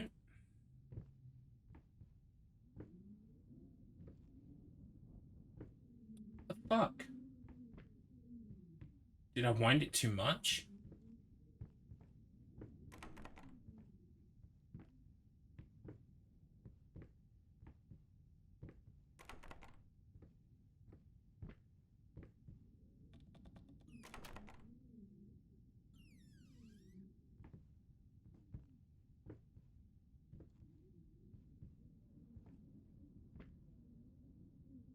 Yeah, I'm missing something, clearly.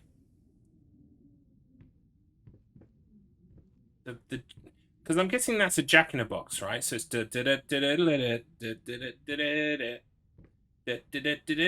bang, something jumps out, but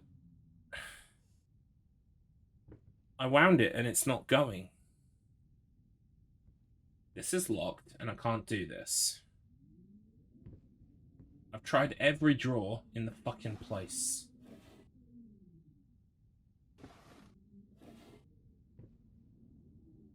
It's almost like I felt like maybe I wound that wrong, but now it's like it won't let me select it.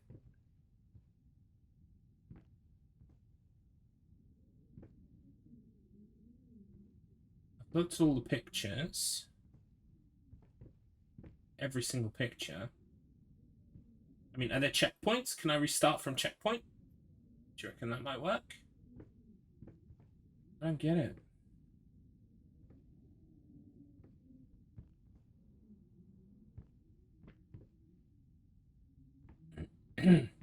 Oh, there's a picture on the ground. There's a picture on the ground. Maybe it's this one.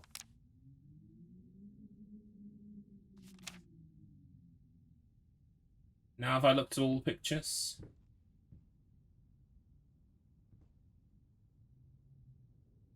Maybe there are more pictures. Oh, I got the key. Okay, cool.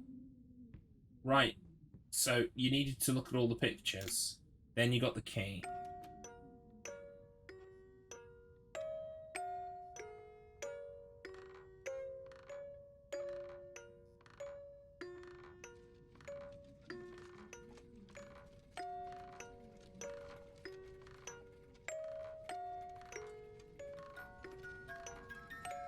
There it goes.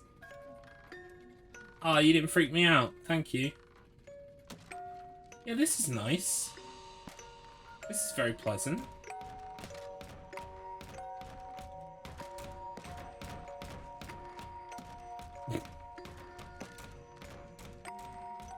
Yeah, look at that fucking clown.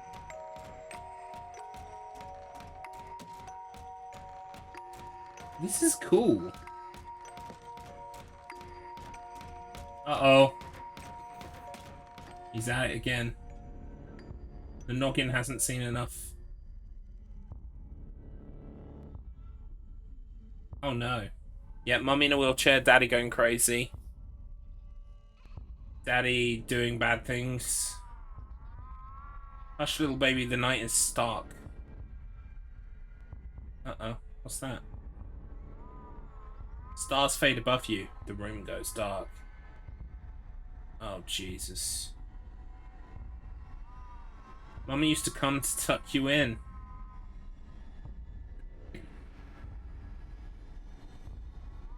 Now she's nowhere to be seen.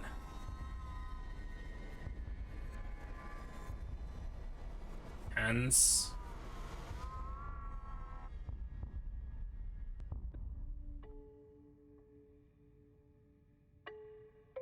Well, that was interesting. Something happened. And I like that something happened. But it also sounds like I've been the bad man in, like, literally every way that I can be bad.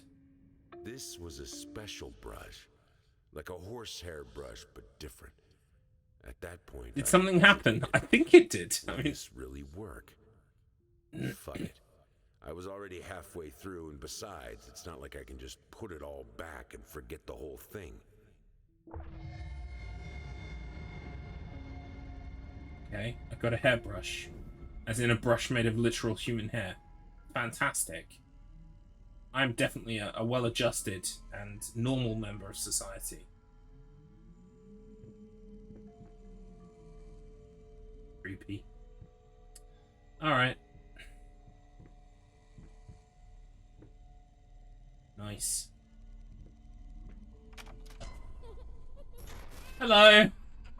You're right. I kind of need to go through there. Thanks. It's like, every time I play one of their games, I feel like it's... It was Eileen! Every time I play one of their games, I feel like it's just frustratingly close to being interesting or good. But it's just not quite there.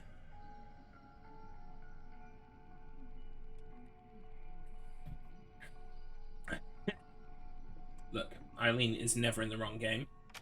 If Eileen shows up, we're just happy about it, because Eileen's great. What is he doing? He's beginning to believe. He is beginning to believe that Blooper could fuck it up. He's finally believing. Oh no. Right, so we haven't got a full thing yet. Really? Ooh. Can we open the trunk? Oh. I mean, we can open the trunk, but nothing happens. I guess I didn't find the thing that I needed to find. Interesting. Did we lock our daughter in a picture or something? Is that what we've done here? Like, explain.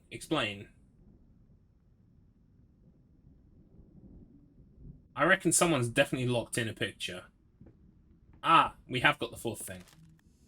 And it was the hairbrush. Right. Okay, onward then. Gone. Oh, hang on, the note will have more words on it, won't it? The note will have more words on it. I hate you even now, lost, alone, hopeless. You have always been alone, you will always be hoping a grave error. Finish it. That's me told. I'm looking forward to seeing that full note, you know what I mean? I swear to God, if I don't see a full note, I'll riot.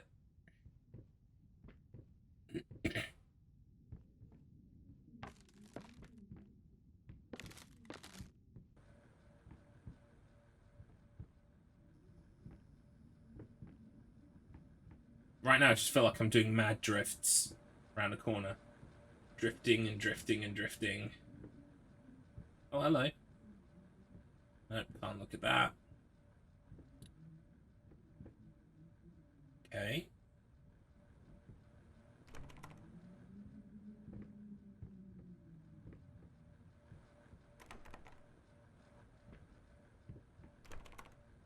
Everything's locked.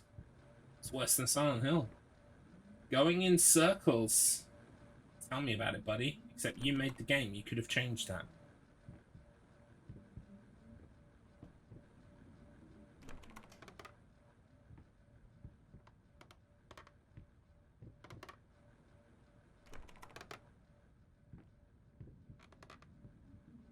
Where'd the lights go?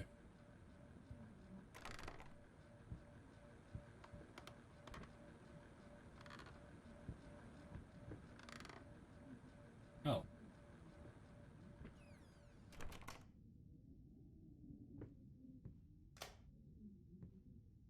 Easy to forget. Drunk, delirious. Not yet time. Each mistake. Mate. Whoa! Fox, I'm not meant to do that. Going in circles.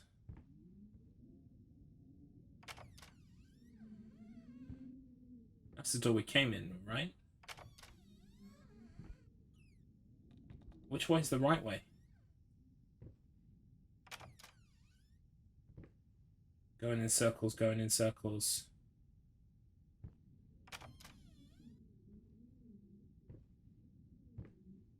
Which way's the right way? This way?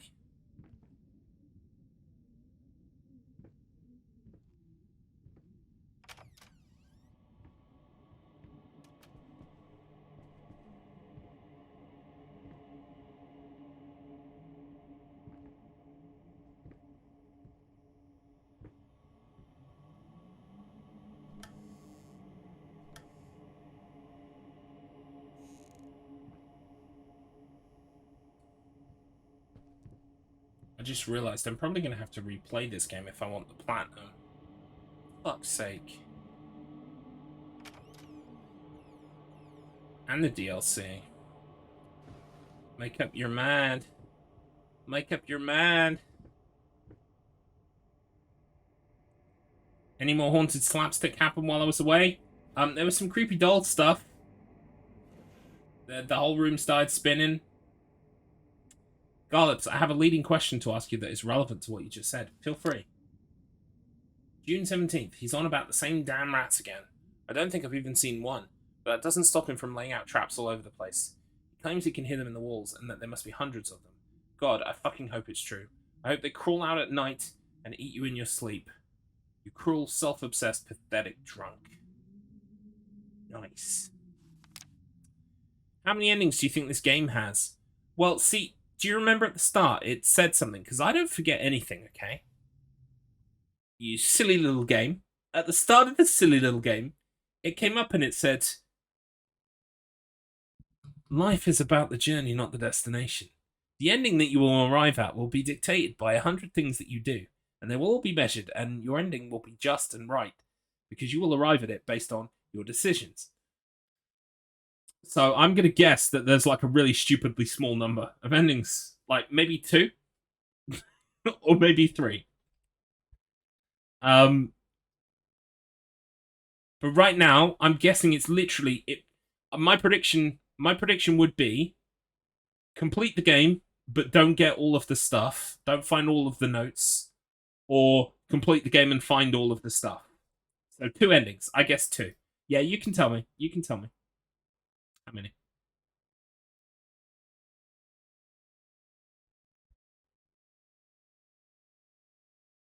There's 3.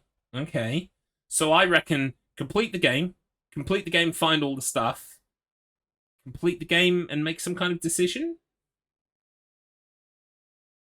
Don't know. But I'm guessing there's a trophy for each one. So I've got to play the game 3 times. Fantastic.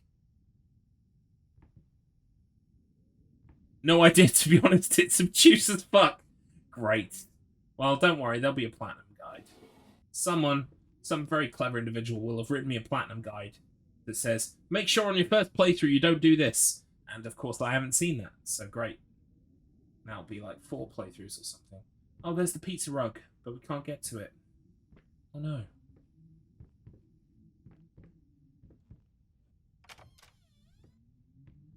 What time is it? Fuck, it's 6 o'clock. Okay.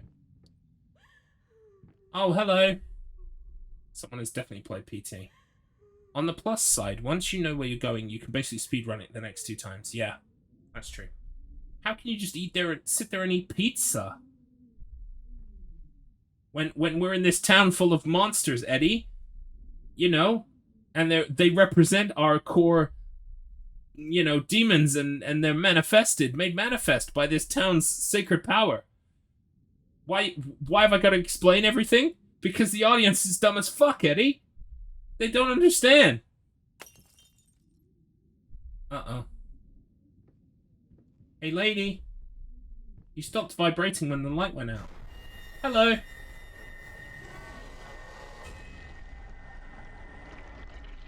Rawr.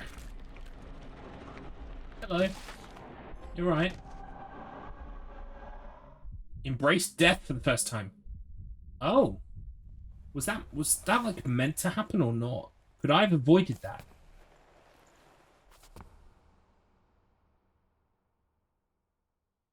I like how they're like, oh, die for the first time. Because you can die multiple times. Yeah, she just needs a neck massage. She'll feel much better. I think that was meant to happen, because look. This is a new place. Hello, rats.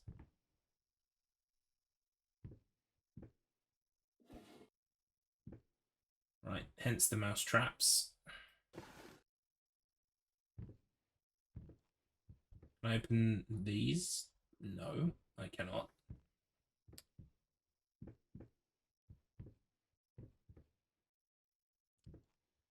Yeah, this game is a bit uninspiring. It's a bit... Dare I say it boring? It's not that it's boring, it's just... Oh my god, it's just... The story could have been told twice as good in half the time.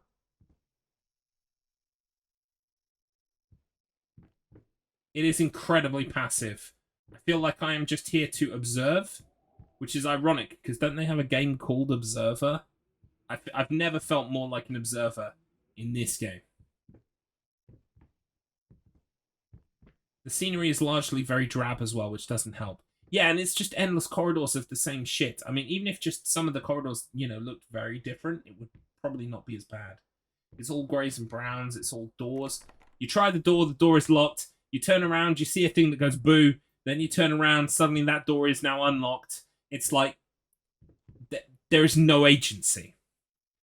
And then people will probably say to me, oh yeah, there is agency, because, like, you know, you can not get killed there, or, you know, you can find all the files. And it's like, yes, I guess that's, like, the bare basics. There is some bare basic agency, but it's very minimal. I guess I'm supposed to look through these drawers? No, because I can only open those two. Oh, there's a key. Right, there we go.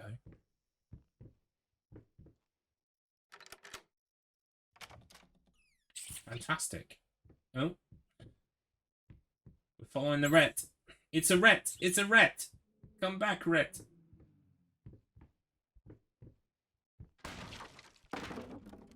The illusions of choice, jazz hands. Yeah, see, the problem is I don't have a problem with the illusion of choice. I fucking love Telltale games, specifically The Walking Dead, and I also really liked Life is Strange. Do you get a lot of choice about the way the narrative moves? Honestly, not a lot. It's all smoke and mirrors. But that doesn't matter if I feel like I do have agency. Yeah, exactly. At the end of the day, it doesn't matter to me if, you know, if I choose whether Bob dies or not, and Bob dies or doesn't die for an episode, and then Bob dies anyway. Whatever. You gave me the illusion of choice. And the illusion of choice is enough, to be honest, most of the time, if you're telling a good story. Because I'm like, oh yeah, remember Bob died in episode 2? That was because I made him die. But really, does it have a massive impact on the end of the story? No.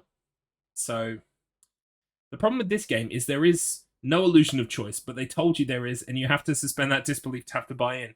Yeah. I've been told every little thing I do will play into the ending, but the sad fact is, everything that I do is massively scripted. Like, down to, you check that door, it's locked, then you go do the thing, now you come back and it's unlocked. Like, it's not even that, like, I got a key to unlock that door. That happens occasionally. But most of the time, it's the doors are locked until I do something, or witness something, and then the doors are unlocked. And so you're not just trying doors over and over again. You're trying the same doors over and over again, which is even worse somehow. And I'm bitching again. I apologize. I am enjoying myself. It's just it's a solid 5 out of 10. And that could maybe go up to a 6 if the story is good, but I get a feeling the story's not going to end up very well. That's my concern. Telltale are very good at setting and characterization, which makes being railroaded to the conclusion feel fun. Exactly. There's meat on the bones. At the end of the day, you're eating a very nice meal. You know, the menu has been largely pulled out for you. You didn't get to choose, okay? but it tastes good. So what's the problem? This, I've been sat down to stale bread and soup, and they're telling me, hey, guess what? You're going to have a great dessert. And it's like, I don't think I can make it through dinner to get to the dessert, to be honest. And I also feel like you're overpromising the dessert. It'll probably be just more stale bread and soup. Well, that's a very charitable way of framing my bitching, and I appreciate that. Thank you. It's not bitching, it's falling. With style.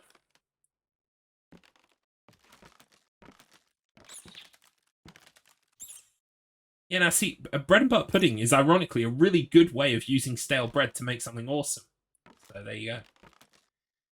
If you got to know this character more clearly, you'd know from the get-go he's the bad man, TM. Well, yeah, see, that's the most frustrating thing. It's just like, when you're being told that the guy is the bad man, and then they tell you again, and then they say he killed a dog, and then they say he burned his wife and chopped her skin off. Then they say, hey, guess what? He might have had bad intentions towards his kid as well. It's like, for fuck's sake. I get it. I got it the first time. You do not need to hit me over the head with it for the 7th time. Layers of Garlips. Sounds like something I don't want to peel. Well, I hope you're happy, Cineath, because you just brought the ceiling down. With your derogatory comments about peeled Garlips is actually very nice. I've been told. I wouldn't know. That would be cannibalism. Welcome in. I'm playing Layers of Fear and bitching about it. Oh, cat, dog, rat. I guess we've got a code here. What is the code, though? Well, should we follow the lines? Let's wait. There are loads of lines that point to rat, cat, and dog.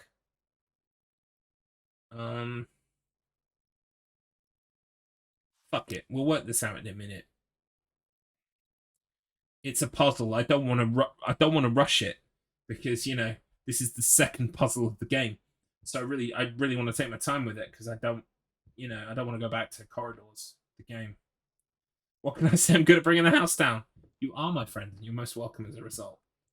Although structurally, it's going to cause issues.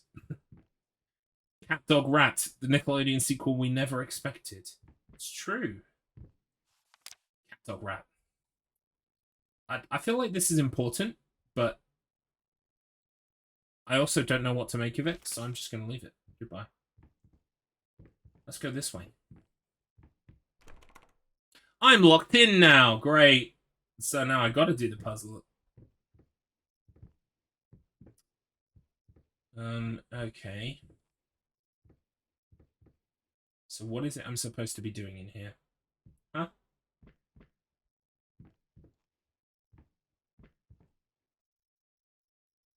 Corridors the game is something I'd play if I knew what to expect from it. Are the spooky corridors fun ones? Do I get candy at the end? I mean, there's so many possibilities with a corridor.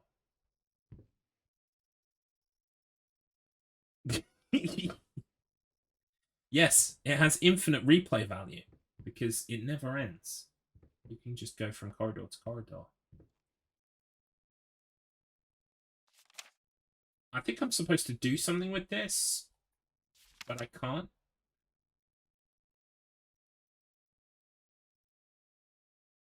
There's got to be something else I can look at here. There's got to be. Got to be.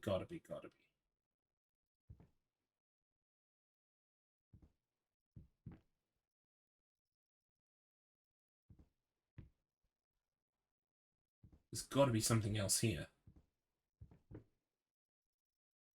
Oh, what's that?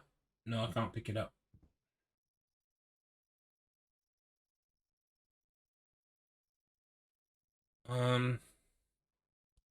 Oh, we've got the lock on the door. And we've got 3 numbers.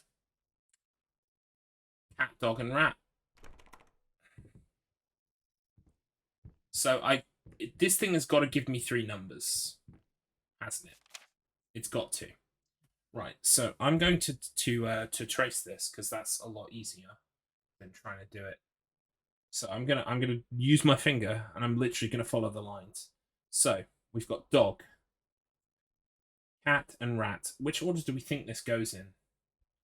Well, let's find out what numbers happen first. So, right. Dog ends in a 2.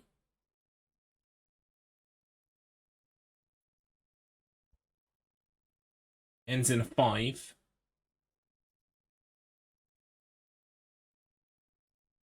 2, 5.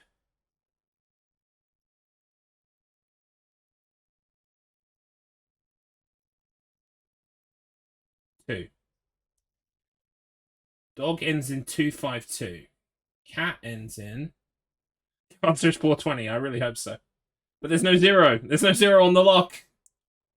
It's got to be rat, right? This has all been about the rats.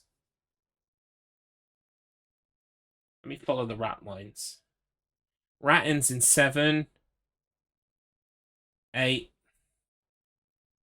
6. 7, 8, 6. Wait. Is it as simple as the dog is in blue, so the dog number is 7, the rat number's 9, and cat is either 2 or 6? Is it that simple? Cat ends in 9, 4,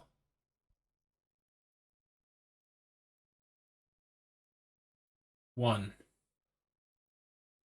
So I'm going to write out some potentials here. Cat equals 9, 4, 1. Imagine Garlips getting simple puzzles. In Garlips' experience, there are never any simple puzzles. I've never played Myst. I would like to at some point. I'd love to play all those old adventure games. We were actually talking about adventure games yesterday. Oh, okay. Right, so dog is 2. Wait, let me get the cat numbers in the right order.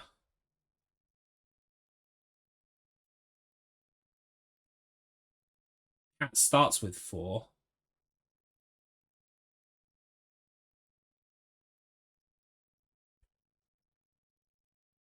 Mist, Riven, Exile, Revelations, End of Ages, Abduction, Salmon Max. Jesus, I'm going to have to copy this. Hang on 1 second.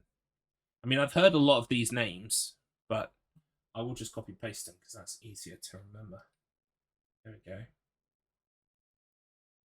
Mystery Mansion, Day of the Tentacle. Yeah, that. Do you mean Manic or do you mean Mystery Mansion? Anyway, we were also talking about what else were we talking about? Seventh Guest, 11th Hour. I've played the original Monkey Island. I played the remastered version where you could switch between the two view styles. Toonstruck. I downloaded Toonstruck the other day, actually. Right. Give me a second here. So, dog is 2,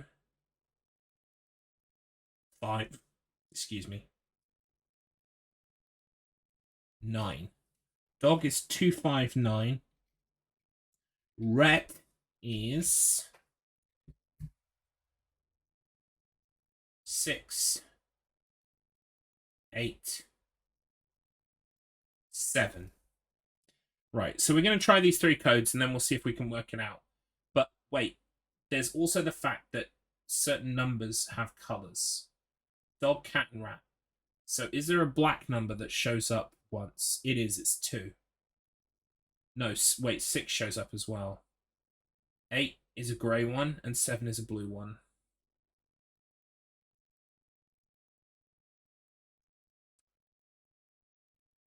Fuck. I'm probably overthinking this. Yeah, that's the other thing, is if it's color-based, it would be bad for people who are colorblind. We'll just try, so I've got these 3 codes. We'll try these first, and then we'll see if anything happens. Let's try rat. I've got a feeling that rat is the one.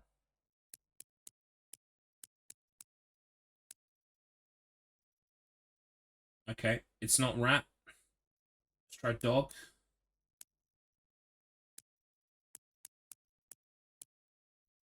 Okay, it's not dog. Let's try... Wait, that was cat. Let's try dog. Dog is 259.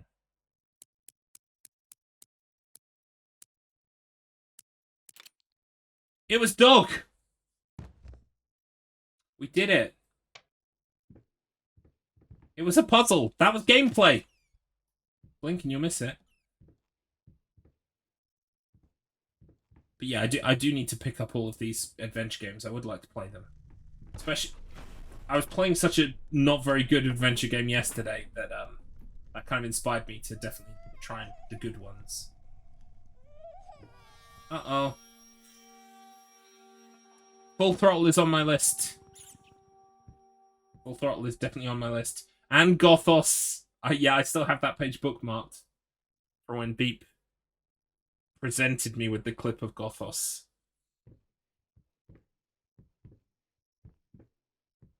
I especially like the FMV ones. So if you know of FMV ones in particular, like with dodgy 90s FMV, especially if they've been remastered in some way so that we can play them on modern titles, they're great.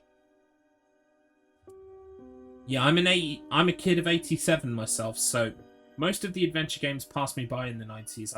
I was concerned predominantly with Mega Drive, N64, PlayStation 1, pretty much.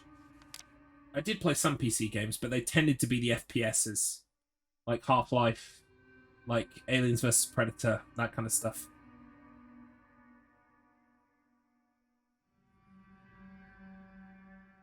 Dwarf Fortress? What's Dwarf Fortress? WC3? I played Age of Empires. I played Age of Empires 1 and 2. Right. July 19th.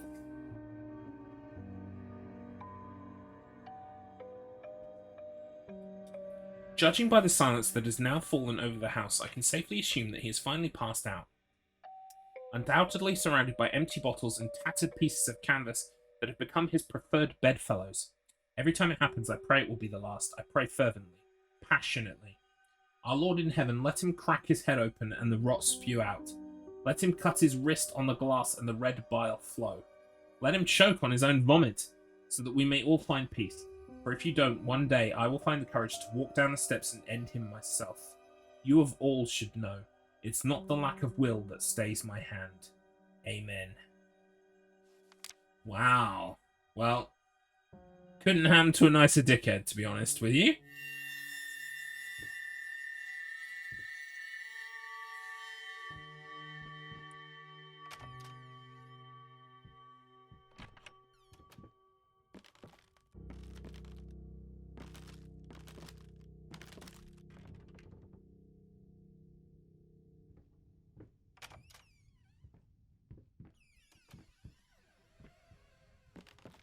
Oh, nice. Endless corridor. Like it. Oh. Excuse me.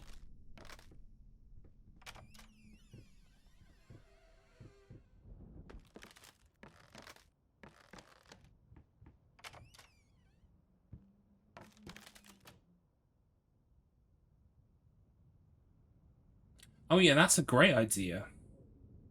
I must be the one to confess. DBD doesn't really do it for me. But I'm very happy for the people who do enjoy it. And that sounds like an excellent addition. For people who, you know, can't deal very well with the audio cues.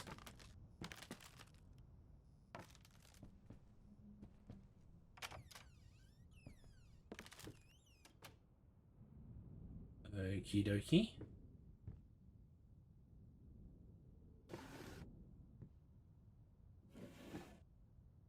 No goodies in here. Yeah, for me, I'm not really a big multiplayer person. I like playing with people I know.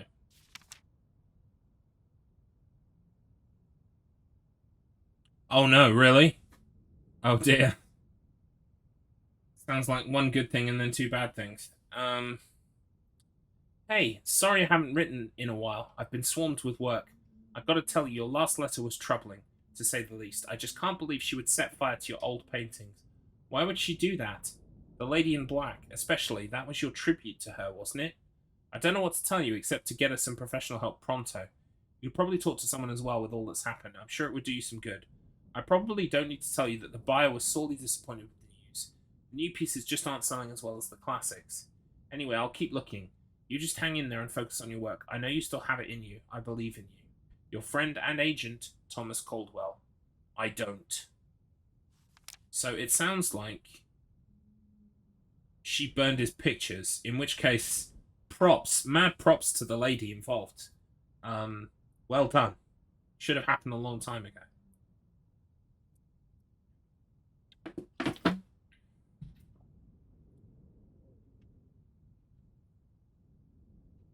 But it also sounds like she hurt herself while setting them on fire, so that's not good.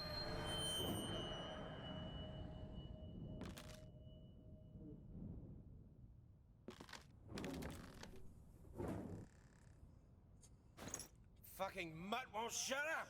Hey! I can do that too! See? But can you paint? No? Well, that's alright. Neither can I, apparently. Cool. I love unnecessary animal cruelty as a theme. I love it to show up every time. Funky. Oh, hello.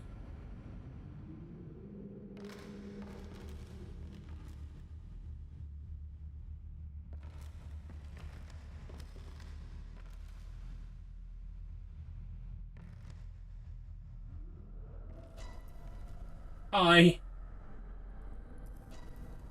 Feeling somewhat exposed here.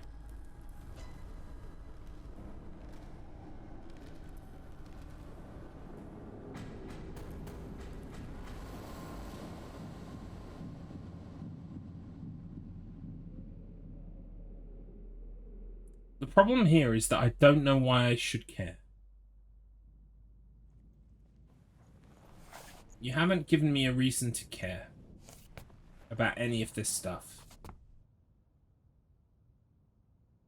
They call it a hook because it pulls you through. Okay? If there's a core emotional hook or something that pulls me through, that will pull me through the story. But if there's no hook, I'm just walking through a bunch of corridors and shit is happening for no reason. And I just want it to end.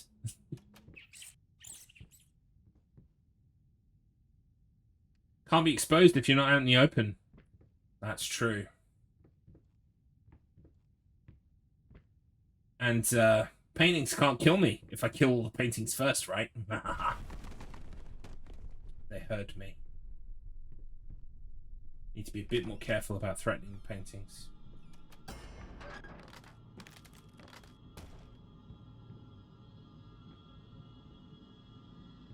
I mean, this whole house is rude, to be honest with you. I mean, I get it. I'm Husband Badman. That's my name. I'm Husband Badman. But still, it's still rude. It's still rude.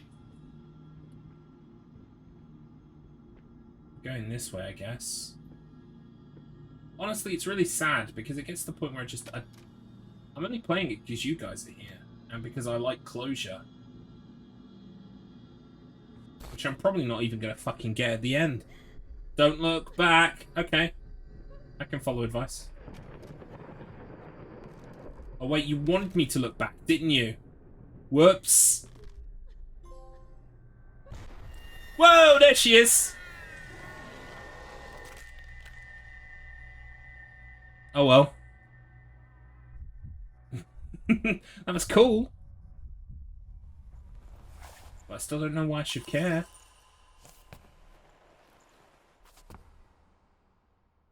Has Garlips played the mortuary assistant? Yes. Garlips loved the mortuary assistant. I think probably, of all the things that I played last year that was new, that was probably my favourite game of last year. Because I felt like the scares were just enough, and I enjoyed the fact that as we got more used to the scares, it became about just trying to finish the shift as quickly as possible. If you were playing this alone, would you still finish it? Yes, absolutely. But that's because, well, Mrs. Garlips will tell you, okay? I'm a firm believer in finishing things, even if I'm not enjoying them, which is probably not a very good personality trait. But if she picks a shit movie, 10 minutes in, she turns to me. She's like, I'm not feeling this movie. Should we turn it off? And I'm like, no. You chose this movie. We're going to watch this movie. The moral of the story is, choose better movies. The moral of the story is, if you buy it for £3 in Asda, maybe it's not a good movie. No, I kid. I do like to finish things, because the problem I have is, if I don't finish this game, maybe in 10 years, maybe in 5 years, I'll go, oh yeah, Layers of Fear. What was that all about? I vaguely recall it. Maybe I should go back and finish it. If I finish it now, I don't ever have to return to this. Ever. And the only thing conceivably that would make me want to return to it is if I was doing a video essay on Bloober Team, or if I'd left off some trophies for the platinum. So I'd rather just get my platinum and fuck off. Yeah, I want to get the Heavy Rain platinum. I've got Heavy Rain now for well, I think it was digitally released on PS4, and that's a platinum. But you can also play it on PS3 and get a platinum as well. So maybe I'll have to play Heavy Rain 2 more times. Jason!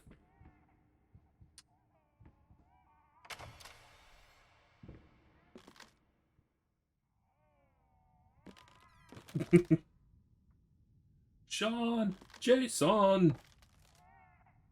The one thing I will say about David Cage games, even though they're incredibly problematic, at least shit happens in them. Like, shit happens. Whether it's good or not is up for debate, but a little pain goes a long way.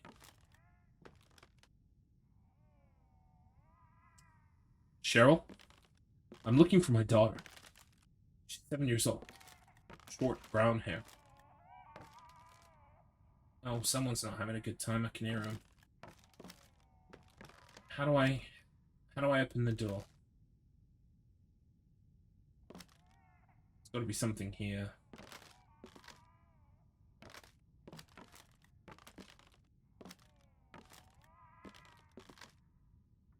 Anything?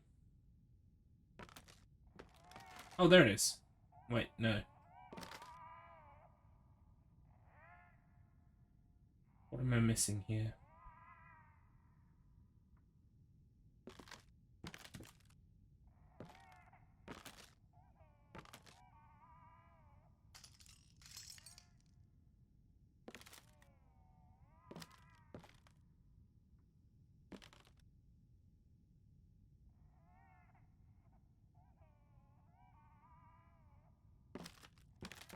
I was gonna say, can I just leave? But the door has disappeared. So I don't think that's on the cards. I must be missing something here. Ah, here we go.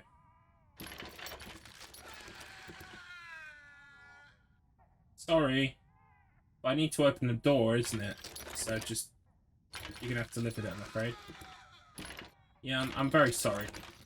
But I've got to do what I've got to do. Did we open the door yet? I think we did. Nice.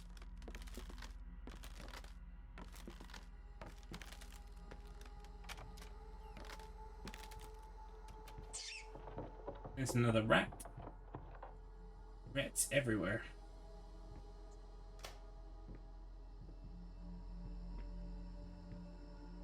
Anything to read? Oh, letter. Why is there a letter there if I can't read it?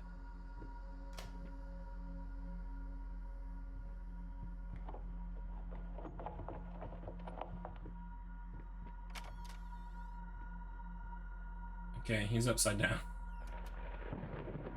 And he's wicked pissed about it, aren't you, mate?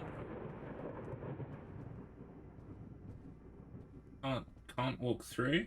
No, can't walk through. Great. Gotta go around.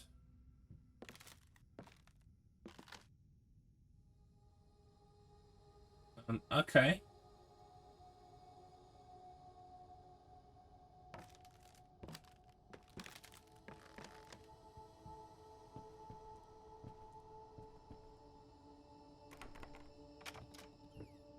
Ah, there we go.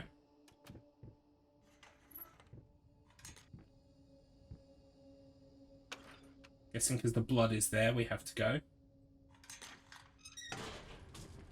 Won't let you go until you shut the door. Of course.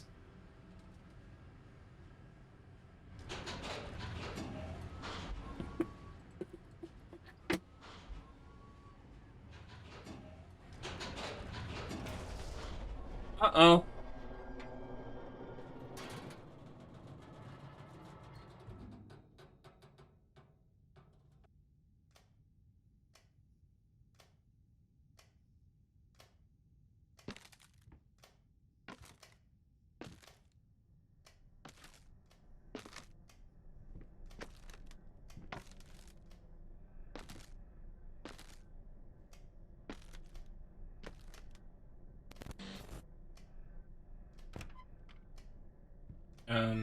Hello.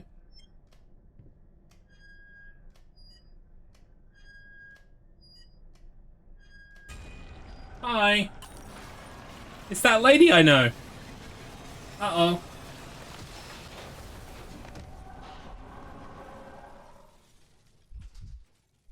No, I don't think she likes me very much.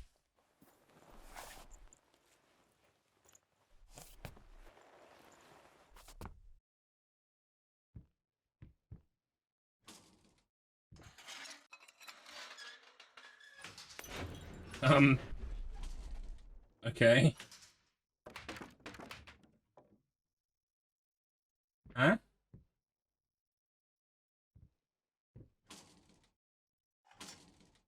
Right, that one's not going to open. Neither's that one. Let's try this one. Hey. Wait.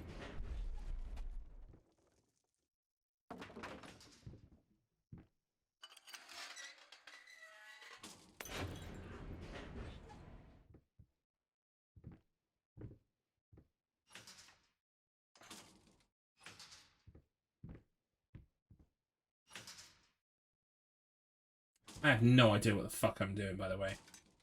I'm just moving things until stuff happens.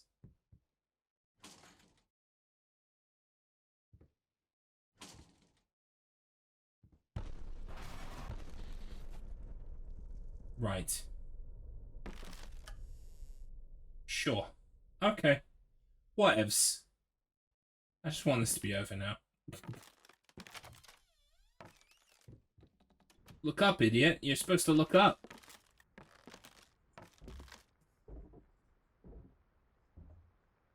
It is the bloopening. It's finally here.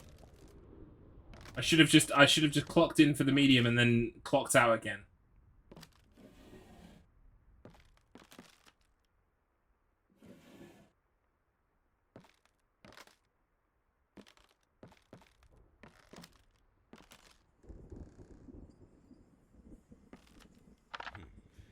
Hickory. 10:37 again.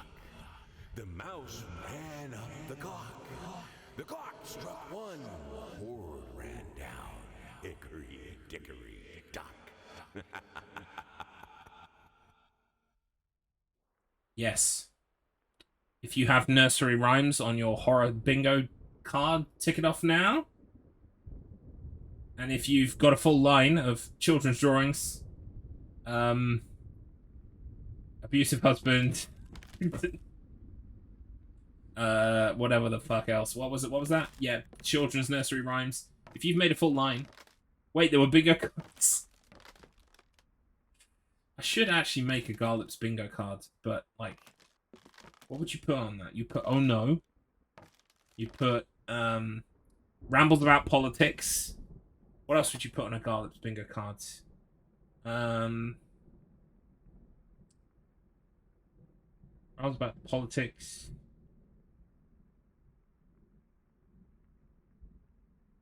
Plays a blast game. Like, I'm sure, yeah, I'm sure you could fill up a bingo card. Promotes Thunderbird speedrun, exactly. I mean, why aren't you all playing Thunderbirds? And I've said it enough times. I'll provide you the ISO. I'll do the copyright theft. You don't have to. Okay? All you gotta do is just gotta boot up the emulator and play. And all I ask is that you record or stream it because it's so much fun to watch people play Thunderbirds. It's so bad. Oh no. Let's go in the mirror world. What's this? What's occurring in the mirror world? I'm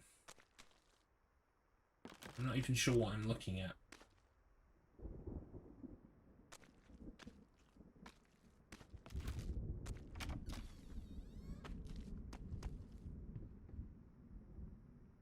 Oh? You know, even though you are my rival and the source of all my sorrows, you're also the only one I can still talk to. The only one who will listen. I'm not sure if it's funny or merely pathetic. Probably both.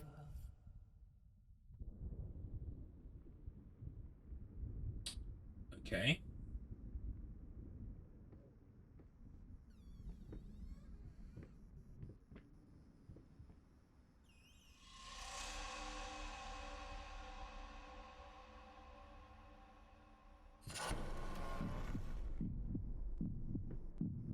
No, I want to say hi.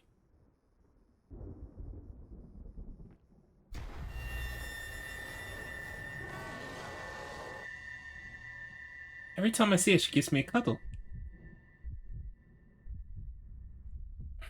It's very warm in here.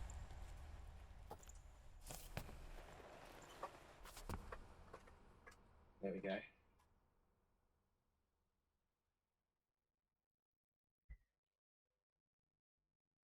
See, like, I think the game wants you to avoid her. I'm guessing maybe if you avoid her and you don't get caught by her, you get a different ending.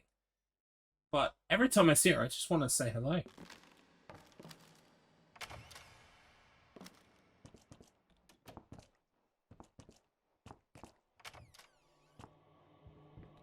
Oh, yeah, it's Wolfman Baby.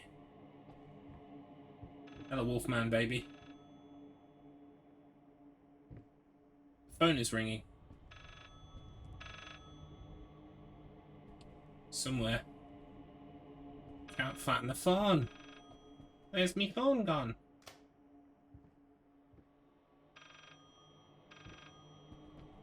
I don't fucking know. Let's just look through the desk. What's that? Black goo. Babyface! The monster painting. Some paintings defy simple words, let alone critique. A basic knowledge of the subject is an absolute must if one is to even try taming them. Babyface is one such painting. This art anomaly draws tens of thousands of mediocrity enthusiasts and Sunday abstraction aficionados. In reality, it looks like a result of a week-long art marathon of a not very well-adjusted painter, locked in a dark basement. Leaving aside the horrible execution, the painting excels in hideous... Wow. They didn't like Babyface. Who knew?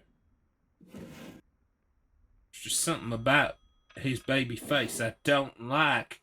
That was a dead rat.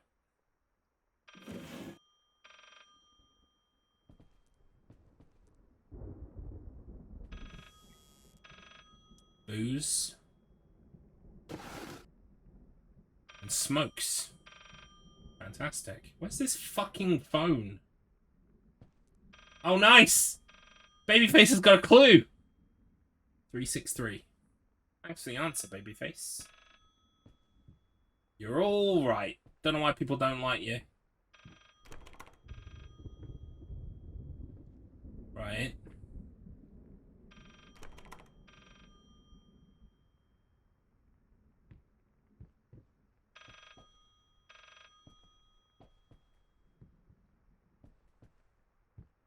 But, like, where does the code go? Have I got, like, a secret bookcase door or something? Or is there something on the table I need to look at?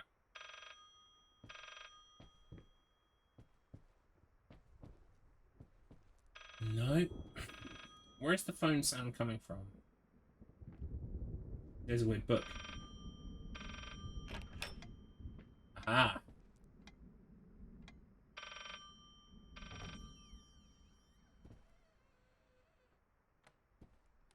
Nice. Talk to me! Why won't you talk to me?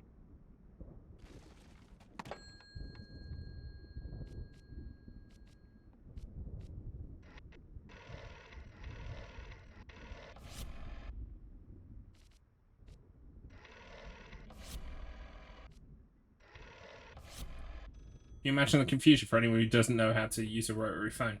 Wait, I thought I did. 363. That's what I rang.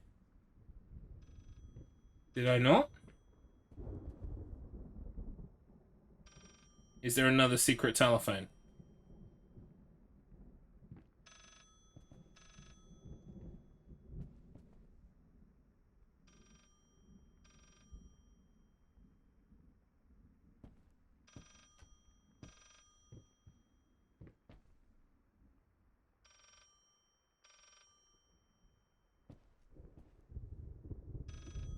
I need to go where the ringing sound is strong.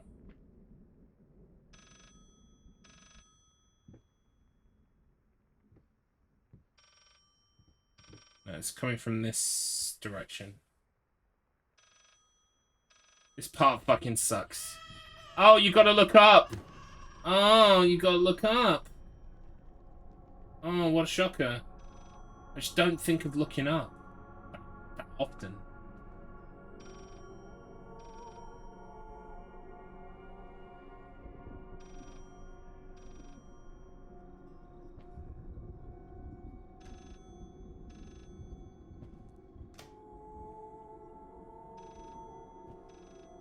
Oh, wow.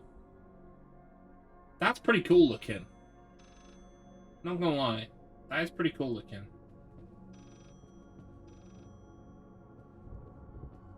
Is the door unlocked now? No.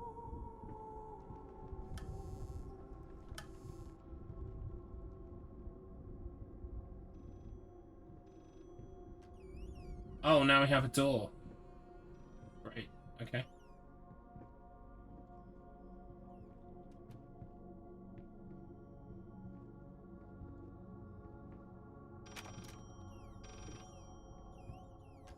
Oh, wow. Interesting.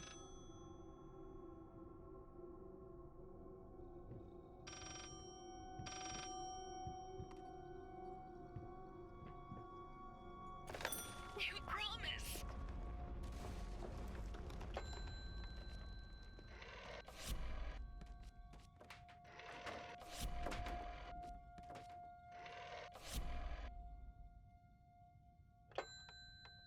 Oh, new number. Why'd you change your number?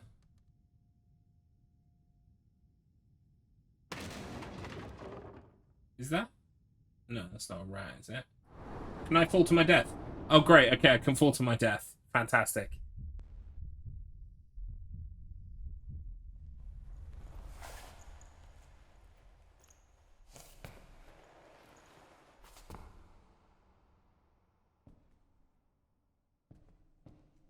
Okie dokie.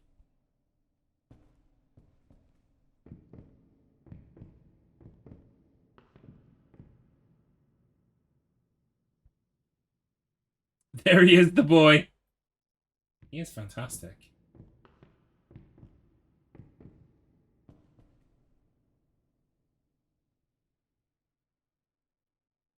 He's fantastic.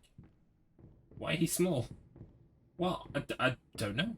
Maybe he was just a small person, but he's captivating all the same.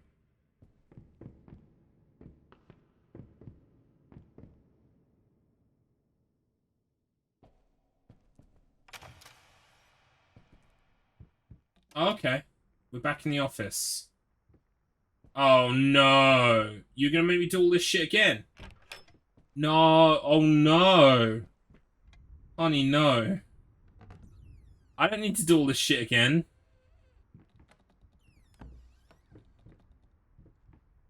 Oh no. Or as Mr. My Internet is one to say, ruh-roh. Oh, it's a bit different this time. It is a bit different this time.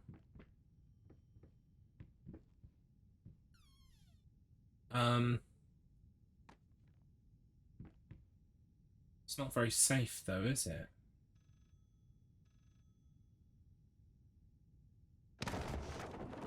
Hmm? So what number am I supposed to call this time? Huh?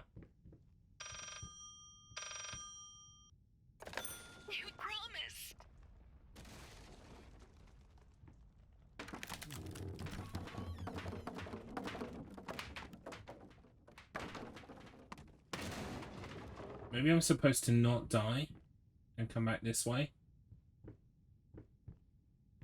Oh, except there is nothing this way.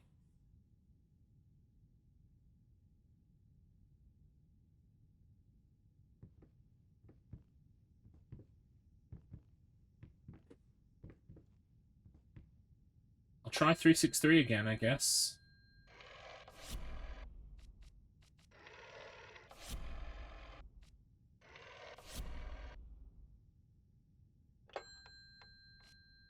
Nine.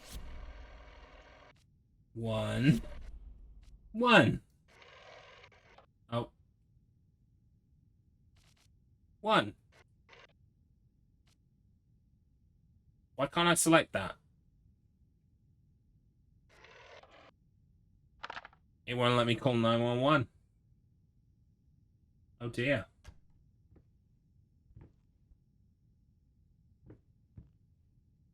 Oh. 853.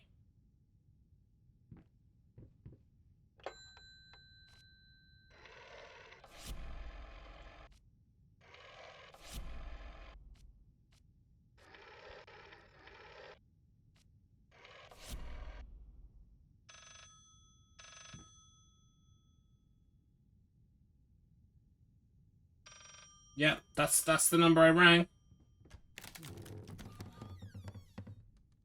Oh my god, I'm the one who pushed the bookcase over.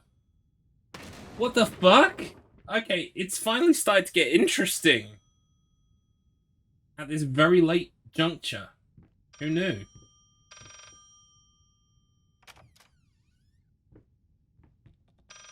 I swear to god, this fucking telephone, though. This solves nothing.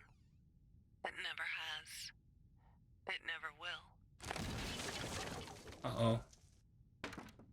Don't say that to me. My whole reality will collapse. That's not good at all.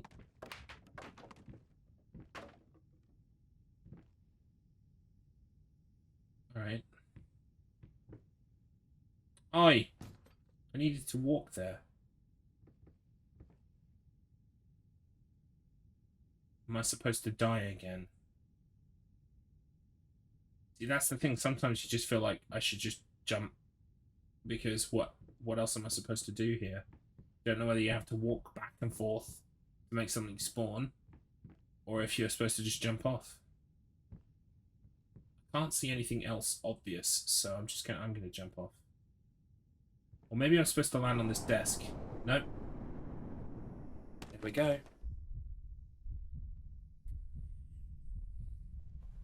Are we stuck in some kind of eternal loop or something? Is that what this is all about?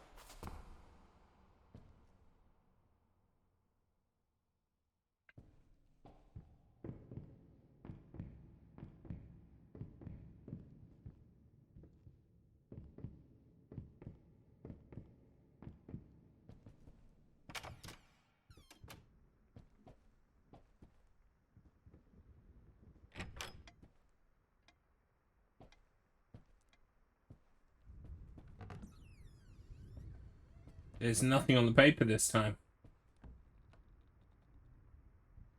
No code.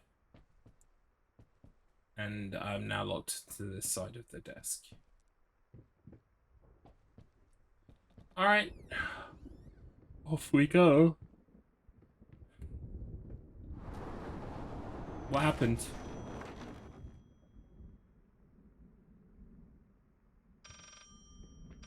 Oh, I got returned to the bit I was on. Interesting.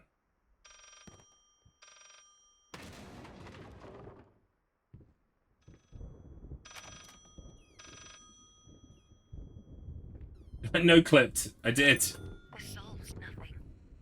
It never has. It never will.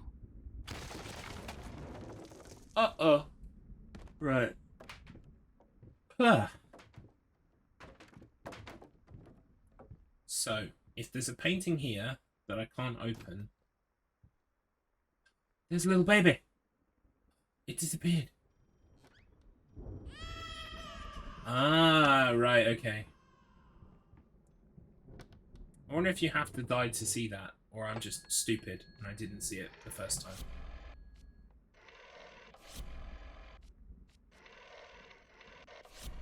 Yeah, I think I got the 4 just in time.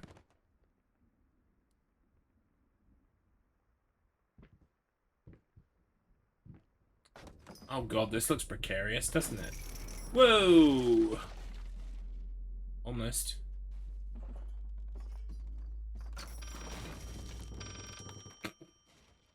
Goodbye, telephone.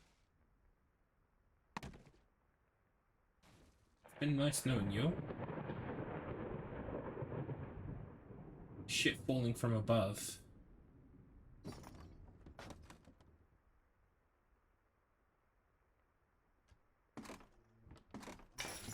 Whoa!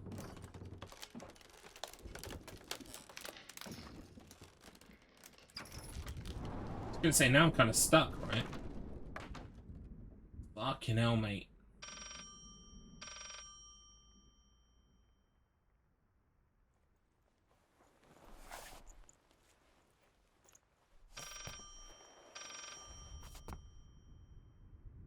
Uh-oh.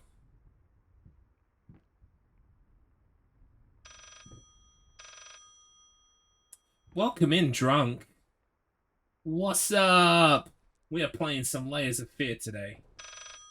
You deserve this. All of it. All of it. All of it. It's an interesting game. But I'm afraid that's all I can really say about it. It's interesting-ish.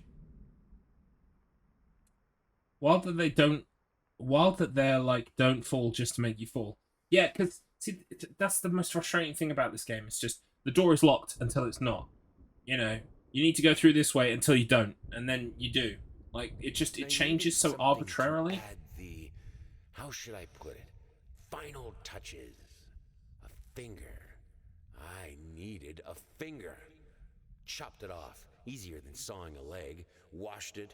Dried it in an oven. Fell asleep. Almost burned it. Oh. I managed to pull this off.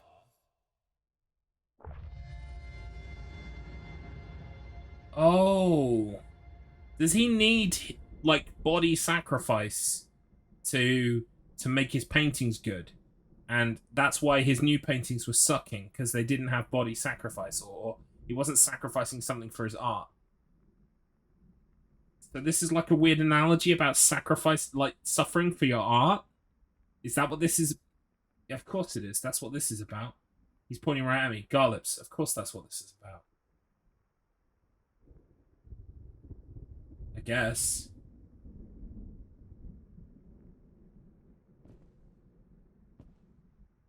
Anyway, my telephone melted, so I'm going to go out and find a new telephone. Trial and error. The blooper is so intense right now. I feel blooped. I feel blooped.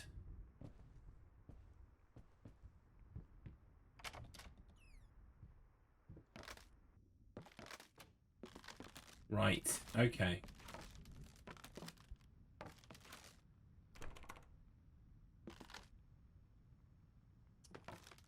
Dropping in to say, enjoy all the fear, all of it. The game has great music, but was very rough terrain to me. Got me into Eric Satie, Chopin, etc. Wow, that's cool. So cultured, drunk.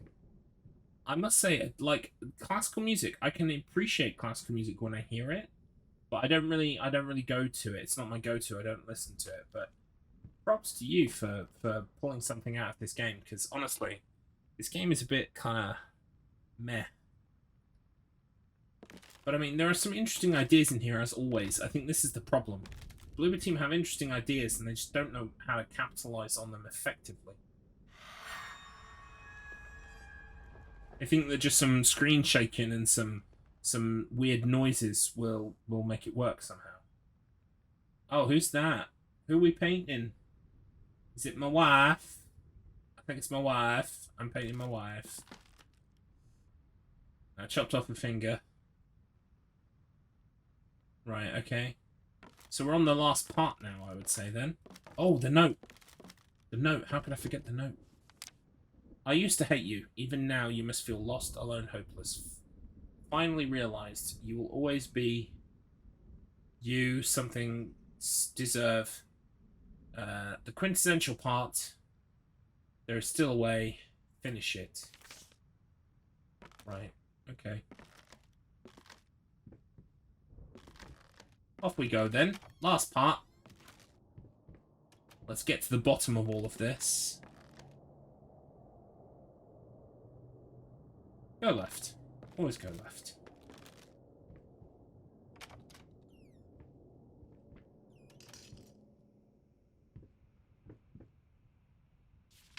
We're running out of apples.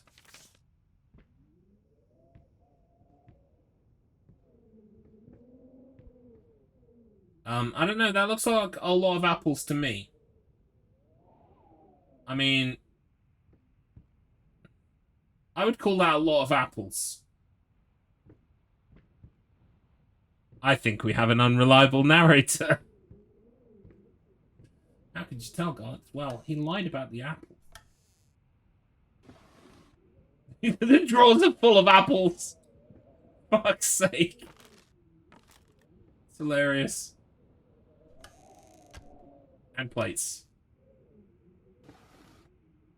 But mostly apples, right? Mostly apples.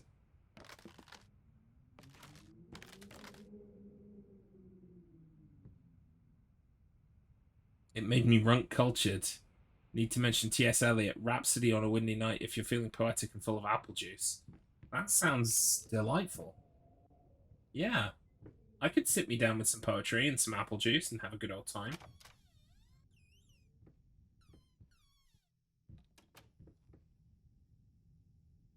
Right now, all my paintings are melting. There once was a man full of passion, but then his wife went out of fashion. Her face was a mess. He couldn't care less. She hated the man with a passion. Mate, you can't rhyme passion and passion. Okay? That's how you make a shit limerick. But still. Like I said, I can appreciate poetry. Oh, who the fuck is this? Voldemort.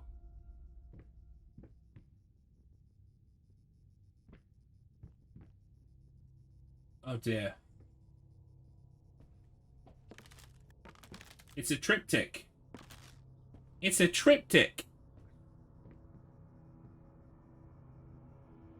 Triptych is a fancy word that means 3 paintings.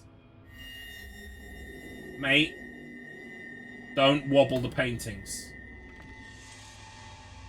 Okay. Okay, step into the vortex.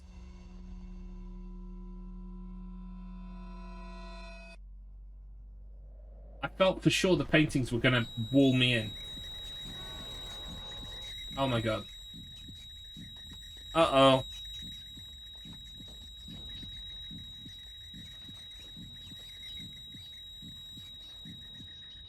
We need to escape. Place is on fire. There's rats everywhere.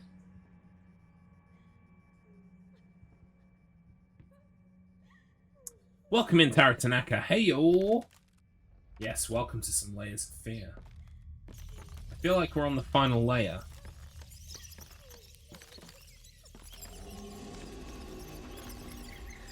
Oh no, it's her again.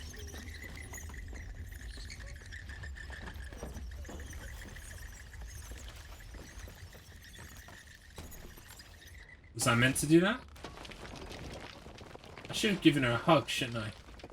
I've given her a hug every time I've seen her. I should have... Why did I differ that time? I should have gone with the hug. I should have gone with the hug.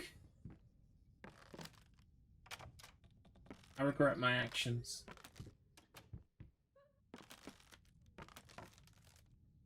Now you'll never know!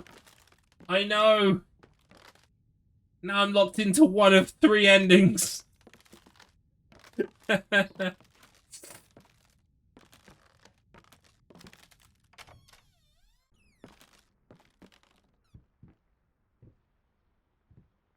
Poetry can be fantastic. Poetry can also be lame. It very much depends on the poetry. But I do think it's a worthwhile pursuit to try and write poems that capture feelings and emotions and share those with other people. Each mistake a pitfall. Okay. And this is very colourful.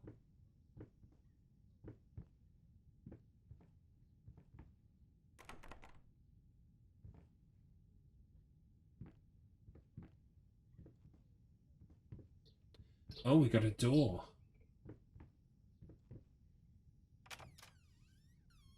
This looks dangerous.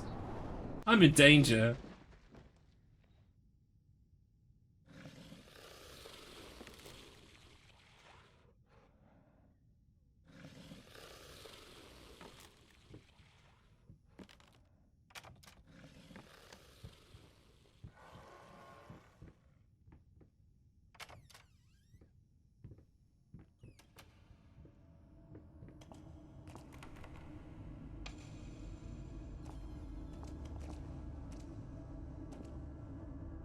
Oh, wow.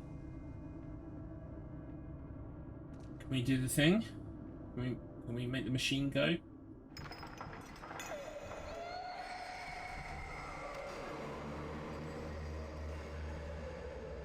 I have no idea what I'm doing, by the way.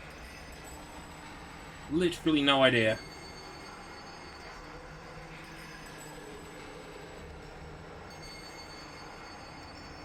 But I'm gonna keep doing it.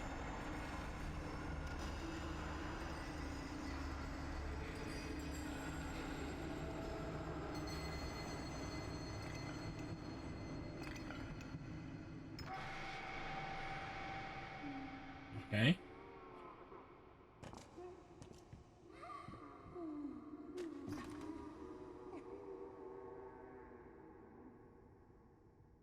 Right. So what does that mean exactly?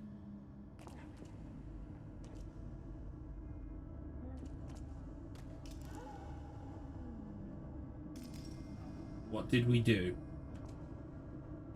No idea. No idea. Oh well, moving on.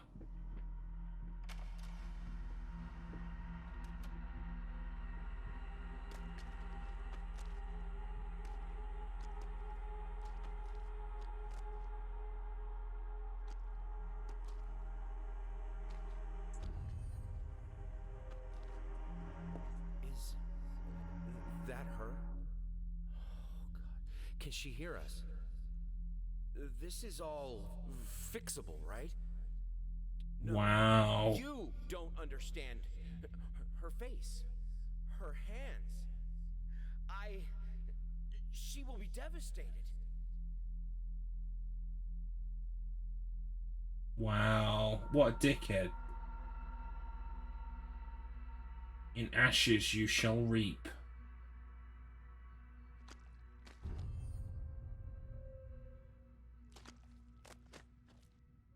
Can you even paint anymore? Not from the sounds of it. Uh-oh, we got a Ouija board. Yes. No. Who wants to ask the Ouija board a question? Garlic. A haiku by Runk. Finally winter. A chopped garlic stumbling in spite of the naan. I like that. That's good. That's a good haiku. A chopped garlic stumbling in spite of the naan. Wow. I don't know exactly what it means, but I feel it in my bones, you know? Ask the Ouija if I'll have chicken nuggets today. Okay, alright. Spirits. Spirits, we need you to tell Big Scared if they will have chicken nuggets today. It's moving. It's moving. N. U. G. Z. Or Z. Nugs.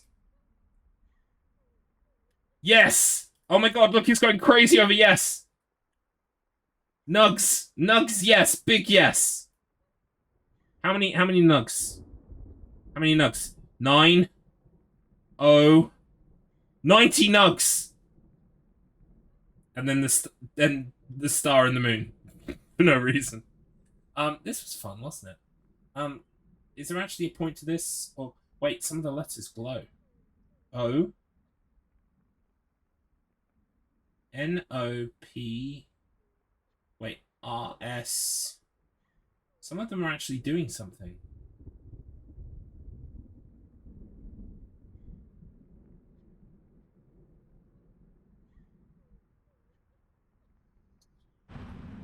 They're all doing something. Oh, fuck!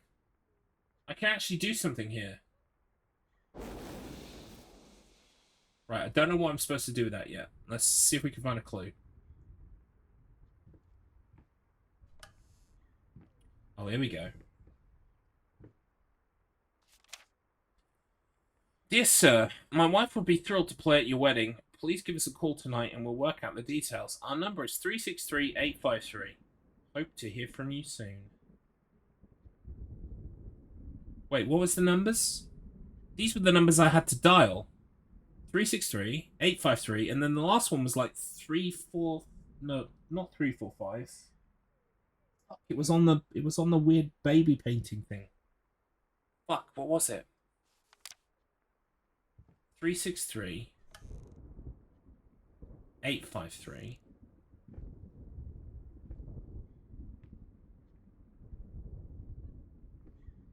Let's commune with the dead, baby. 3, 6, 3, 8, 5, 3. What is the rest of the number?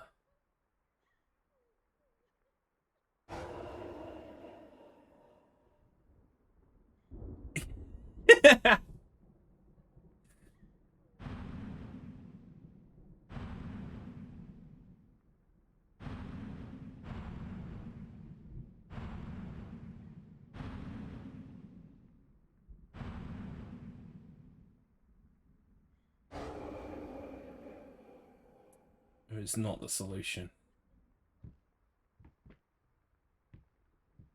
I mean, it's great fun that they gave us a Ouija board to play with, though. I do appreciate that. We actually get to fuck around with it. It's not just like a... We actually get to fuck around with it, is my point. I like that.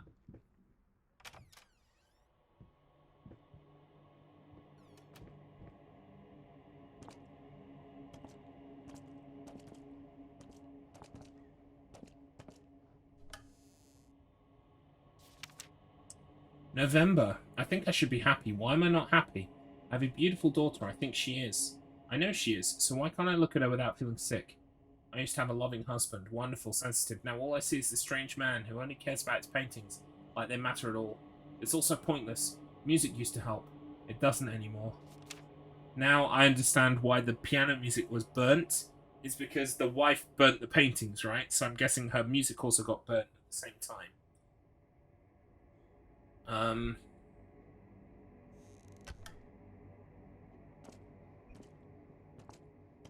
It sounds like she had reason to burn the paintings as well, to be honest. I mean, this is a two-sided thing, but it does sound like her husband was kind of very distant. And he's also a bit of a psychopath in general.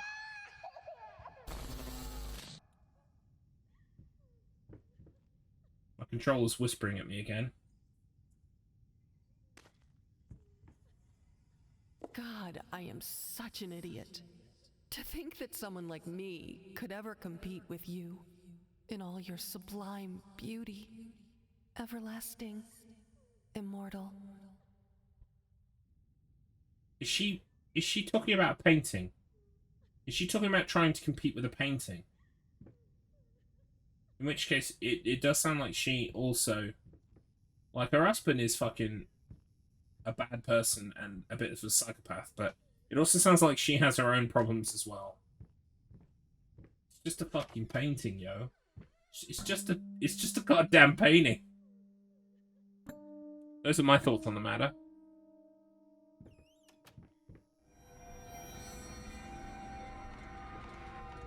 I think I'm supposed to push this thing.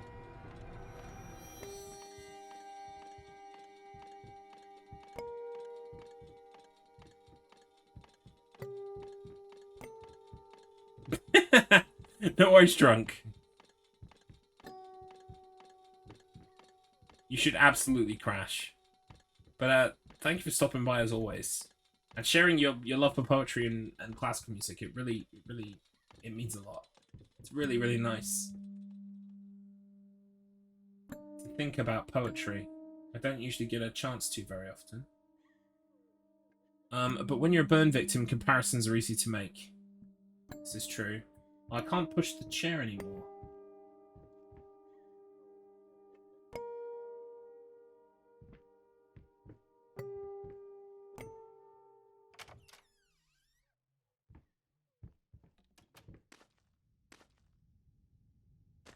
What does that say?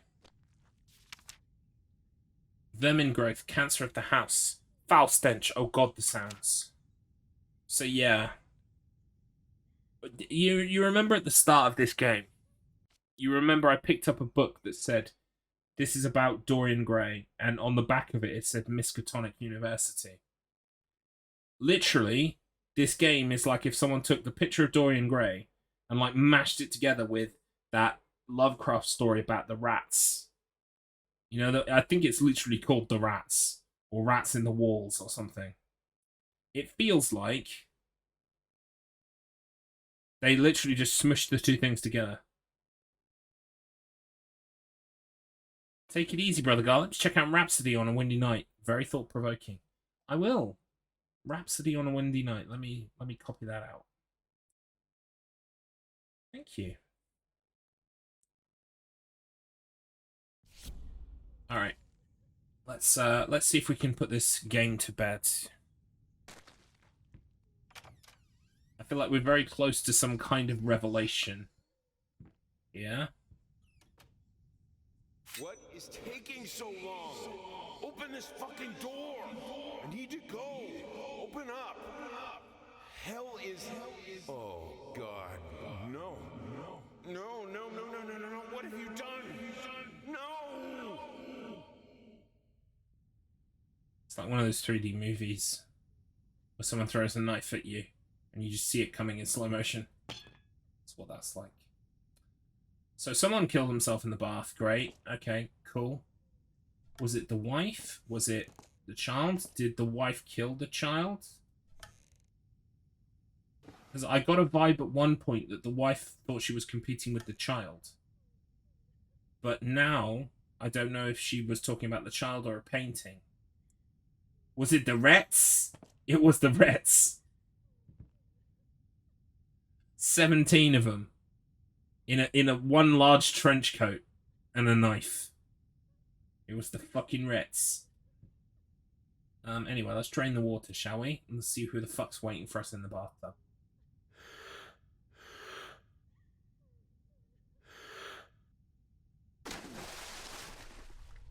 Oh, sploosh! This is fun.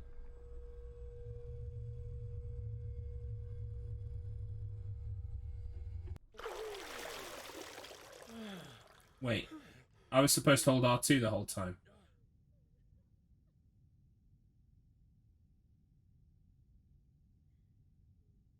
Can I back away from this? Ah, yes, Edith Finch, I've played this. Exactly. Am I supposed to see her in there? Because, like, I thought the whole thing was you're not supposed to get caught by her. But I've been letting her catch me nearly every time, so fuck it. Let's go see her. You'll float too, Georgie. We all float down here.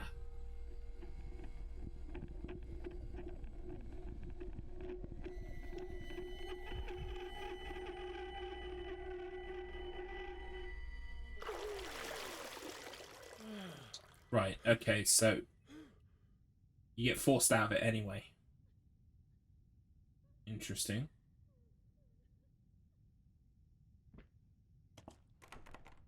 But the bathroom's locked.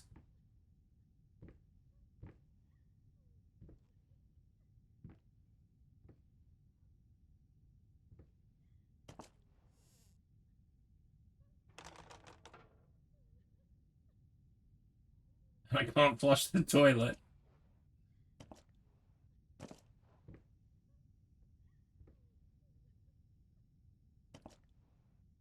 Welcome in, Chromogram. Am I supposed to look in the bathtub again?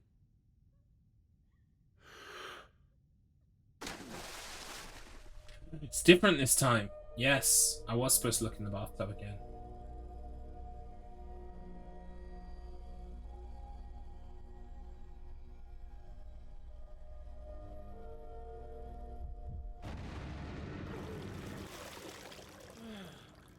What happened this time?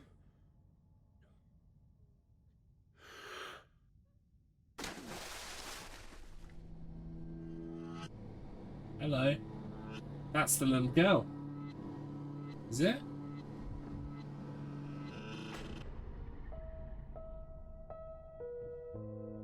Just someone tell me what the fuck is going on.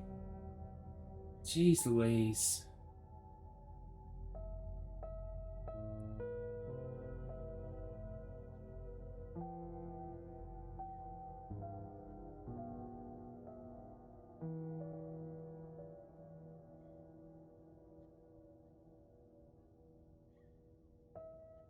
We've achieved maximum bloomer.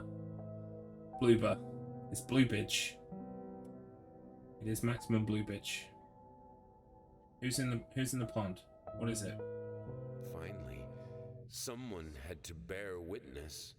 I couldn't just look at my own work. Art and the artist needed an audience, a critical eye on things.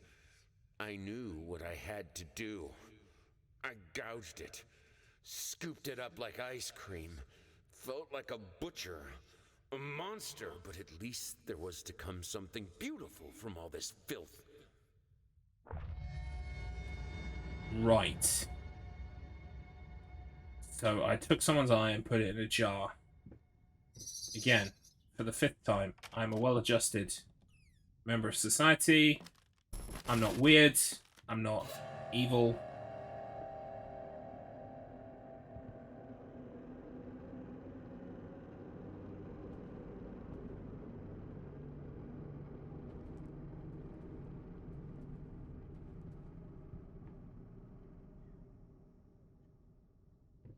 What the fucks is going on? Huh? I don't even think Bloober know at this point. They're just, so enigmatic. It's so... Who knows? We don't.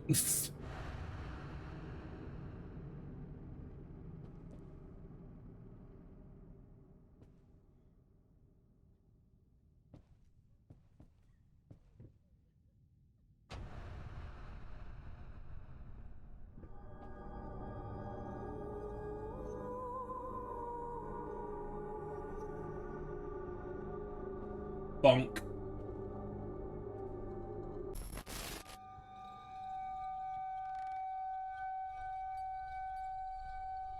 Okay.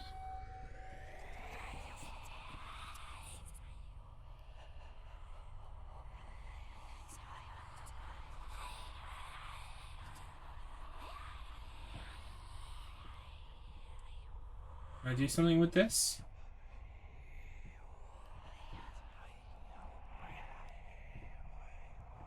No.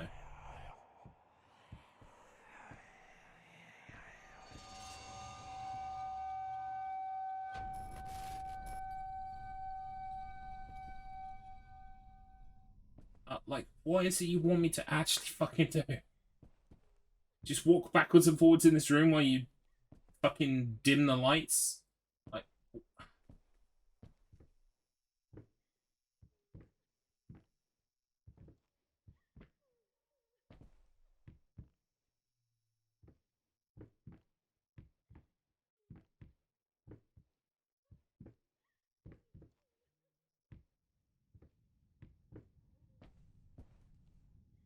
It's got to be something to do with the table, right?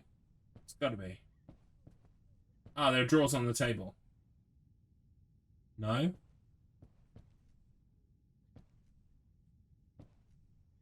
Oh, fuck. Yeah, see, you just want me to walk backwards and forwards. I get it.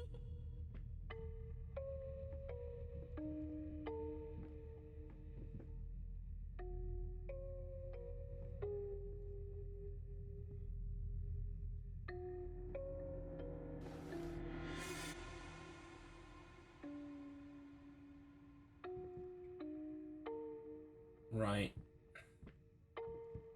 Okay. Spinning me round. So I couldn't actually look at what the fuck I wanted to look at. Great. Alright. Walk around a bit more, maybe?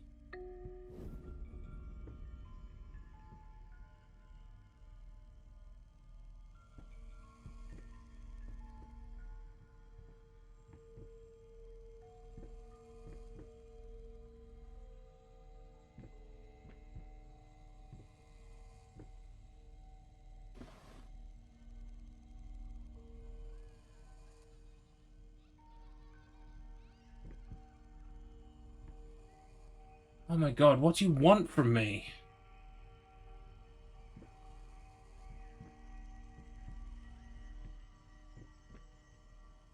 Right. I found another draft. Another checker.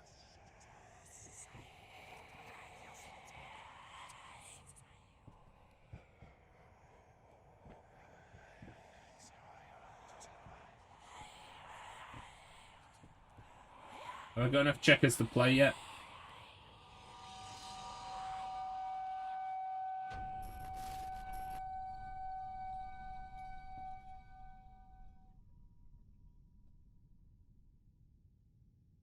Oh! Okay.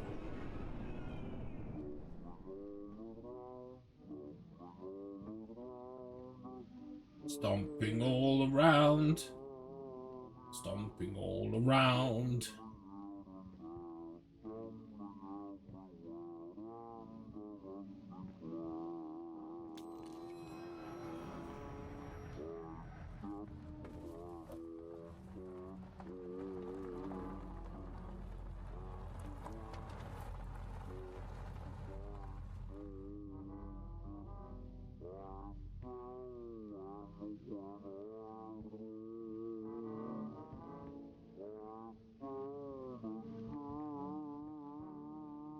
If I know, there's got to be a checker around here somewhere, right?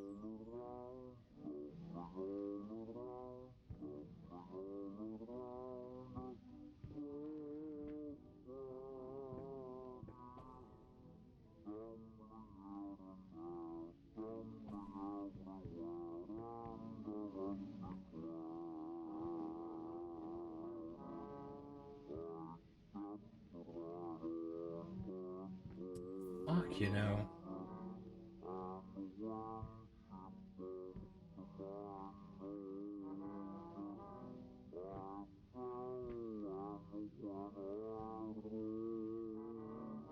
Yeah, there it is.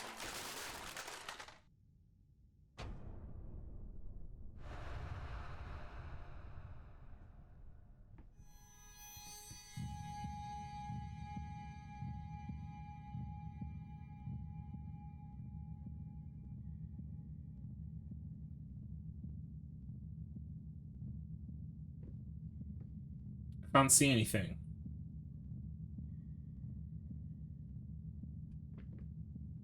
Are you literally gonna waste 10 seconds of my life like this? I can't see anything.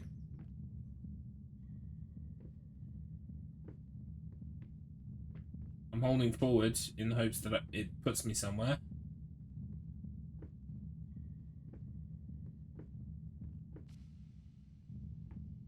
What the fuck?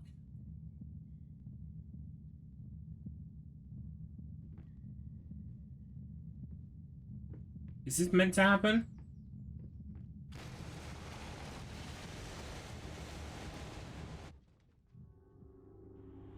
What the fuck? That was probably the most egregious part yet. Was that even meant to happen? You just take a minute of my life in the dark for no reason. Great. Yeah, I'm so scared.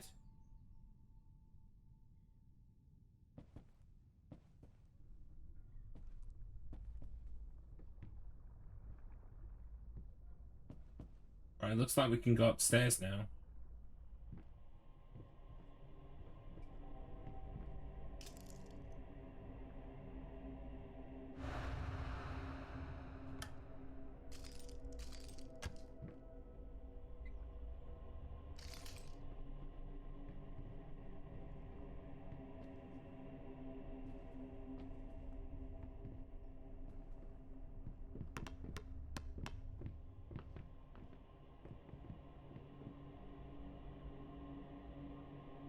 Oh my god, this is just so egregious. Like, just show me the end of the game, tell me the story, and make it done already.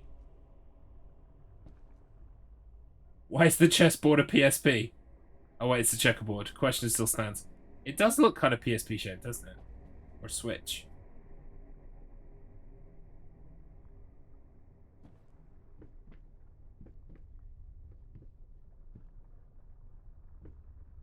I just want this to be over. And that's an awful problem to have with a video game.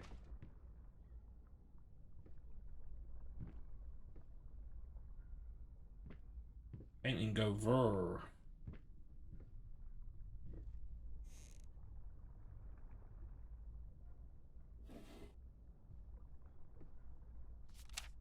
What do you stand to win? I don't fucking know. You tell me, friend.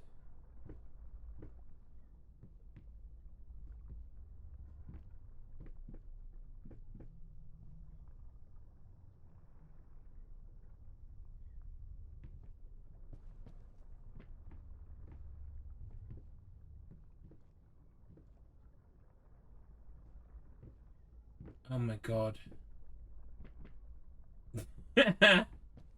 Oh man, I wish I could. But yeah, this game is unbeatable. Goes on forever. Stomping all around, stomping all around.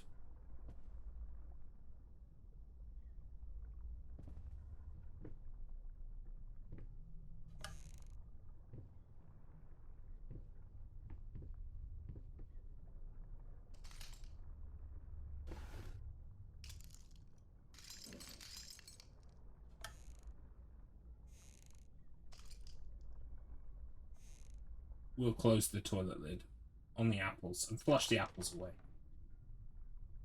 Goodbye, apples.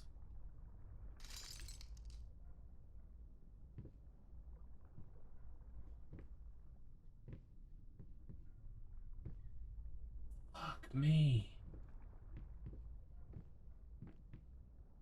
What do you want me to look at now, game? What do you want me to look at now, huh? You fucks? Oh my god, this is so inane.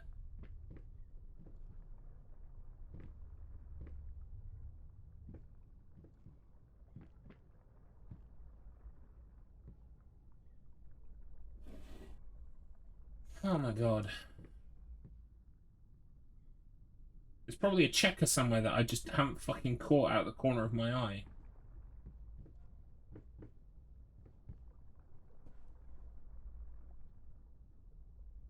Swear to god.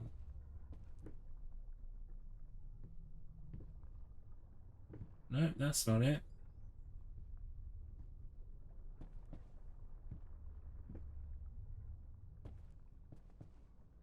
What are the new areas? The new areas are on the stairs and in the bathroom. I went in the bathroom. Is there a checker on the stairs? There's a fucking checker on the stairs. Wait, I can't grab that. That's just a random checker. I don't think I can grab that. Oh, but I can grab that.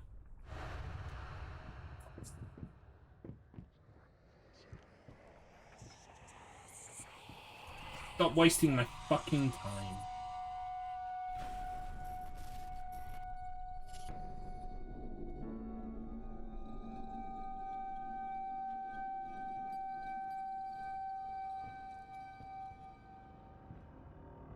Oh, do I need to find more checkers? Oh, what a shock.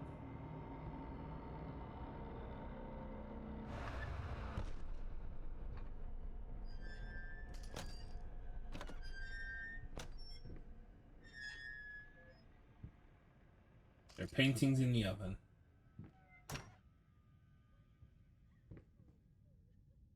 Oh, now, Sally. Don't eat your painting before it's cooked. Huey! Gonna be all tough. Hard to chew. Now, if you let your painting get fully cooked, man, it melts in the mouth.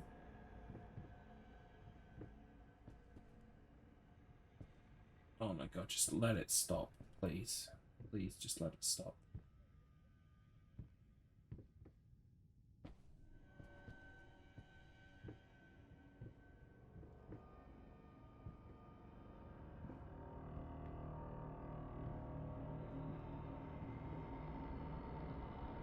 We got a safe! Oh my god, this is something resembling gameplay. Shit. So I need a combo. God dang.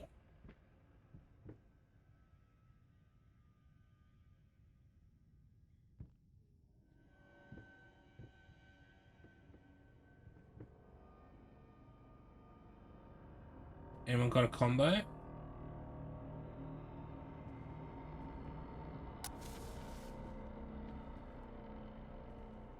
Anyone? Anyone? What's... No, that's not it. That is also not it. Come on. One of you motherfuckers has got a goddamn combination. And I need to know what the fuck it is.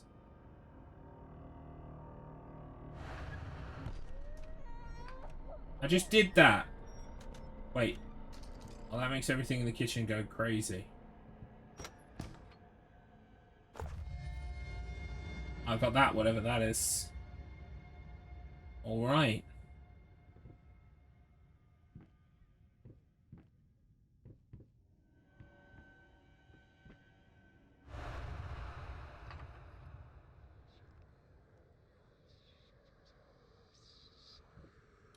$21 grams. Is that a reference to the, It's gotta be right. So, I'm not sure if this is completely scientifically accurate, but the story goes that when the human body dies, 21 grams leave the weight and are unaccounted for.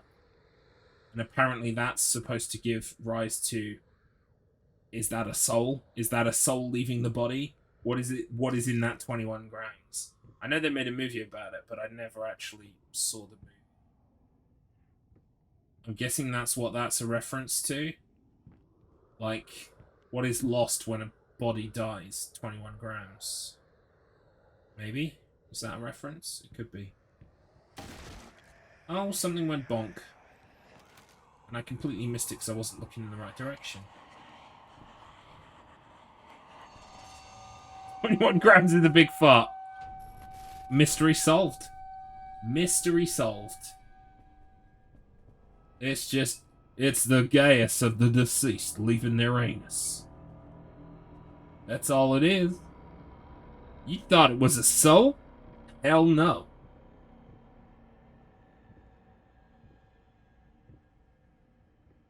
I've done extensive laboratory tests. Uh-oh. Oh no, the thing went vrr. Now what do I do? Walk around a bit more, I guess. I feel genuinely despondent. It's just... I just want it to be over. I don't even care at this point. Oh, fuck off. What do you want from me?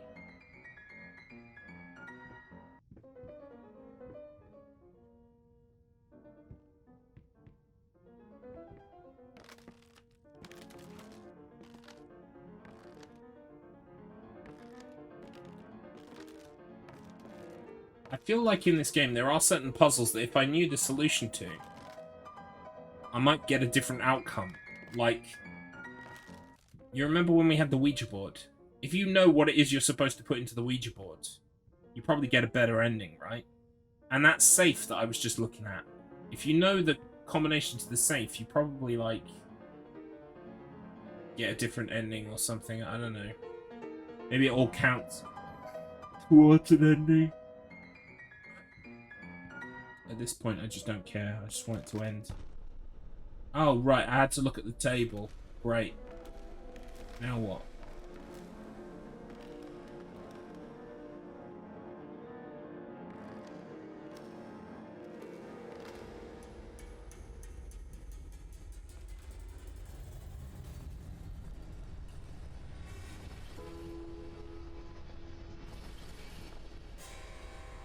just had to wait a certain amount of time. Fantastic.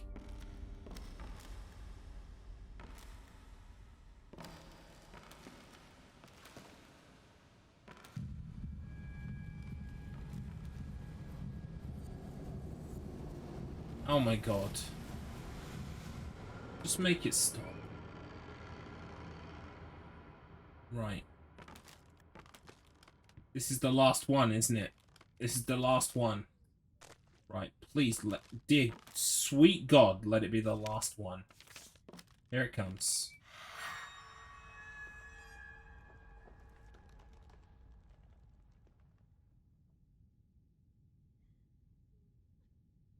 Pretty lady. Yes, that's it.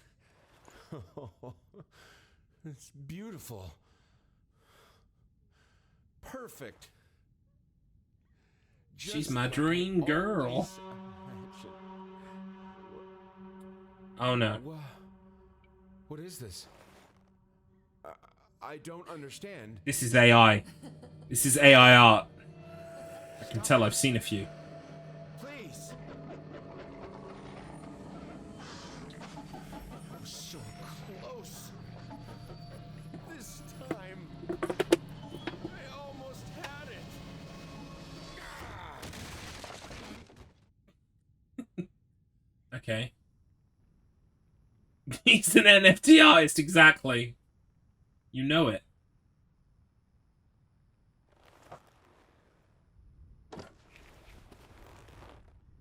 This guy would be all over NFTs, you can just tell.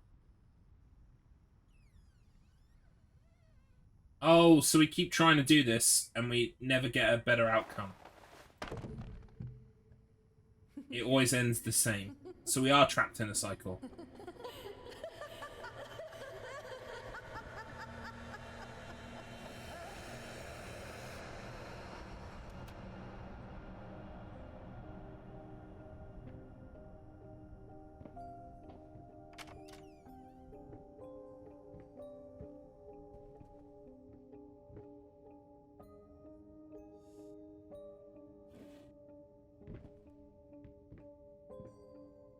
I'm guessing there's no benefit to looking through all these fucking drawers. I want to, but I can't bring myself to do it. Hey look, they're all alright in here. Mostly.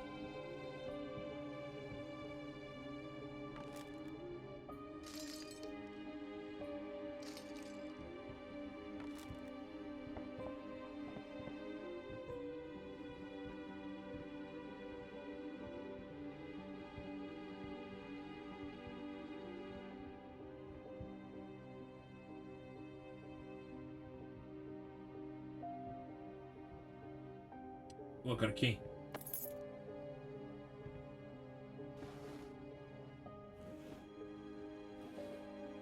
Oh, note.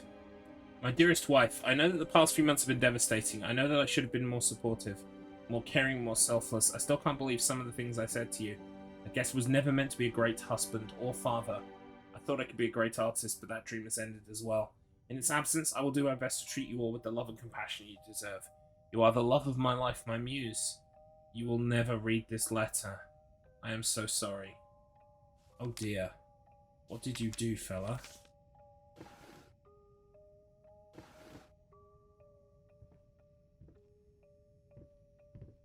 Come on. Can't open because the chair's in the way.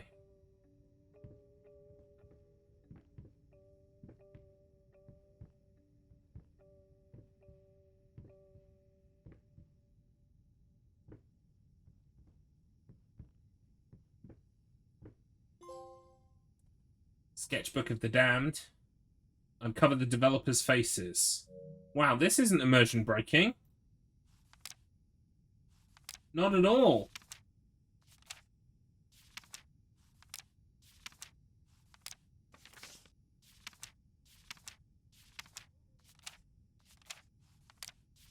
Well, at least I know who to hold personally responsible.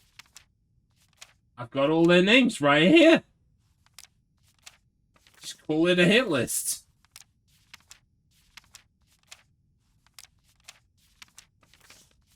Jesus Christ, it never ends.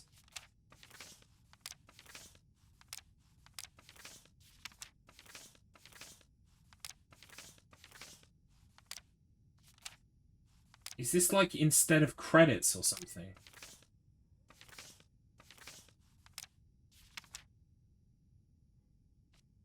Okay. Yeah, why not? Why not? Sure. I know they want me to go downstairs to my workshop, so I'm trying to do that last. So I'm trying to glean any last semblance of story that I can from this fucking sponge of a game. Can I wind it?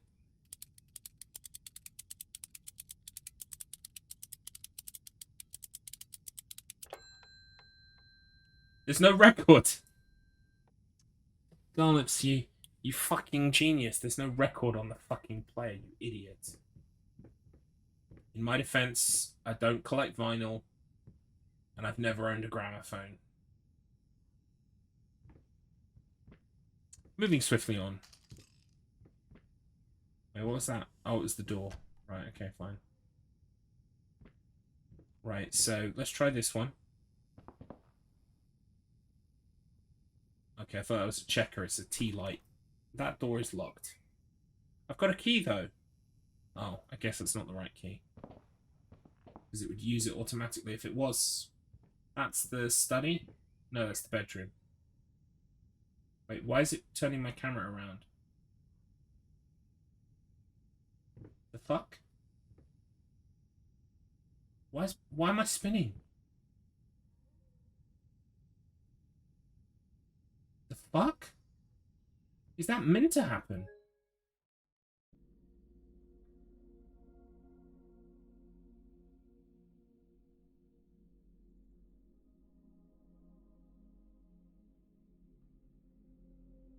What?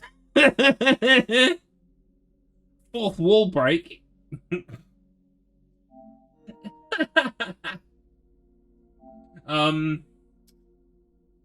know what's hilarious? If it hasn't saved my progress, that would be fucking hilarious, wouldn't it? Wouldn't that be fucking hilarious?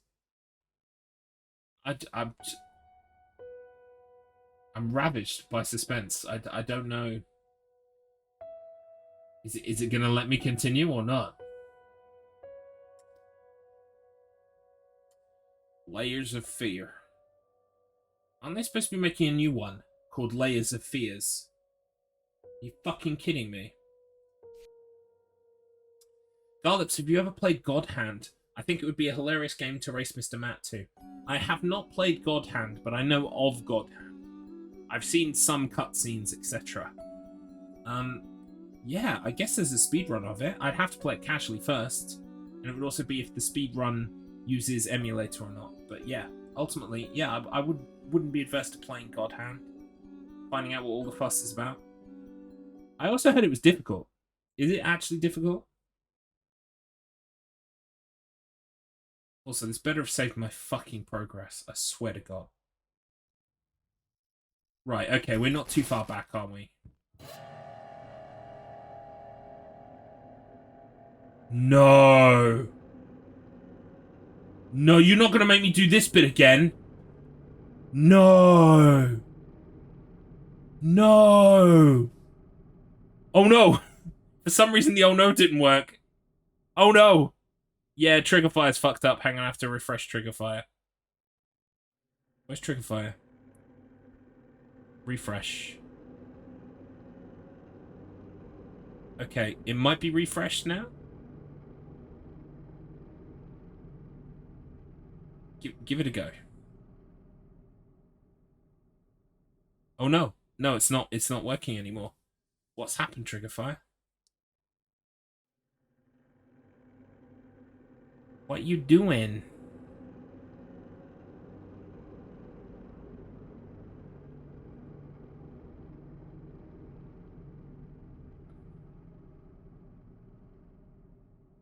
No, it's not working anymore. Weird.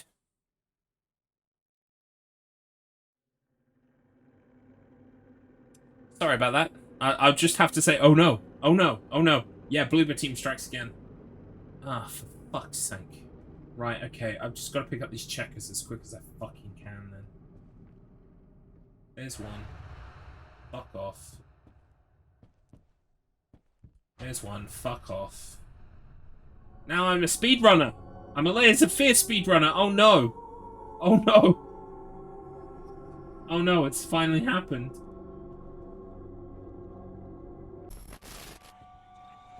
I mean, I can't possibly understand what would compel somebody to speedrun this game. I was going to make a joke and say mental illness. I'm not going to do that. But, seriously, why would you run this game? Why in God's name would you run this game? Fucking hell. Right, so how do I get the fucking checkers to appear, huh? That's the question.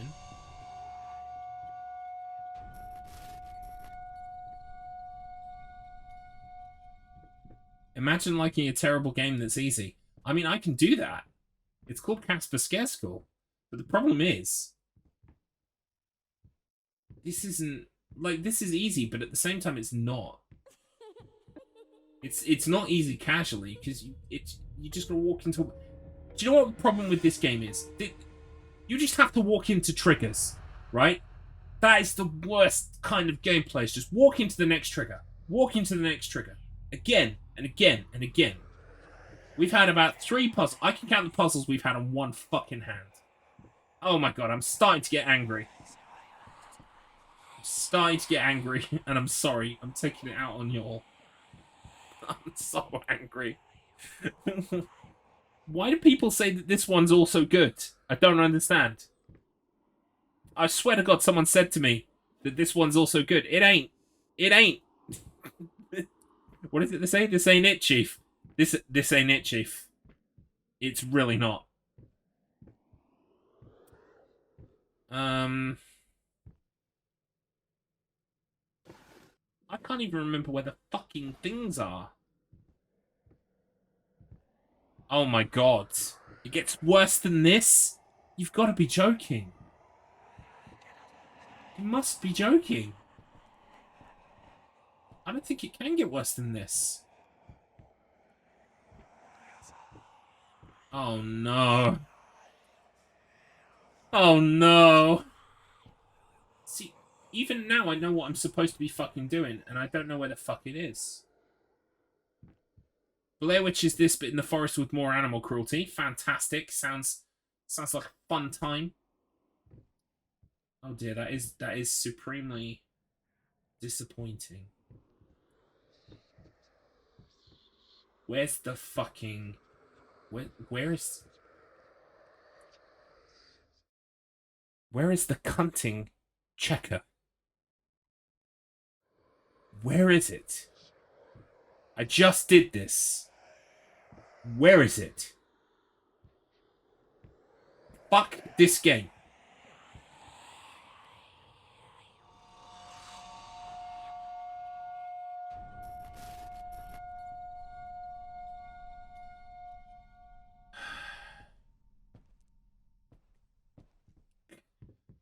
Where?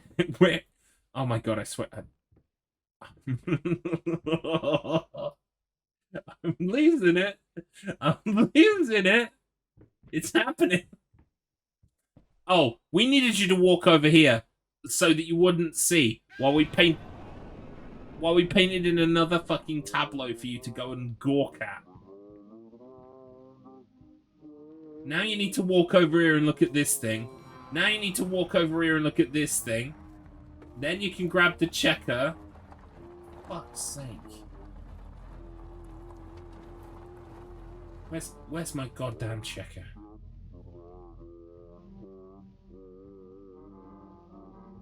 There it is. Give it to me. Stop wasting my fucking time. I can't believe I already did this once. I already did this once!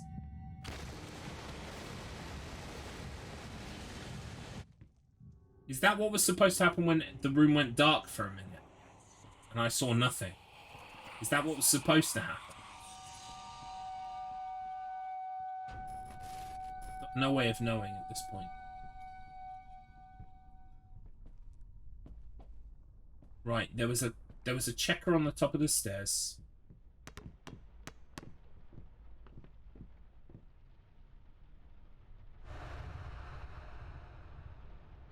Wait, will this let you embrace the wife instead of walking away, or are you past? I'm way past that checkpoint, yeah.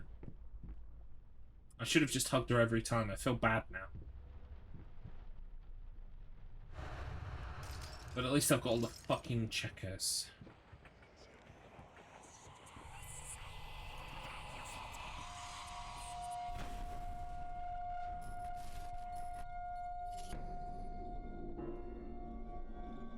Right, now the kitchen. Now in the kitchen, we've got to find the fucking, the 100-gram thing. Which means you've got to pick up a load of checkers. Then a baby appears and does some shit, apparently. I vaguely remember. Baby! There it is. Ooh, what's over here? Let's have a look, shall we? Oh, it's 21 grams. Oh, let's put the 21 grams on here. Oh, no. Something else happens. Fuck knows. Just keep walking in a circle until shit occurs. Oh my god, I'm angry. Focus, Garlips. You need to get through it. Then what? Kitchen's not lit up anymore. So we've got to go somewhere else, right?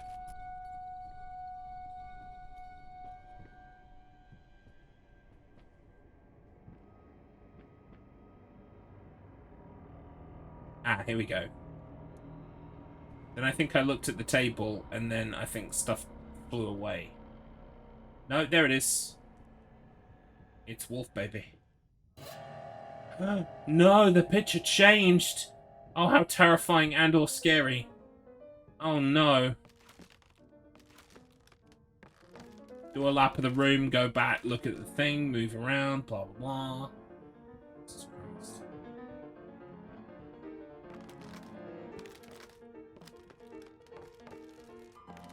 I think this is the worst game I've played, definitely this year. Maybe... No, not at all, but fucking hell. It is definitely bad.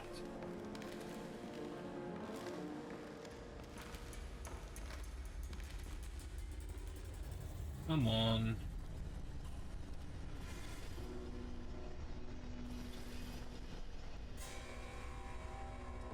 Top 10 worst games. I mean, honestly, yeah, maybe. Because the worst part about it is, like, genuinely super bad games that are, like, awful, right? You know they're awful. You can feel that they're awful. This feels like it could be a good game if it just, you know, if it wasn't a fucking trigger the thing to do the thing, and if the story was a bit more, I don't know, just handled better. Like, I'm all for a mystery, but like... Yes, that's it. I'm just gonna get to the end. That's all I'm focused on right now. Just like I always imagined. There's a mystery here. There's a painter. He's doing some funky shit. His wife burned some paintings, and he thought his wife was ugly because he's a cunt. And then they've got a daughter, and maybe he killed someone and took their body parts to make paintings to try and maybe paint her differently so he'd take away her burns or something. I don't know. It's kind of like the Dorian Gray thing. Is that, like, you know, oh, you paint pictures so the picture takes the damage, but you stay young, right? Maybe he's trying to do a Dorian Gray thing where he painted his wife without burns so that her burns would go away, but maybe he sent her fucking mad or something. I don't know. I don't know. And I'm hoping we at least get some kind of pointers in the right direction, because otherwise it's too obtuse. And I mean, the gameplay itself is just completely obtuse. And incredibly samey at the same time. It's consistently shit.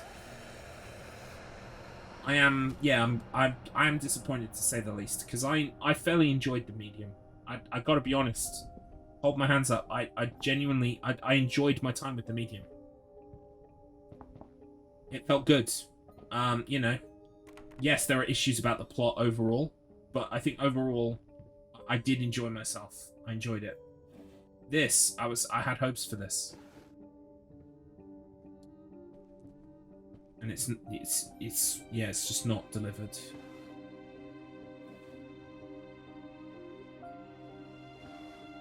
I can't believe it didn't checkpoint me here, by the way. Why the fuck hasn't it checkpointed me here? Can I save? No. For fuck's sake. If the glitch happens again, what am I gonna do? What am I gonna fucking do?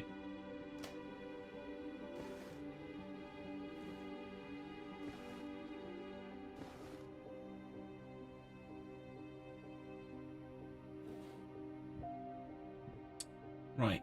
There is nothing in the child's bedroom. At least I know that now.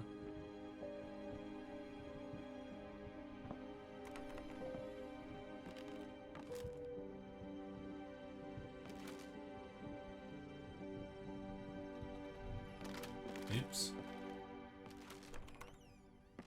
There we go. Right. So we went in the office, didn't we? There was a note to read.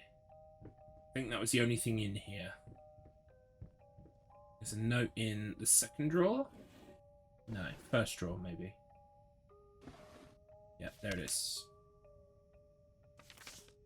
There was also a key, and we've got that. Then we read the developer's thing. All I'm going to do is pick it up and put it down. I already got the trophy for it. I don't think reading through it changes anything. So fuck it. Right. Okay, then we went into the bedroom. This door was locked, wasn't it? Yep. You can't pick that up. That's a tea light. So then we went into the bedroom. Was there anything in the bedroom to look at? I tried that, and obviously there's no record on it. Anything in this? No, can't look in that.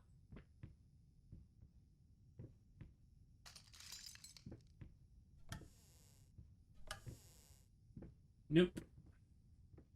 Right, and it's about here I think the glitch happened, didn't it? So, fingers crossed. Sometimes if you just play things for a long time on the PS5, they crash. Like, Dead Space Remake was one that did.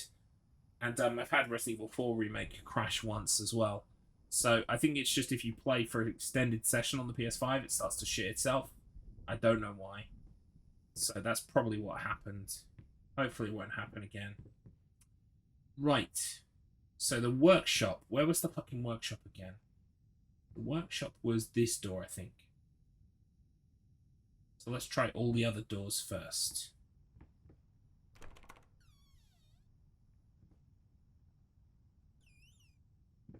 This is where the mouse traps were. Still are.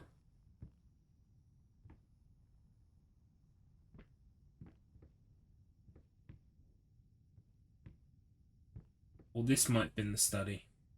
The workshop. Not sure. Poke around though.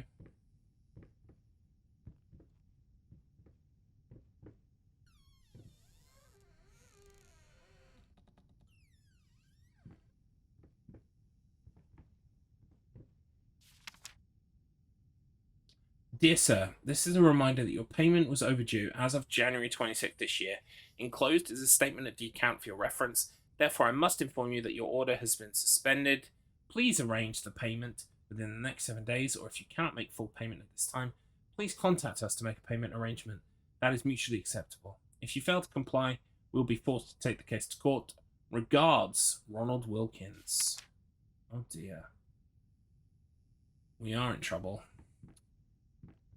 We owe a debt we can't pay.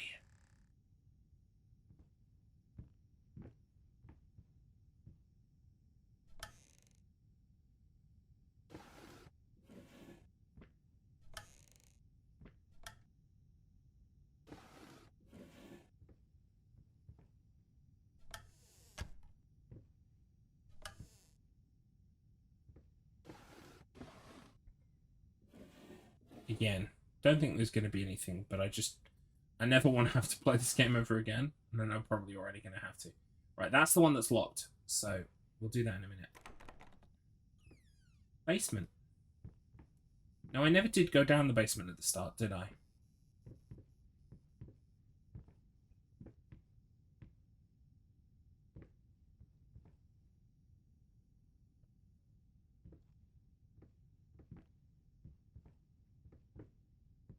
Looks like I can't get through. At all. No, denied. Okay.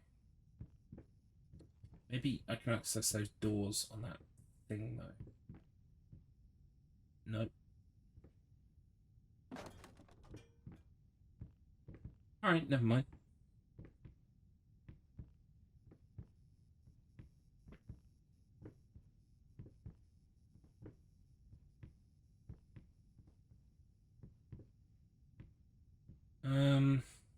This door. Let's try this door.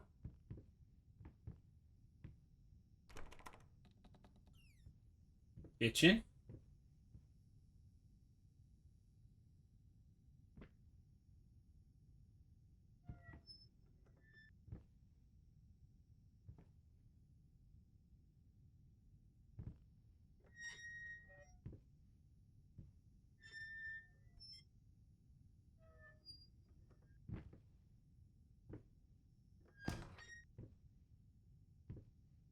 Pantry.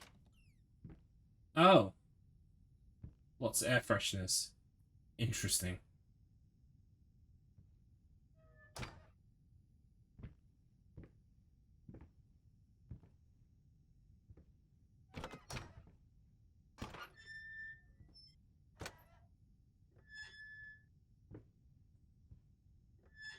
Literally nothing worth looking at. Great. My curiosity is being rewarded. Is that a letter? No. Okay. Right, well, at least I can say I checked everything. Let's go.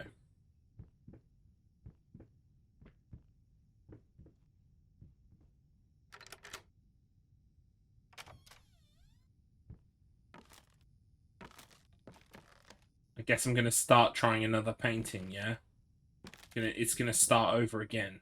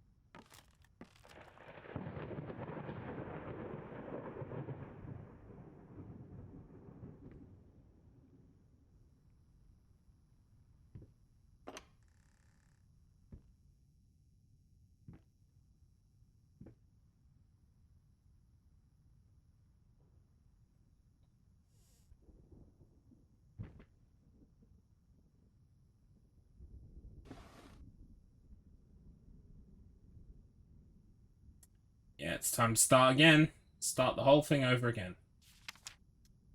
I know how you must feel, lost, alone, hopeless. You probably deserve it, but even for you, there's still a way. A way to bring it all back. The one precious thing you truly desired. Finish it.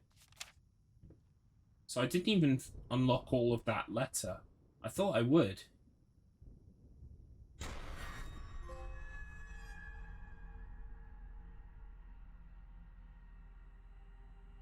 So yeah, the whole idea is that it starts again, right? It's a loop. Right. Okay, but why? How? When? Why? How? What? Why? You are free! Question mark. Now it says finish it. What does that mean? Do it again?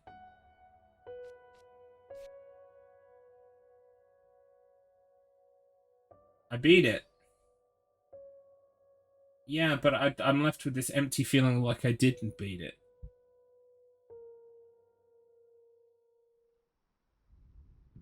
Get it right this time. So what, that just cuts out the prologue?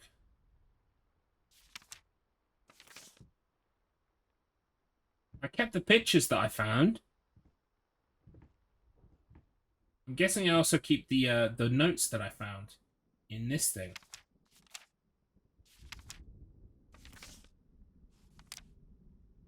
Yes. Right. So the trophies are going to be based around finishing the game by collecting everything, right?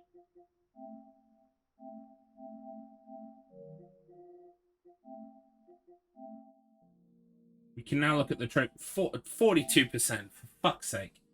Right, gather all the drawings of rodents. Recall every word you said. Right, okay. Gather all family mementos. Reach a conclusive ending. So yeah, I guess that ending is that it's a bad ending. It's going to keep looping until I get it right. Presumably. Heed the warning.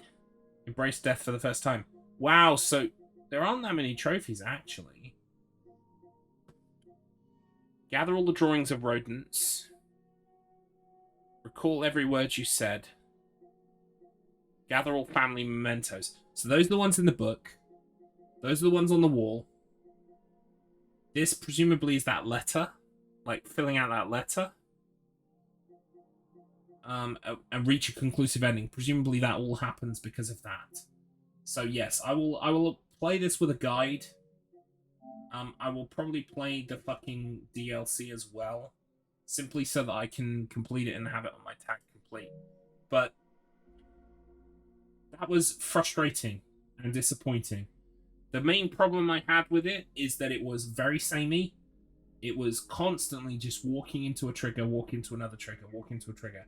I find that rating, it's so difficult, isn't it?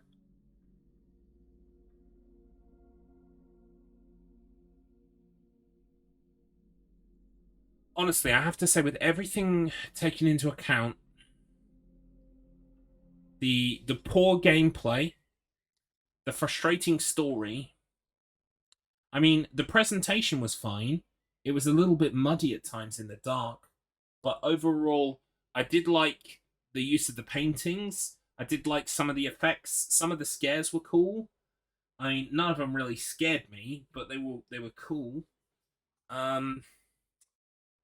So it's like, I feel like from a gameplay perspective, it's like a 3 out of 10. Maybe even a 2.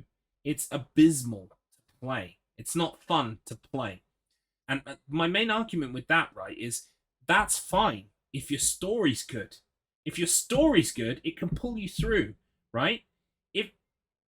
If I played this game with this gameplay, right, but the story was captivating, and the story pulled me through, and it connected with me, and I felt like every time I went a little bit further, I got a bit more of the story. If that was all in place, it would be like a 7 out of 10 or something. Like an 8 out of 10. Like, that's how transformative for me the story is. Because, like I said to you when we were talking about Bloodborne, to me, story is 90% of the reason I play games. Honestly. It's like 90% of the reason why I play games. So, a good story can massively elevate a mediocre gameplay experience for me. Easily. And likewise, it can condemn a game that's got really good gameplay, but not much. I mean, if it's really good gameplay, then I will, it doesn't, at the end of the day, I can put the story to one side. I don't play Guitar Hero for the game, for the story. I don't play Rock Band for the story. Do you know what I mean? So, yeah. You gave it 3 out of 5. I think that's generous. I mean, if you can give half stars, it should be at least a 2.5 out of 5, if not 2. Like, because it's supremely frustrating, and the gameplay is bad, and the story does not make up for the gameplay.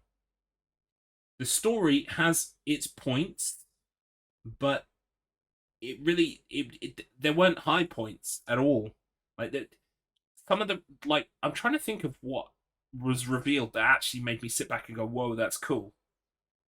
I can't think of any actual story beats that I thought, "Wow, that's cool." No, wait, there was one. Do you remember? There was one, but that was one that I made up. I was like, maybe someone's viewing the paintings in the future and they're interacting with the guy who's trapped in the painting, and it turns out that wasn't what was happening. But the baby, yeah, the baby. All right, yeah, 9 out of 10 for the baby. I mean, the baby. I'll always have that now. Till the end of my life, I'll be able to recall that donk, that satisfying sound of head meeting wood. That was satisfying. That was good, yeah. But it's not enough. It's not enough.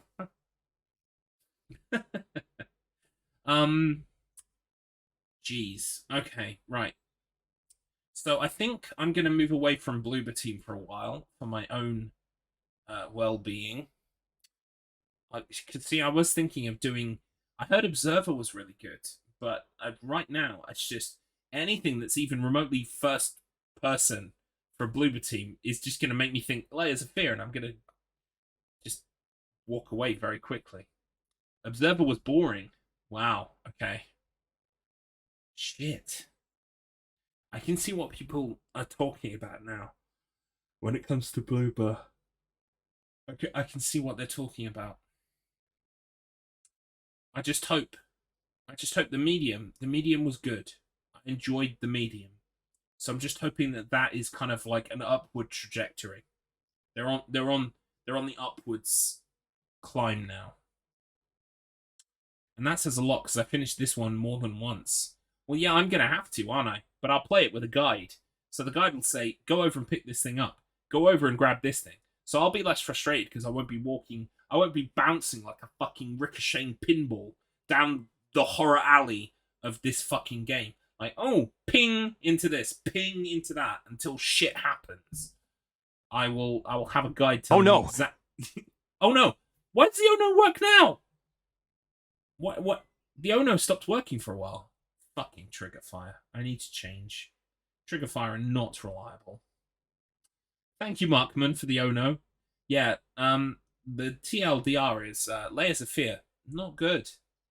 Not good game. Speedrun for this game is 30-minute world records. That's 30 minutes of my life I could spend playing literally any other game, including fucking Thunderbirds or an American Tail, or I'd rather... Do you know what? I would rather spend 3 hours playing Eat Led the Return of Matt Hazard than I would ever playing like a minute of this. If you said to me a minute of this or 3 hours of that, I'd pick 3 hours of that in a heartbeat. Blobby, when Garlips. Well, yes, there's also Blobby to consider, isn't there?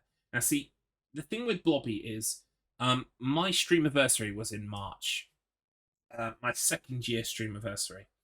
And I wanted to celebrate it, but we were having a lot of issues at the time. We had some rabbits pass away in a very short time frame.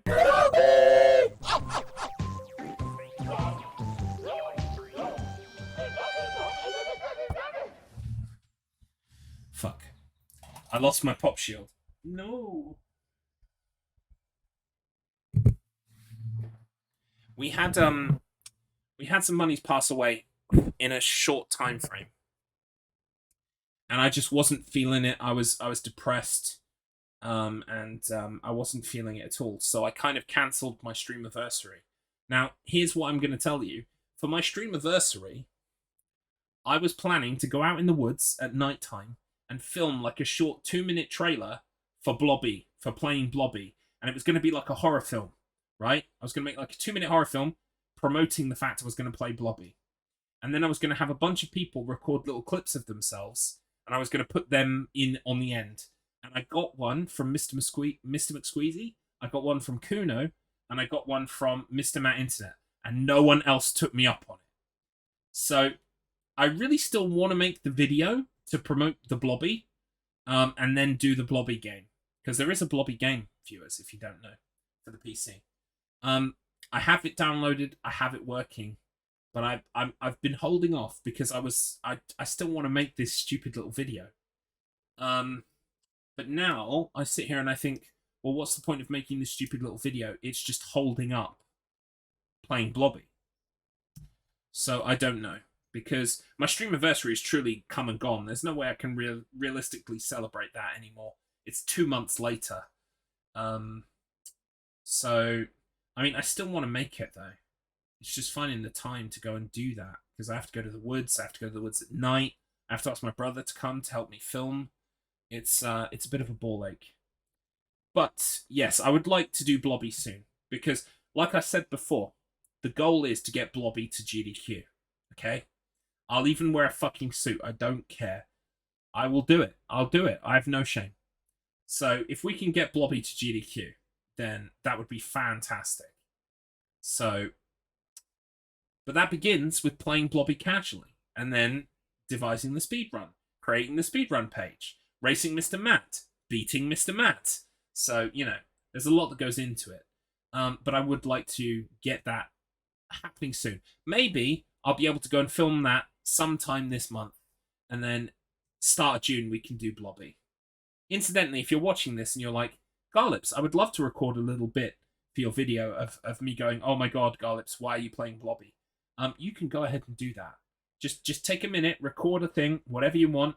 Just all you need to be doing is reacting to the news that I'm choosing to play Blobby. I would love you to send me a clip. I will use it in that video. But that's why we haven't done Blobby yet. So I'm leveling with you. That's why we haven't done Blobby yet. But soon, TM. As for next week, let me run you through next week, because I need to disappear now. It's 8:45 in the UK.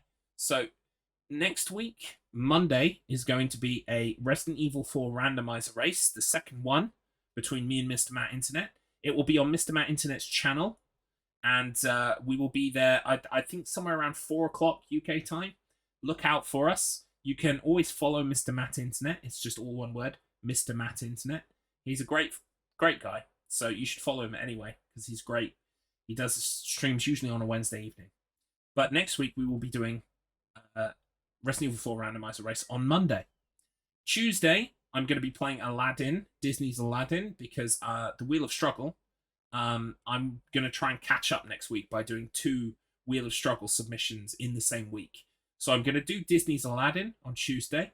Then I'm going to do GoldenEye on Wednesday, because we're going to be playing GoldenEye 00 Agent on the original N64 control scheme. So that's going to be fun. And then what am I doing the rest of the week? Thursday is probably going to be speedrun practice, because on Friday, I'm going to be speedrunning at 2 different marathons. The first marathon, let me just check and see if they've actually confirmed it's happening yet, because they were waiting on people before they could confirm it. They still haven't confirmed it. That's crazy. That is absolutely crazy. They still haven't confirmed it. Right, well, anyway, I'm waiting for a speedrun marathon to confirm it, but basically I've been greenlit. On Friday, next week, at 2100 UK time, me and Mr. Matt Internet will be having the world's first Wacky Races race on Mad Motors. So you can join us there for that. And then just after midnight, Friday night into Saturday morning, I will be at RIP Det 23. And I will be running Casper Scareskull, followed by Gregory Horror Show. And other stream team members are running at that marathon. Abby's Corner is going to be running. And Tainted Tali, I think, as well, has got a run there. So yeah, feel free to tune into the event next week. And I'll be running on the Friday, well, the very late Friday, very early Saturday morning in the UK time. So that's next week. Don't worry, I'll have a schedule out tomorrow. Thank you for this mess. Yeah, it was a fucking weird one today, wasn't it? We got into politics, the monarchy. We got into fucking the medium, game design, mental health being addressed in video games. My brain is complete mush. I hope you recover from Blooper. I hope so too. The problem is, right, I was cautiously optimistic about Silent Hill 2 Remake. Now, as a result of playing Layers of Fear, I feel less confident, less optimistic. And I got to tell you, after playing the medium, I was like, I think Bloober can do it. And now I'm not so sure. Fucking hell, that sucks. Anyway, yeah, that's what's coming up next week, and then the week after, I'm probably going to start the Clock Tower series. So look forward to that. Play Peppa Pig World Adventures though. I'll check with my brother because my brother buys fucking shit games like that. He's probably got Peppa Pig, and I can probably borrow it off him, so I don't have to pay any money for it. He's the one who lent me all those BB and Tina racing games, and also My Little Pony. I've got My Little Pony for PlayStation 5 as well. Thank you very much for the stream, Garlips. It was most enjoyable despite the quality of the game. Oh, you're more than kind. On the plus side, we'll always have Silent Hill 2 Enhanced. That is true. See? It's always going to be there. But I was going to buy Silent Hill 2 PS5. If there was a special edition, I was going to buy the special edition. I still, obviously, it's the law as a survival horror fan. I'm going to have to buy it and play it. But I'm less confident now about the whole thing. Great. What a way to end the stream. Thank you, Chroma. It's been a real weird one, but thankfully it's over now, and I can go and spend some time away from Bloober Team. I can spend a minimum distance away from them today. So I'm gonna see if anyone is streaming that we can raid. Oh, I'm not usually on at this time of day, so there are a lot of people playing I wouldn't usually raid. Let's have a look, see. How many people do I have? I've probably sent most of you away with my rambling. I've still got 9 people. I think we should send you over to Eternally Emily, maybe. Yeah, that sounds like a good shout, right? Hang on, let me check the chat.